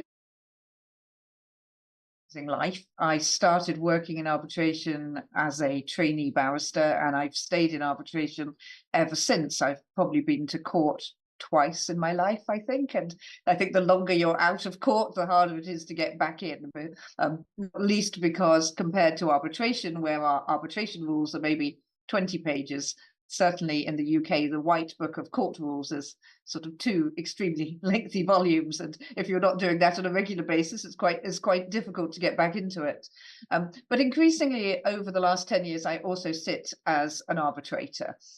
So I see it, and I think it's a very interesting when you start sitting as an arbitrator to see both sides. Certainly it sort of changes to some extent how I act probably as counsel as well. So it's important, I think, to be able to do both. And increasingly as I get older, I will be doing more and less counsel over the coming years. Thank you very much. In your opinion, this from when we started this morning, we've had a lot. We've received a lot of advice from the different panelists and the different people that have spoken to us. I've had them encourage independence. I've had them encourage respect for decisions by all, including political leadership, respecting the decisions of the court. I've had them say there must be availability of counsel, there must be reliable courts, there must be pro-arbitration legislation. There must be support for international conventions relating to arbitration. There must be awareness. There must be accessibility. And the good judge said, strive regardless. In your opinion, and each of us is going to answer this one, what are the hallmarks of an arbitration-friendly jurisdiction? Jen, why don't we start with you and then go the other way? Yeah, I think actually a lot of what I would say has already been said by the speakers in the previous panels. But as a practicing lawyer, what your clients, what our commercial clients want, and certainly what I want when I'm advising them, is to know with a degree of certainty how the jurisdiction is going to behave in relation to arbitration. So if you're going to court, or if your opponent decides to go to court, what approach will judges most likely take? And to some extent, that's more important than whether the judges are particularly arbitration friendly or not. Because the worst thing for your clients and for you as somebody advising is when you simply don't know what's going to happen. So transparency, that you can access the decisions, and also consistency. So you can say to a client with sort of reasonable confidence, you know, that Uganda, or whichever the jurisdiction is, understands arbitration. This is how they act. Now, it may be that you say to the tribunal, to your clients, in fact, you know, this particular jurisdiction, they won't uphold awards, or they do accept challenges on particular grounds, but at least you know. So I think it's knowing and the consistency, which is the most important thing.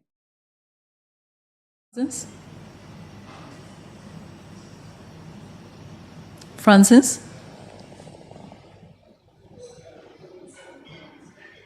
Thank you. I will add my view. Definitely, again, this has been said, but I want to underscore the importance of effective arbitration institutions.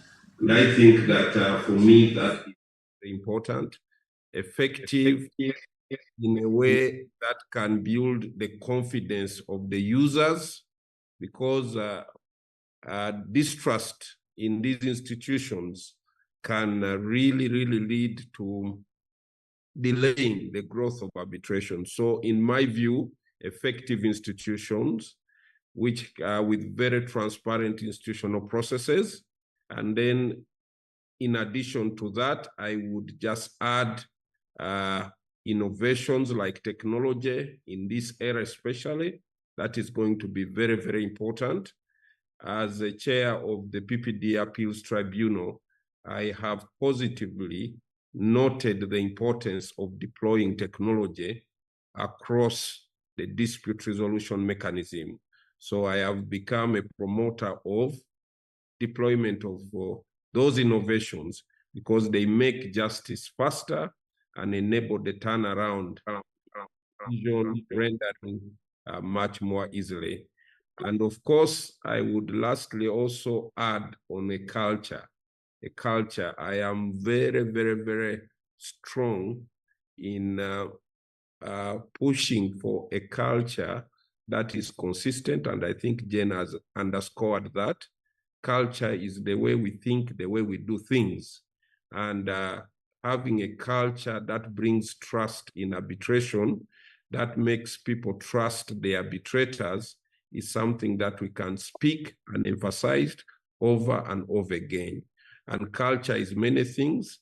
We don't have time to unpack it, but when we see a good culture that promotes arbitration, we all know it. And that is something we should work for. And I think that if you combine those things, in my opinion, then you begin to make progress. Thank you.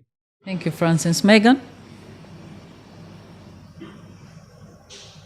So I agree with Jen. The previous panels were really good, and I really enjoyed those discussions, and most of what I would say or mention is likely. But I think three things essentially is the first is, and I think Lydia mentioned it in the first panel, is a pro-arbitration legal framework. And I've heard Philip's concerns about the arbitration legislation in Uganda and where there needs to be amendments and revisions of those. But essentially what you want is predictability of the legal framework and the legal process to instill that confidence. And then secondly, judicial support. And we've heard that from the second panel. You want a pro-arbitration jurisdiction. And when it comes to courts, you want them to be limited in terms of their intervention, and only in instances where it relates to enforcement or procedural unfairness, etc. So you really want to respect the autonomy of the parties involved in the process, and their freedom to choose the arbitrators and flexibility in terms of the procedural rules. But thirdly, what I would add is having a business-friendly jurisdiction. So having a political and economic stability within the jurisdiction, but also the availability of skilled professionals when it comes to arbitrations. And I think Nora mentioned as well the presence of an established arbitration institution or institutions that promote arbitrations and instill confidence in arbitrations. And also, one wouldn't mind the ease and suitability of the facilities and venue and location, which would make it all the better to make it a friendly arbitration jurisdiction. Yeah, those are my thoughts. You, Megan. Moses? Thank you, Christine. I join in the rest of my distinguished panelists, and I re-echo everything they have said. But and I also obviously want to begin my comments to salute all those panelists who've come before us, who have traversed this area very, very well indeed. I would also like to re-emphasize what Justice Kiriabwire has said what he said when we launched the International Center for Arbitration and Mediation in Kampala, and that's the importance of domestic arbitration. I think great strides have been taken to build a very strong bar. Evidence of this, obviously, for example, is just this workshop that has been organized by the cluster, and I salute cluster heads for putting together such a good workshop. Obviously, Mr. Guimaraes talked about effective arbitral institutions. I think we now have good arbitral institutions that will help to promote the efficacy of arbitration in Uganda. In particular, I speak about the ICAMEC and Praxis Conflict Resolution Center. I think these are very good institutions that will form a basis of building a very durable and credible domestic arbitration space. I also commend the judiciary for their decisions. I think, indeed, one of the moderators in the previous panel saluted Justice Mugiru for some of the excellent decisions that are coming out of the commercial on obviously on the enforcement of arbitral awards, recognition of foreign awards, the impartiality of arbitrators, and such issues. These are all these critical issues in arbitration have been traversed by our courts, therefore giving credence to the predictability of our courts in as far as arbitration is concerned. And indeed, we've gone a very, very long way in making Uganda an arbitral-friendly jurisdiction. What remains, I think, is amendments to our act. For example, we've seen other African countries amending their act. I speak in particular to Nigeria, which, for example, has introduced third-party funding. It's also introduced a limited appellate mechanism process in the Arbitration Act.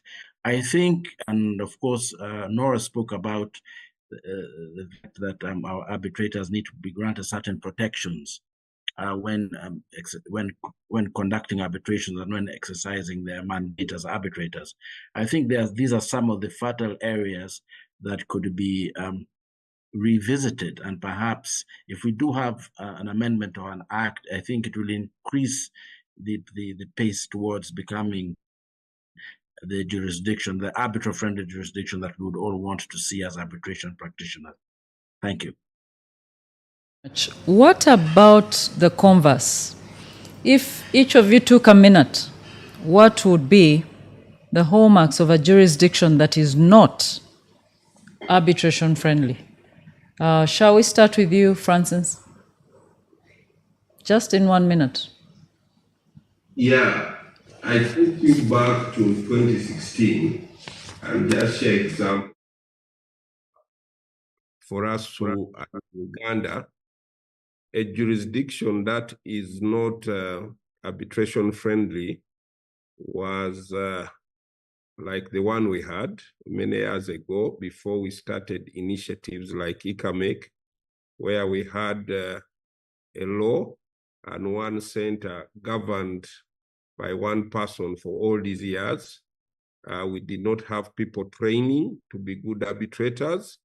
It was very embarrassing, as you know, by 2016, that Uganda did not have 20 lawyers who were members of SIAB, just members, not even fellows.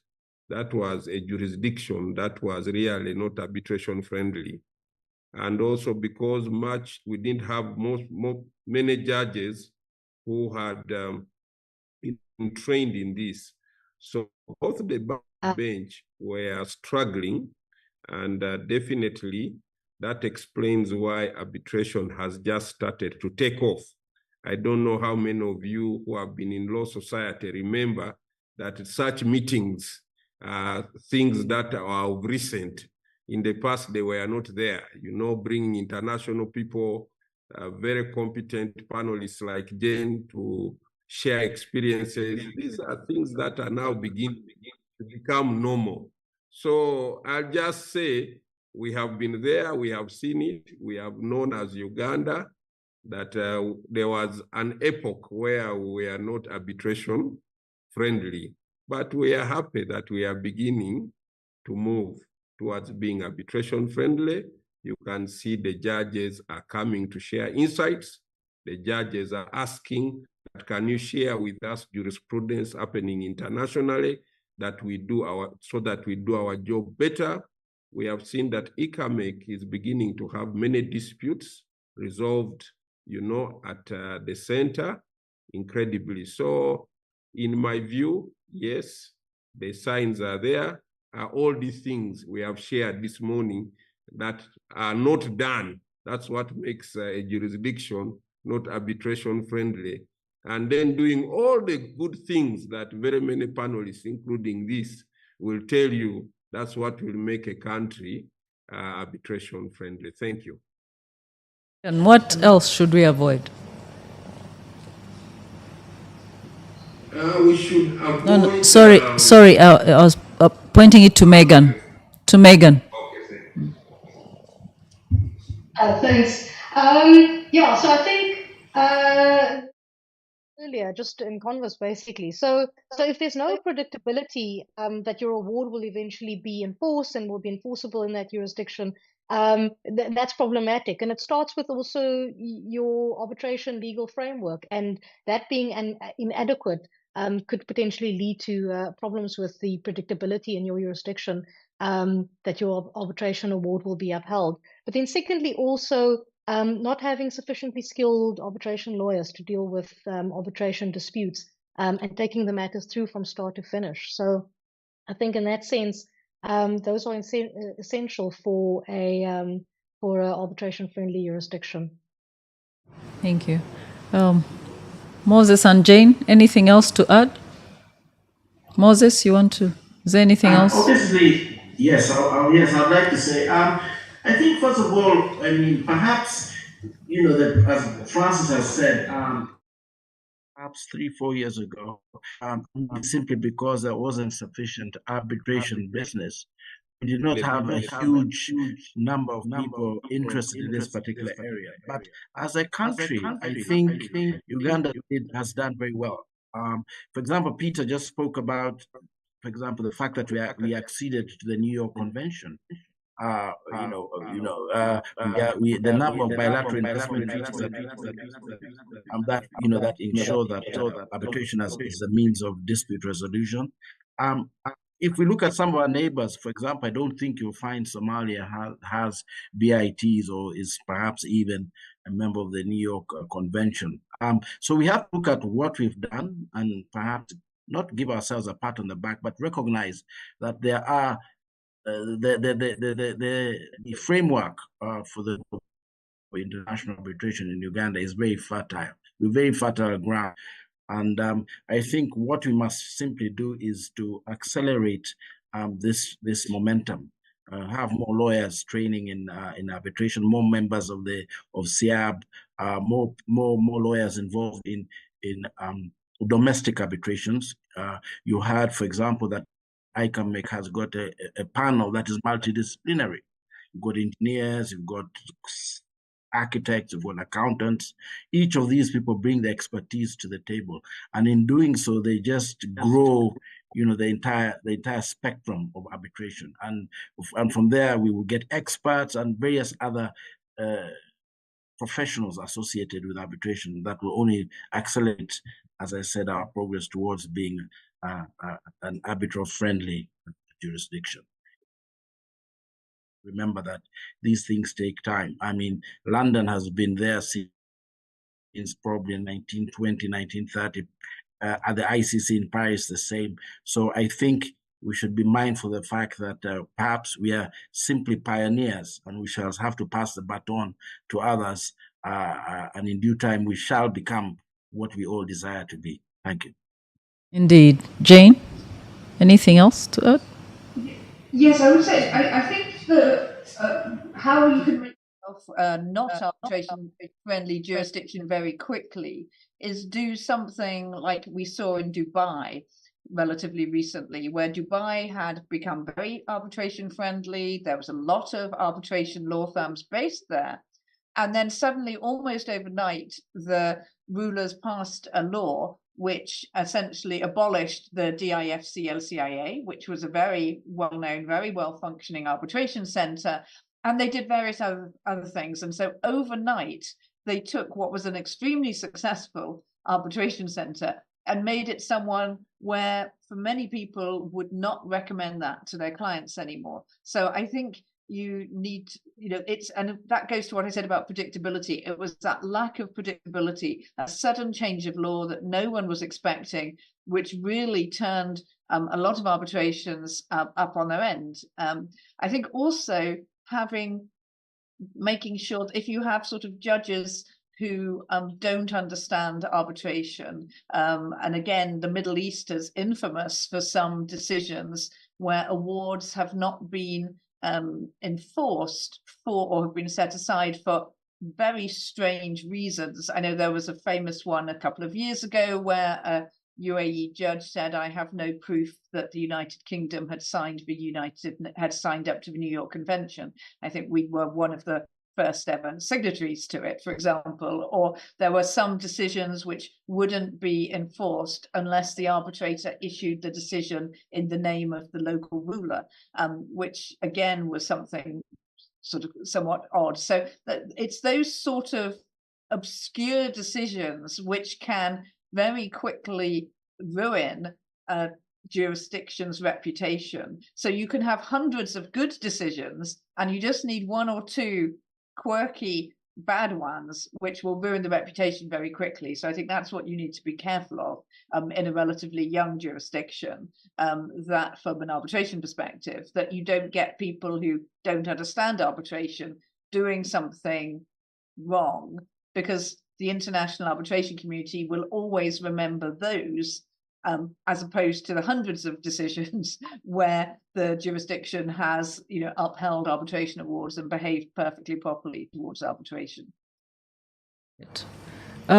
Moses, in your experience, is Uganda a safe seat for arbitration? And if not, how do we make it a seat of choice? Why do you ask the monkey how big the forest is? We are very friendly. You wouldn't expect me to say anything else. But seriously,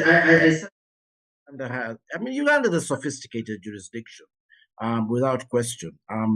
Indeed, if you look at the number of matters that have taken place in Uganda, whether as a place or indeed as a seat for international arbitration, there are numerable. There are quite a number of matters, and the number is growing year upon year. And I've seen this in my own practice. There's increasing confidence in our judiciary.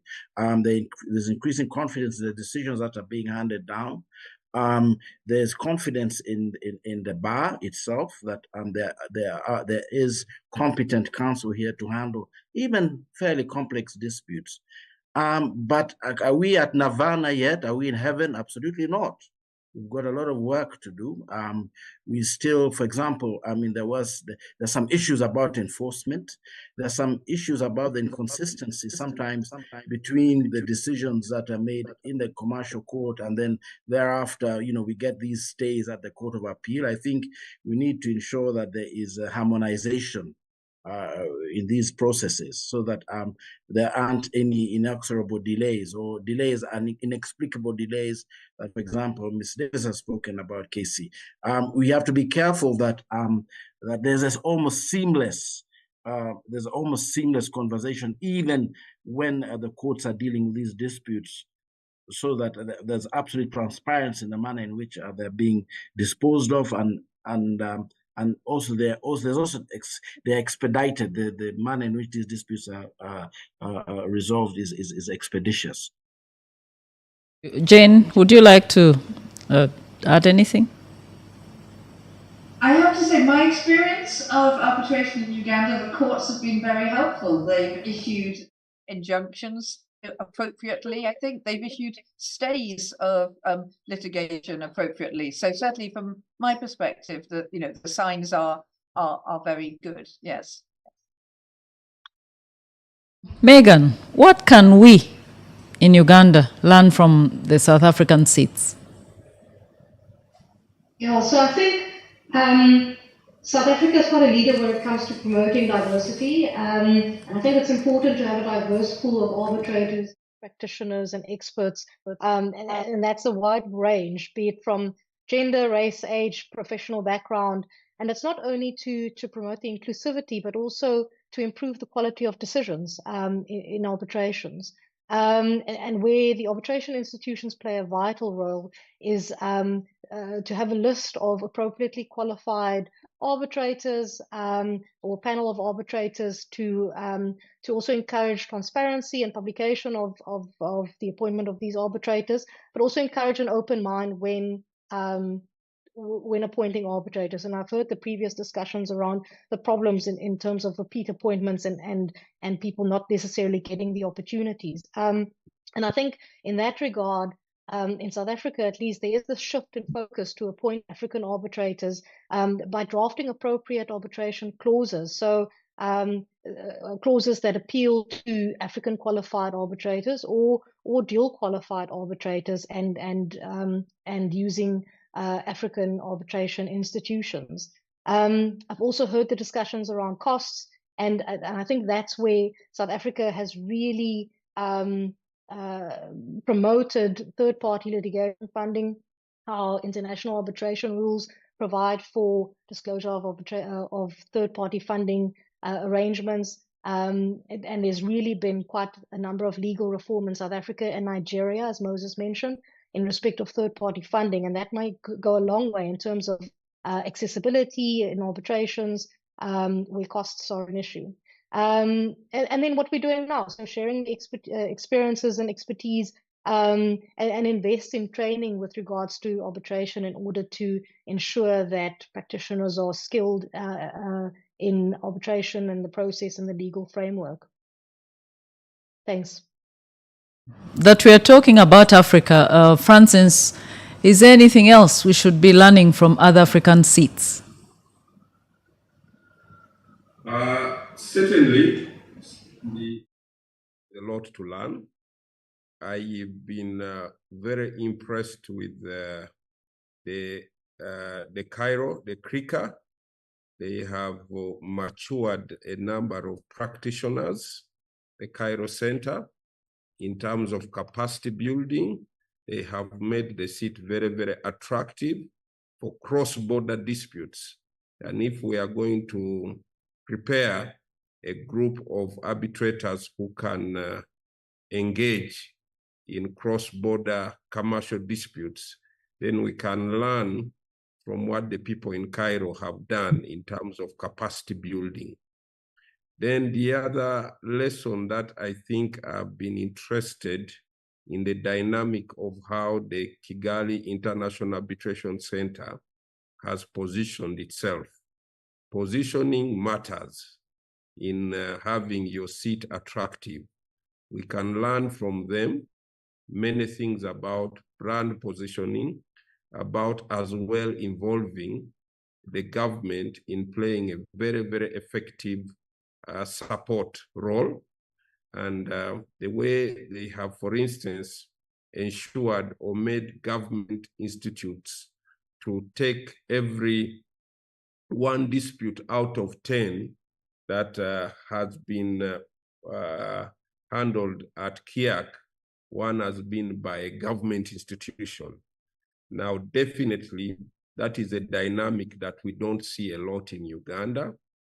And we still have to engage with the chambers of the Attorney General, because Uganda, as the National Development Plan 4, which will be launched shortly, anchors our development largely on being driven by the private sector. Now, definitely, if we are going to support the private sector, then better resolution of disputes by the private sector has to be enabled through effective arbitral institutions. And government, being a big player in even just creating business opportunities, and like other countries, in Uganda, government is still a very big player, meaning that for a very long time, we will be having government institutions as a critical driver. So what we can learn from KIAC is the ability to ensure or invite the government to be a great user of the institution. That is something we can do more in Uganda, because there is still a debate in the Attorney General's chambers whether they should go for litigation or go for arbitration. As I speak now, the preference is to litigate all disputes. So they are encouraging government entities not to use more of litigation as the preferred mode of resolving disputes.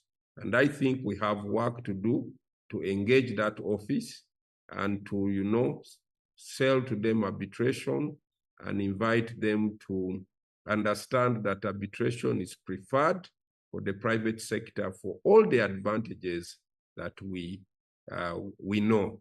Thankfully, that drive can be seen in terms of the demand that is coming at ICAMEC, where Moses and I sit on the board.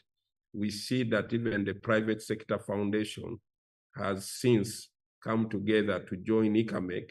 We see the Uganda Manufacturers Association having conversations on how best they can resolve their disputes. So on one hand, we see the demand from the private sector for quick resolution of disputes through arbitration. And then we also see on the other side that the government is still preferring litigation as a mode. So definitely that disconnect should be something we speak to have a very deep strategic intervention to do that. So there's a lot that we can learn from these centers. Those are some of the things I've picked, but I've also picked from Kenya diversity, and I think Megan has highlighted on the importance of diversity. I believe very strongly that let us expand the pie. Let's have many people be part of arbitral panels. Let's give the users, let's never forget that arbitration is really empowerment of parties to have autonomy on who they select to resolve that dispute. So expanding the menu is very, very important. And we see that in Kenya, the Nairobi Center for International Arbitration has many nationalities on their panel. This is something in Uganda we should also consider, to have many people. We have Jane on the panel here. If people want her, she has experience that I don't have in construction. She probably will resolve that dispute much better. And I think collectively, if we agree that that is good for the users, then diversity does not become something we do as an exception, but also as a general rule. So I can go on and on, but I think from the centers, every center and every country has something that we can learn. Even them, there is something that they will learn from us, the way we are positioning ourselves. But those are about 3 lessons that I've picked from those 3 centers. Thank you, Francis. Jane, first, you've been around a little, around Africa a little, so you might have something to add. But along with that, please would you speak to costs when it comes to what Francis is recommending in terms of, have a multiplicity of nationalities on a panel. Affordability, speak to something along with that. First of all, thank you, Christine. First of all, I was going to speak about one of your near neighbours, Tanzania, where, as you heard, I've done a lot of work with the government over the years. And I think it's really interesting to see what Tanzania has done to turn itself from a jurisdiction which, certainly in the international market, very much had a reputation for being not friendly towards arbitration. And in the last few years has really managed to turn that around. They had a new Arbitration Act, as you know. Much to my surprise, the Arbitration Act was almost a copy of the UK Arbitration Act, which I was not expecting at all.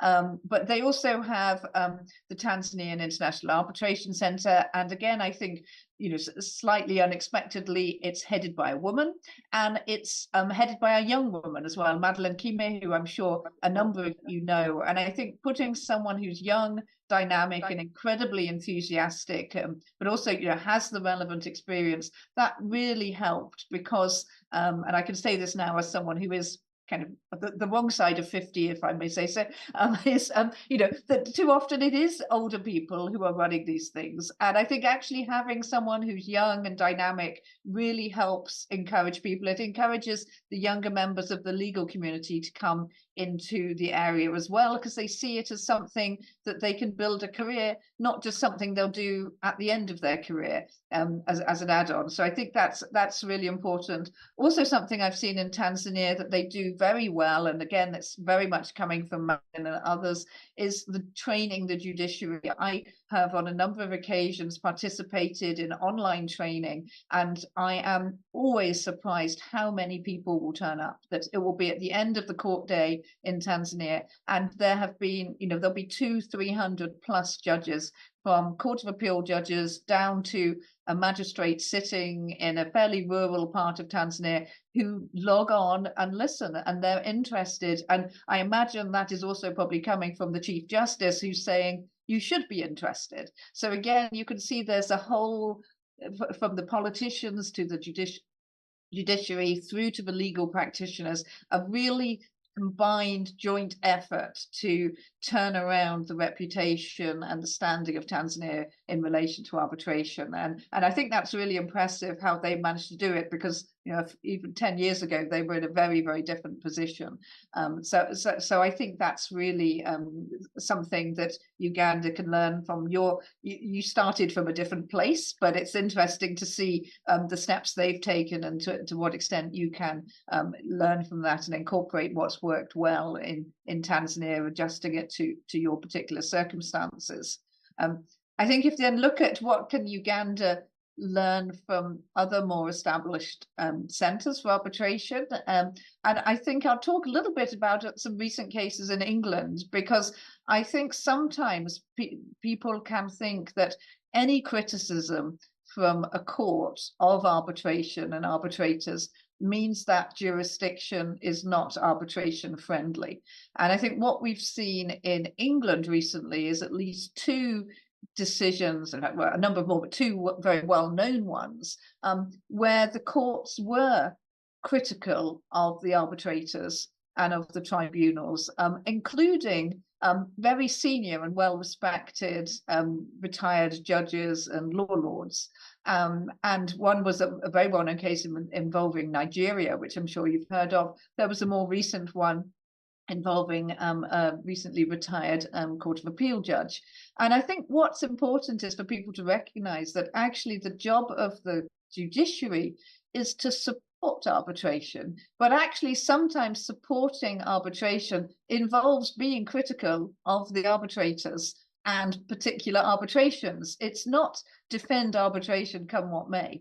And I think that's an important distinction to recognize, that as a judiciary, your role is to uphold the rule of law and to uphold arbitration, but arbitration being done properly. And if there's any question that actually something isn't quite right, then the judges shouldn't hesitate to jump in and take appropriate action, because that actually is what makes the jurisdiction a good arbitral seat and a good jurisdiction for arbitration, that the courts won't intervene when they shouldn't, but when they should, they have no hesitation, however great and good the arbitrators might be, to say, actually, what has happened is not right, and we're going to set aside, or we're going to remit the award, or we're going to refuse to enforce it. So I think you can see that. Now, I'm most familiar with the cases in England, but you'll see that in many other jurisdictions. The PCA sitting in The Hague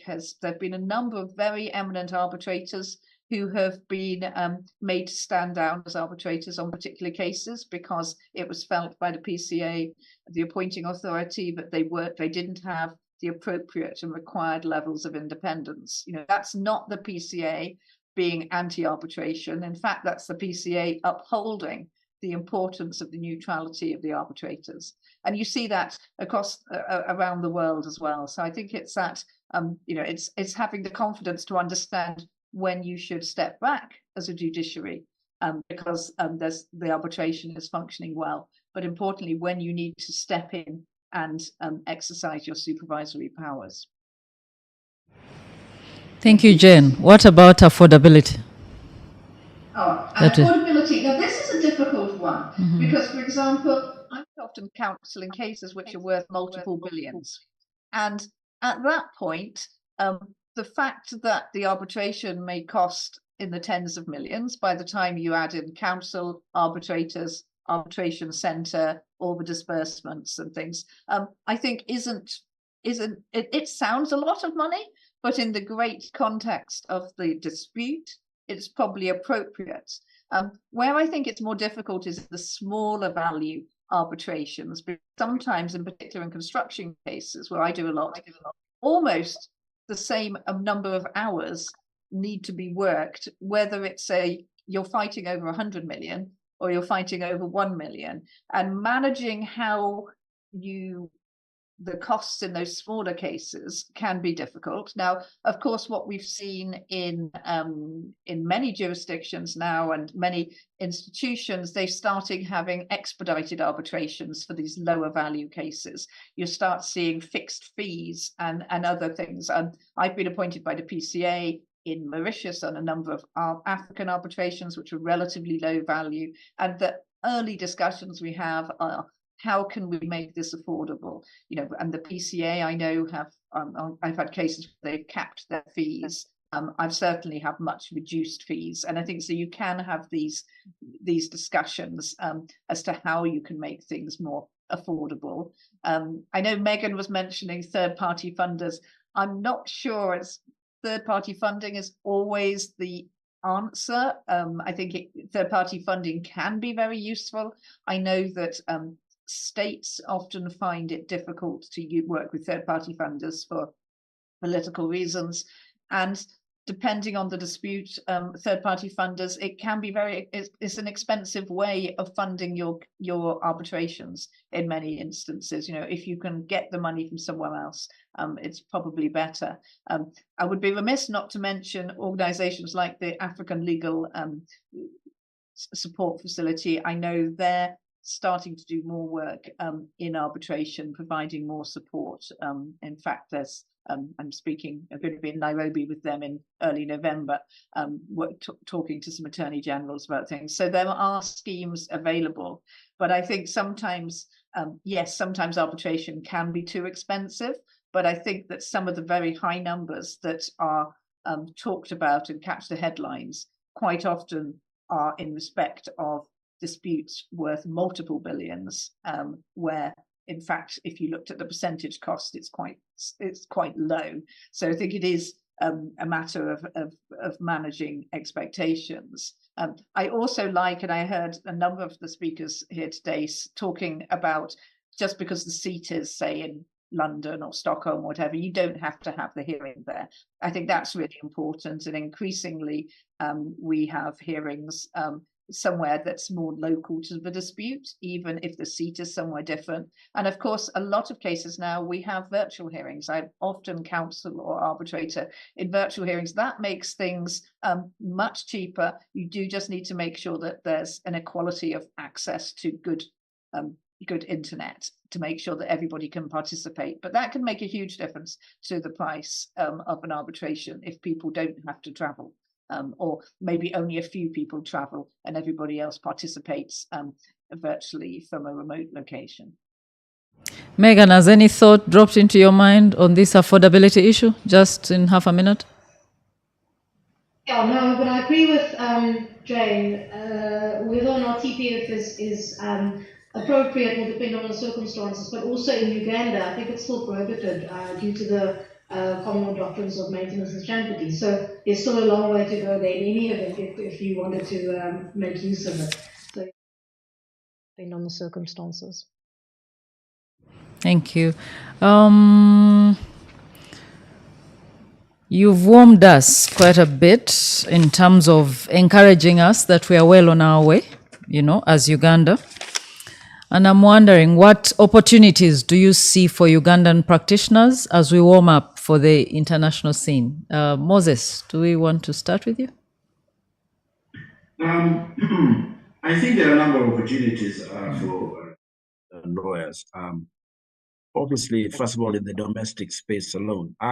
If you look at our national development plan, there's been a lot of expectation that our economy is probably going to go 3- or 4-fold, perhaps even a little more if we are a little more adventurous in some of the things that we do and we are more frugal with our resources. The population is expanding. There's only so much the judiciary can do. I compliment the judiciary, obviously, because they have been quite innovative. For example, they introduced a dispute settlements week, which is quite novel in our jurisdiction. We are also seeing, for example, that they're amending the mediation rules so that you can have more matters mediated. I don't know whether they will adopt the Singapore convention or not. That's a matter for them. But the point really is that we are seeing a growth in our economy. The number of people seeking access to justice is growing. There's a greater need for expeditious resolution of disputes. The days when people would wait 5-6 years for their matters to be resolved, certainly commercial matters, is long gone. So the question really for Ugandan lawyers, one, is whether we have the competence, i.e. have we gone out there and been trained and obtained the necessary accreditations to act as arbitrators or indeed as counsel. The other things, of course, are to build our institutions. We have Praxis, we have ICAMEC. People have said, we should not have a proliferation of institutions. But quite frankly, I think the more in the institutions, the better. Because what happens is that naturally the best institutions will thrive, and those that are not perhaps so successful will not succeed. So we shouldn't be unduly concerned about how many institutions we have. The more, the better.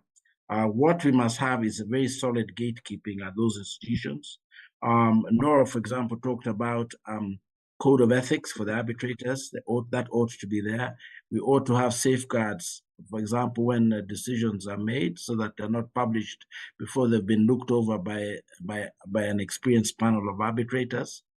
And really, to my colleague, to the colleagues online, arbitration is the future, and it's even from an economic and a business sense. We are all, as advocates, running many small businesses. And the point is, of course, yes, you earn money from litigation, but why wouldn't you want to do 20 or 30 matters that you can resolve in a year than have 40 or 50 matters that are dragging on in the courts for 7 or 8 years? The quicker you resolve a matter, the happier your client is, the better you get paid. So it's simple common sense that we should encourage ourselves and indeed spread the gospel of arbitration and mediation. Alternative dispute resolution is certainly the way. The world the world doesn't have time. The world doesn't have time to wait endlessly for resolution of disputes. That would be inconsistent with the developments in the commercial world. Thank you. I saw you nodding. Want to add one or two things? Opportunities for our practitioners who want some of your work. How do we do that? Jane? I think the key thing is, getting out there. And there's a Christopher Lau, senior counsel. He's a very experienced Singaporean arbitrator. He used to be a very senior member of the judiciary there as well. And I once asked him, how do you get ahead in arbitration? And he said it's very simple, actually. One, you need somebody to suggest your name. And two, you need the person they suggest it to think you're not crazy, which might sound mad, very mad, but it's true. If people haven't heard of you, you won't get on. You won't get onto panels, you won't get put forward as counsel. And if the person who hears your name says they're sensible, that's when you get onto the shortlists. It's actually a relatively low threshold. Being sensible is what people are looking for in arbitrators. And I think counsel, you don't want the prima donnas, you don't want the people who are going to be slightly awkward to work with on a panel. You want people who are sensible and are hardworking. And so that's a huge opportunity, because I have to say, I think the vast majority of Ugandan lawyers I've met are very sensible and very hardworking. So it's a huge opportunity for you all. I think not just in Uganda, but beyond. As I said, I work across Africa, and like some of the speakers before, try really hard to have African co-counsel. I try really hard to have African co-arbitrators when I'm sitting as an arbitrator. And it's just making sure that you know people and that they're sensible makes a huge difference, because you want to be able to recommend people to your clients who you know will do a good job. And so there's huge opportunities, not just in Uganda, but beyond, across the whole continent, I think. And don't set your sights just on Africa. I think, frankly, beyond Africa as well. In particular, for Ugandans, there are so many common law jurisdictions around the world where arbitration flourishes, and there's no reason why you shouldn't be sitting as arbitrators on those cases as well, not just with the African continent. Thanks, Jane, for that encouragement. We are sort of drawing to a close of our discussion. And maybe I would like to start with Megan. If we forget everything we've had or listened to today, what should we not forget? I think two things. I think the one is, for my practice at least, the arbitration still seems underutilized in the African content. And I think that's due to limited awareness around the benefits of arbitration. I think there's still a lot of scope for education around arbitration and what it entails, not only for businesses, but for legal practitioners and the like. And then I think also it starts with the drafting of arbitration clauses to promote arbitrations in Africa, African arbitrators, but also ensure that we instill confidence in African arbitrations and arbitration institutions through the drafting of those clauses. So I think those two things to me would be key takeaways.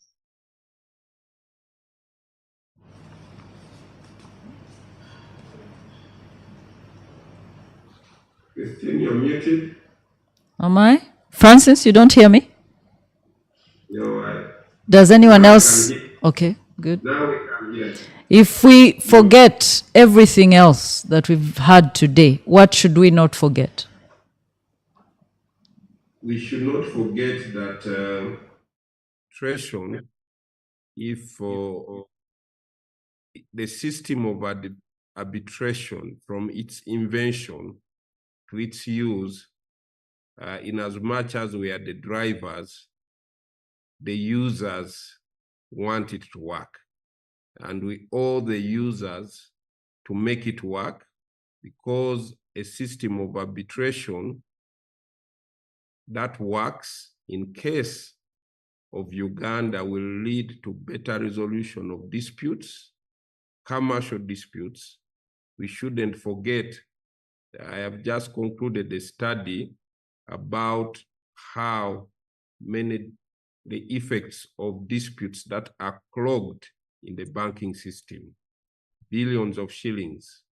We should not forget that this system of resolving disputes, the adversarial system, was actually not created by us. It was imported into Africa, into Uganda, and we have not built the capacity to resolve disputes quicker and much better for stakeholders. So we should not forget that it's not only about us, but that we owe, as a legal community, we owe the users, all the people who would like to have disputes resolved effectively, a system that works. And that should drive us beyond, being on panels to earn some money, important as it is. We should not forget that we also owe the communities where we work, a better way of resolving disputes quicker, and something that is affordable, and a trustworthy pool of arbitrators that should make it easier for them to pick on trusted people, and that should inspire confidence in the system. So if we forget everything, let's go out of here remembering that it's not only about us in as much as it is important. It's also about the people out who want to see things work. And as lawyers, that should always drive us. Thank you. Thank you, Francis. Moses? The future. Build competence, build your knowledge, guard your ethics, and you'll win the future. That's all I have to say. Thank you. Jane, as our last one. Thank you. For me, I think I'm not sure if this was recorded, but if it was, go back and listen to what Peter Malisa had to say about arbitration, because for me, I thought what he said about arbitration and how the Ugandan state and the Ugandan National Oil Company think about arbitration was a masterclass for anybody who's ever criticizing the use of arbitration locally in Africa. I think he completely conveyed literally everything that you had to in relation to arbitration in Africa. He completely understood the arbitration, the weaknesses, the strengths, and how to persuade people who aren't familiar why it's safe to arbitrate in a local jurisdiction. I really enjoyed listening to what he had to say this morning. So remember what he had to say and take that with you, I think. Wow. Thank you all. We've listened to all of you and heard that a friendly jurisdiction on arbitration should be certain, transparent, consistent. The arbitral institutions should be effective. We must embrace technology and innovation. It must be a business-friendly jurisdiction. We must have skilled professionals. We must avoid standing in the way of enforcing awards and even foreign awards. For a seat to be safe, we must have diversity in all respects. We must learn from others such as Cairo, Kigali, South Africa, the UK. We must encourage the government of Uganda to support arbitration more. What can I say? So much. Thank you, thank you, thank you. Have a good day. Thank you.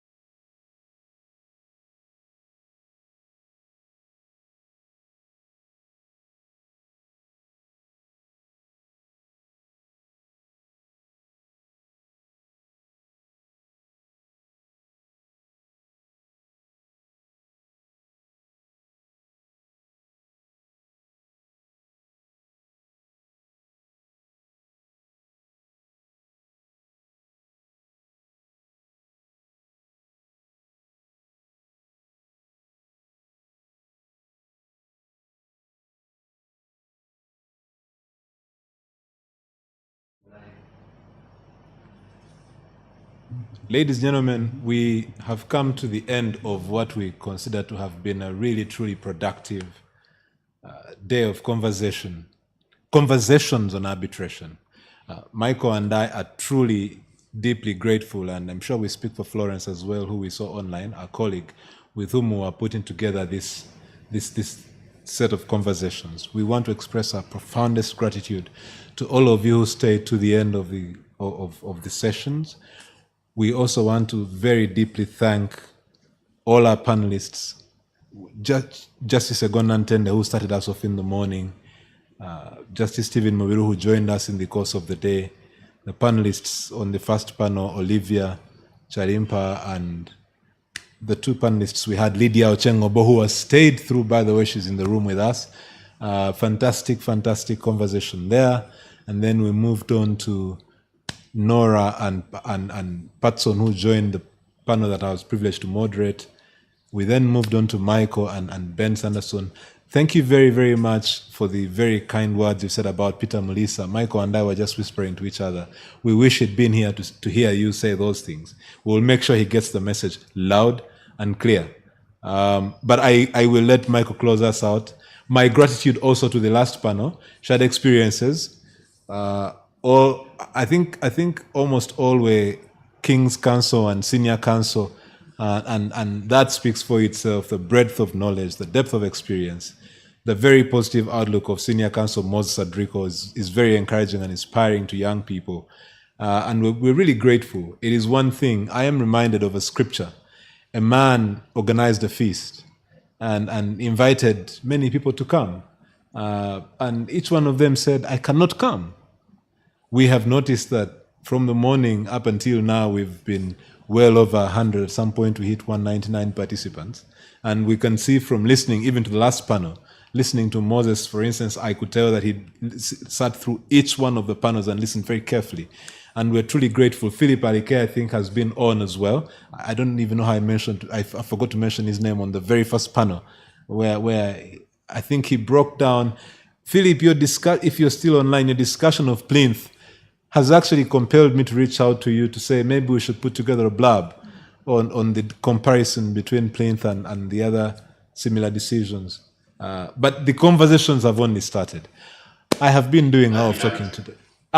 I'm really truly glad you were still there. I think we should talk a little more about that and how we take that discussion forward.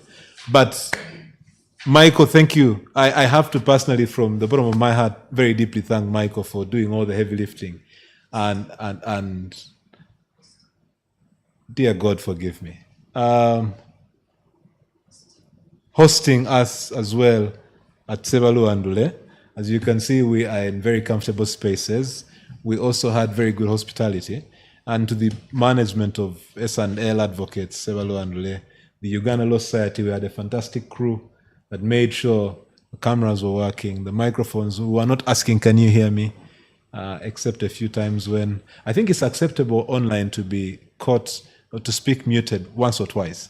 I don't know what the threshold is, maybe 6 times, but we had a minimum of that. Many thanks to the ULS team behind. Ruth, the lady who was approving everyone.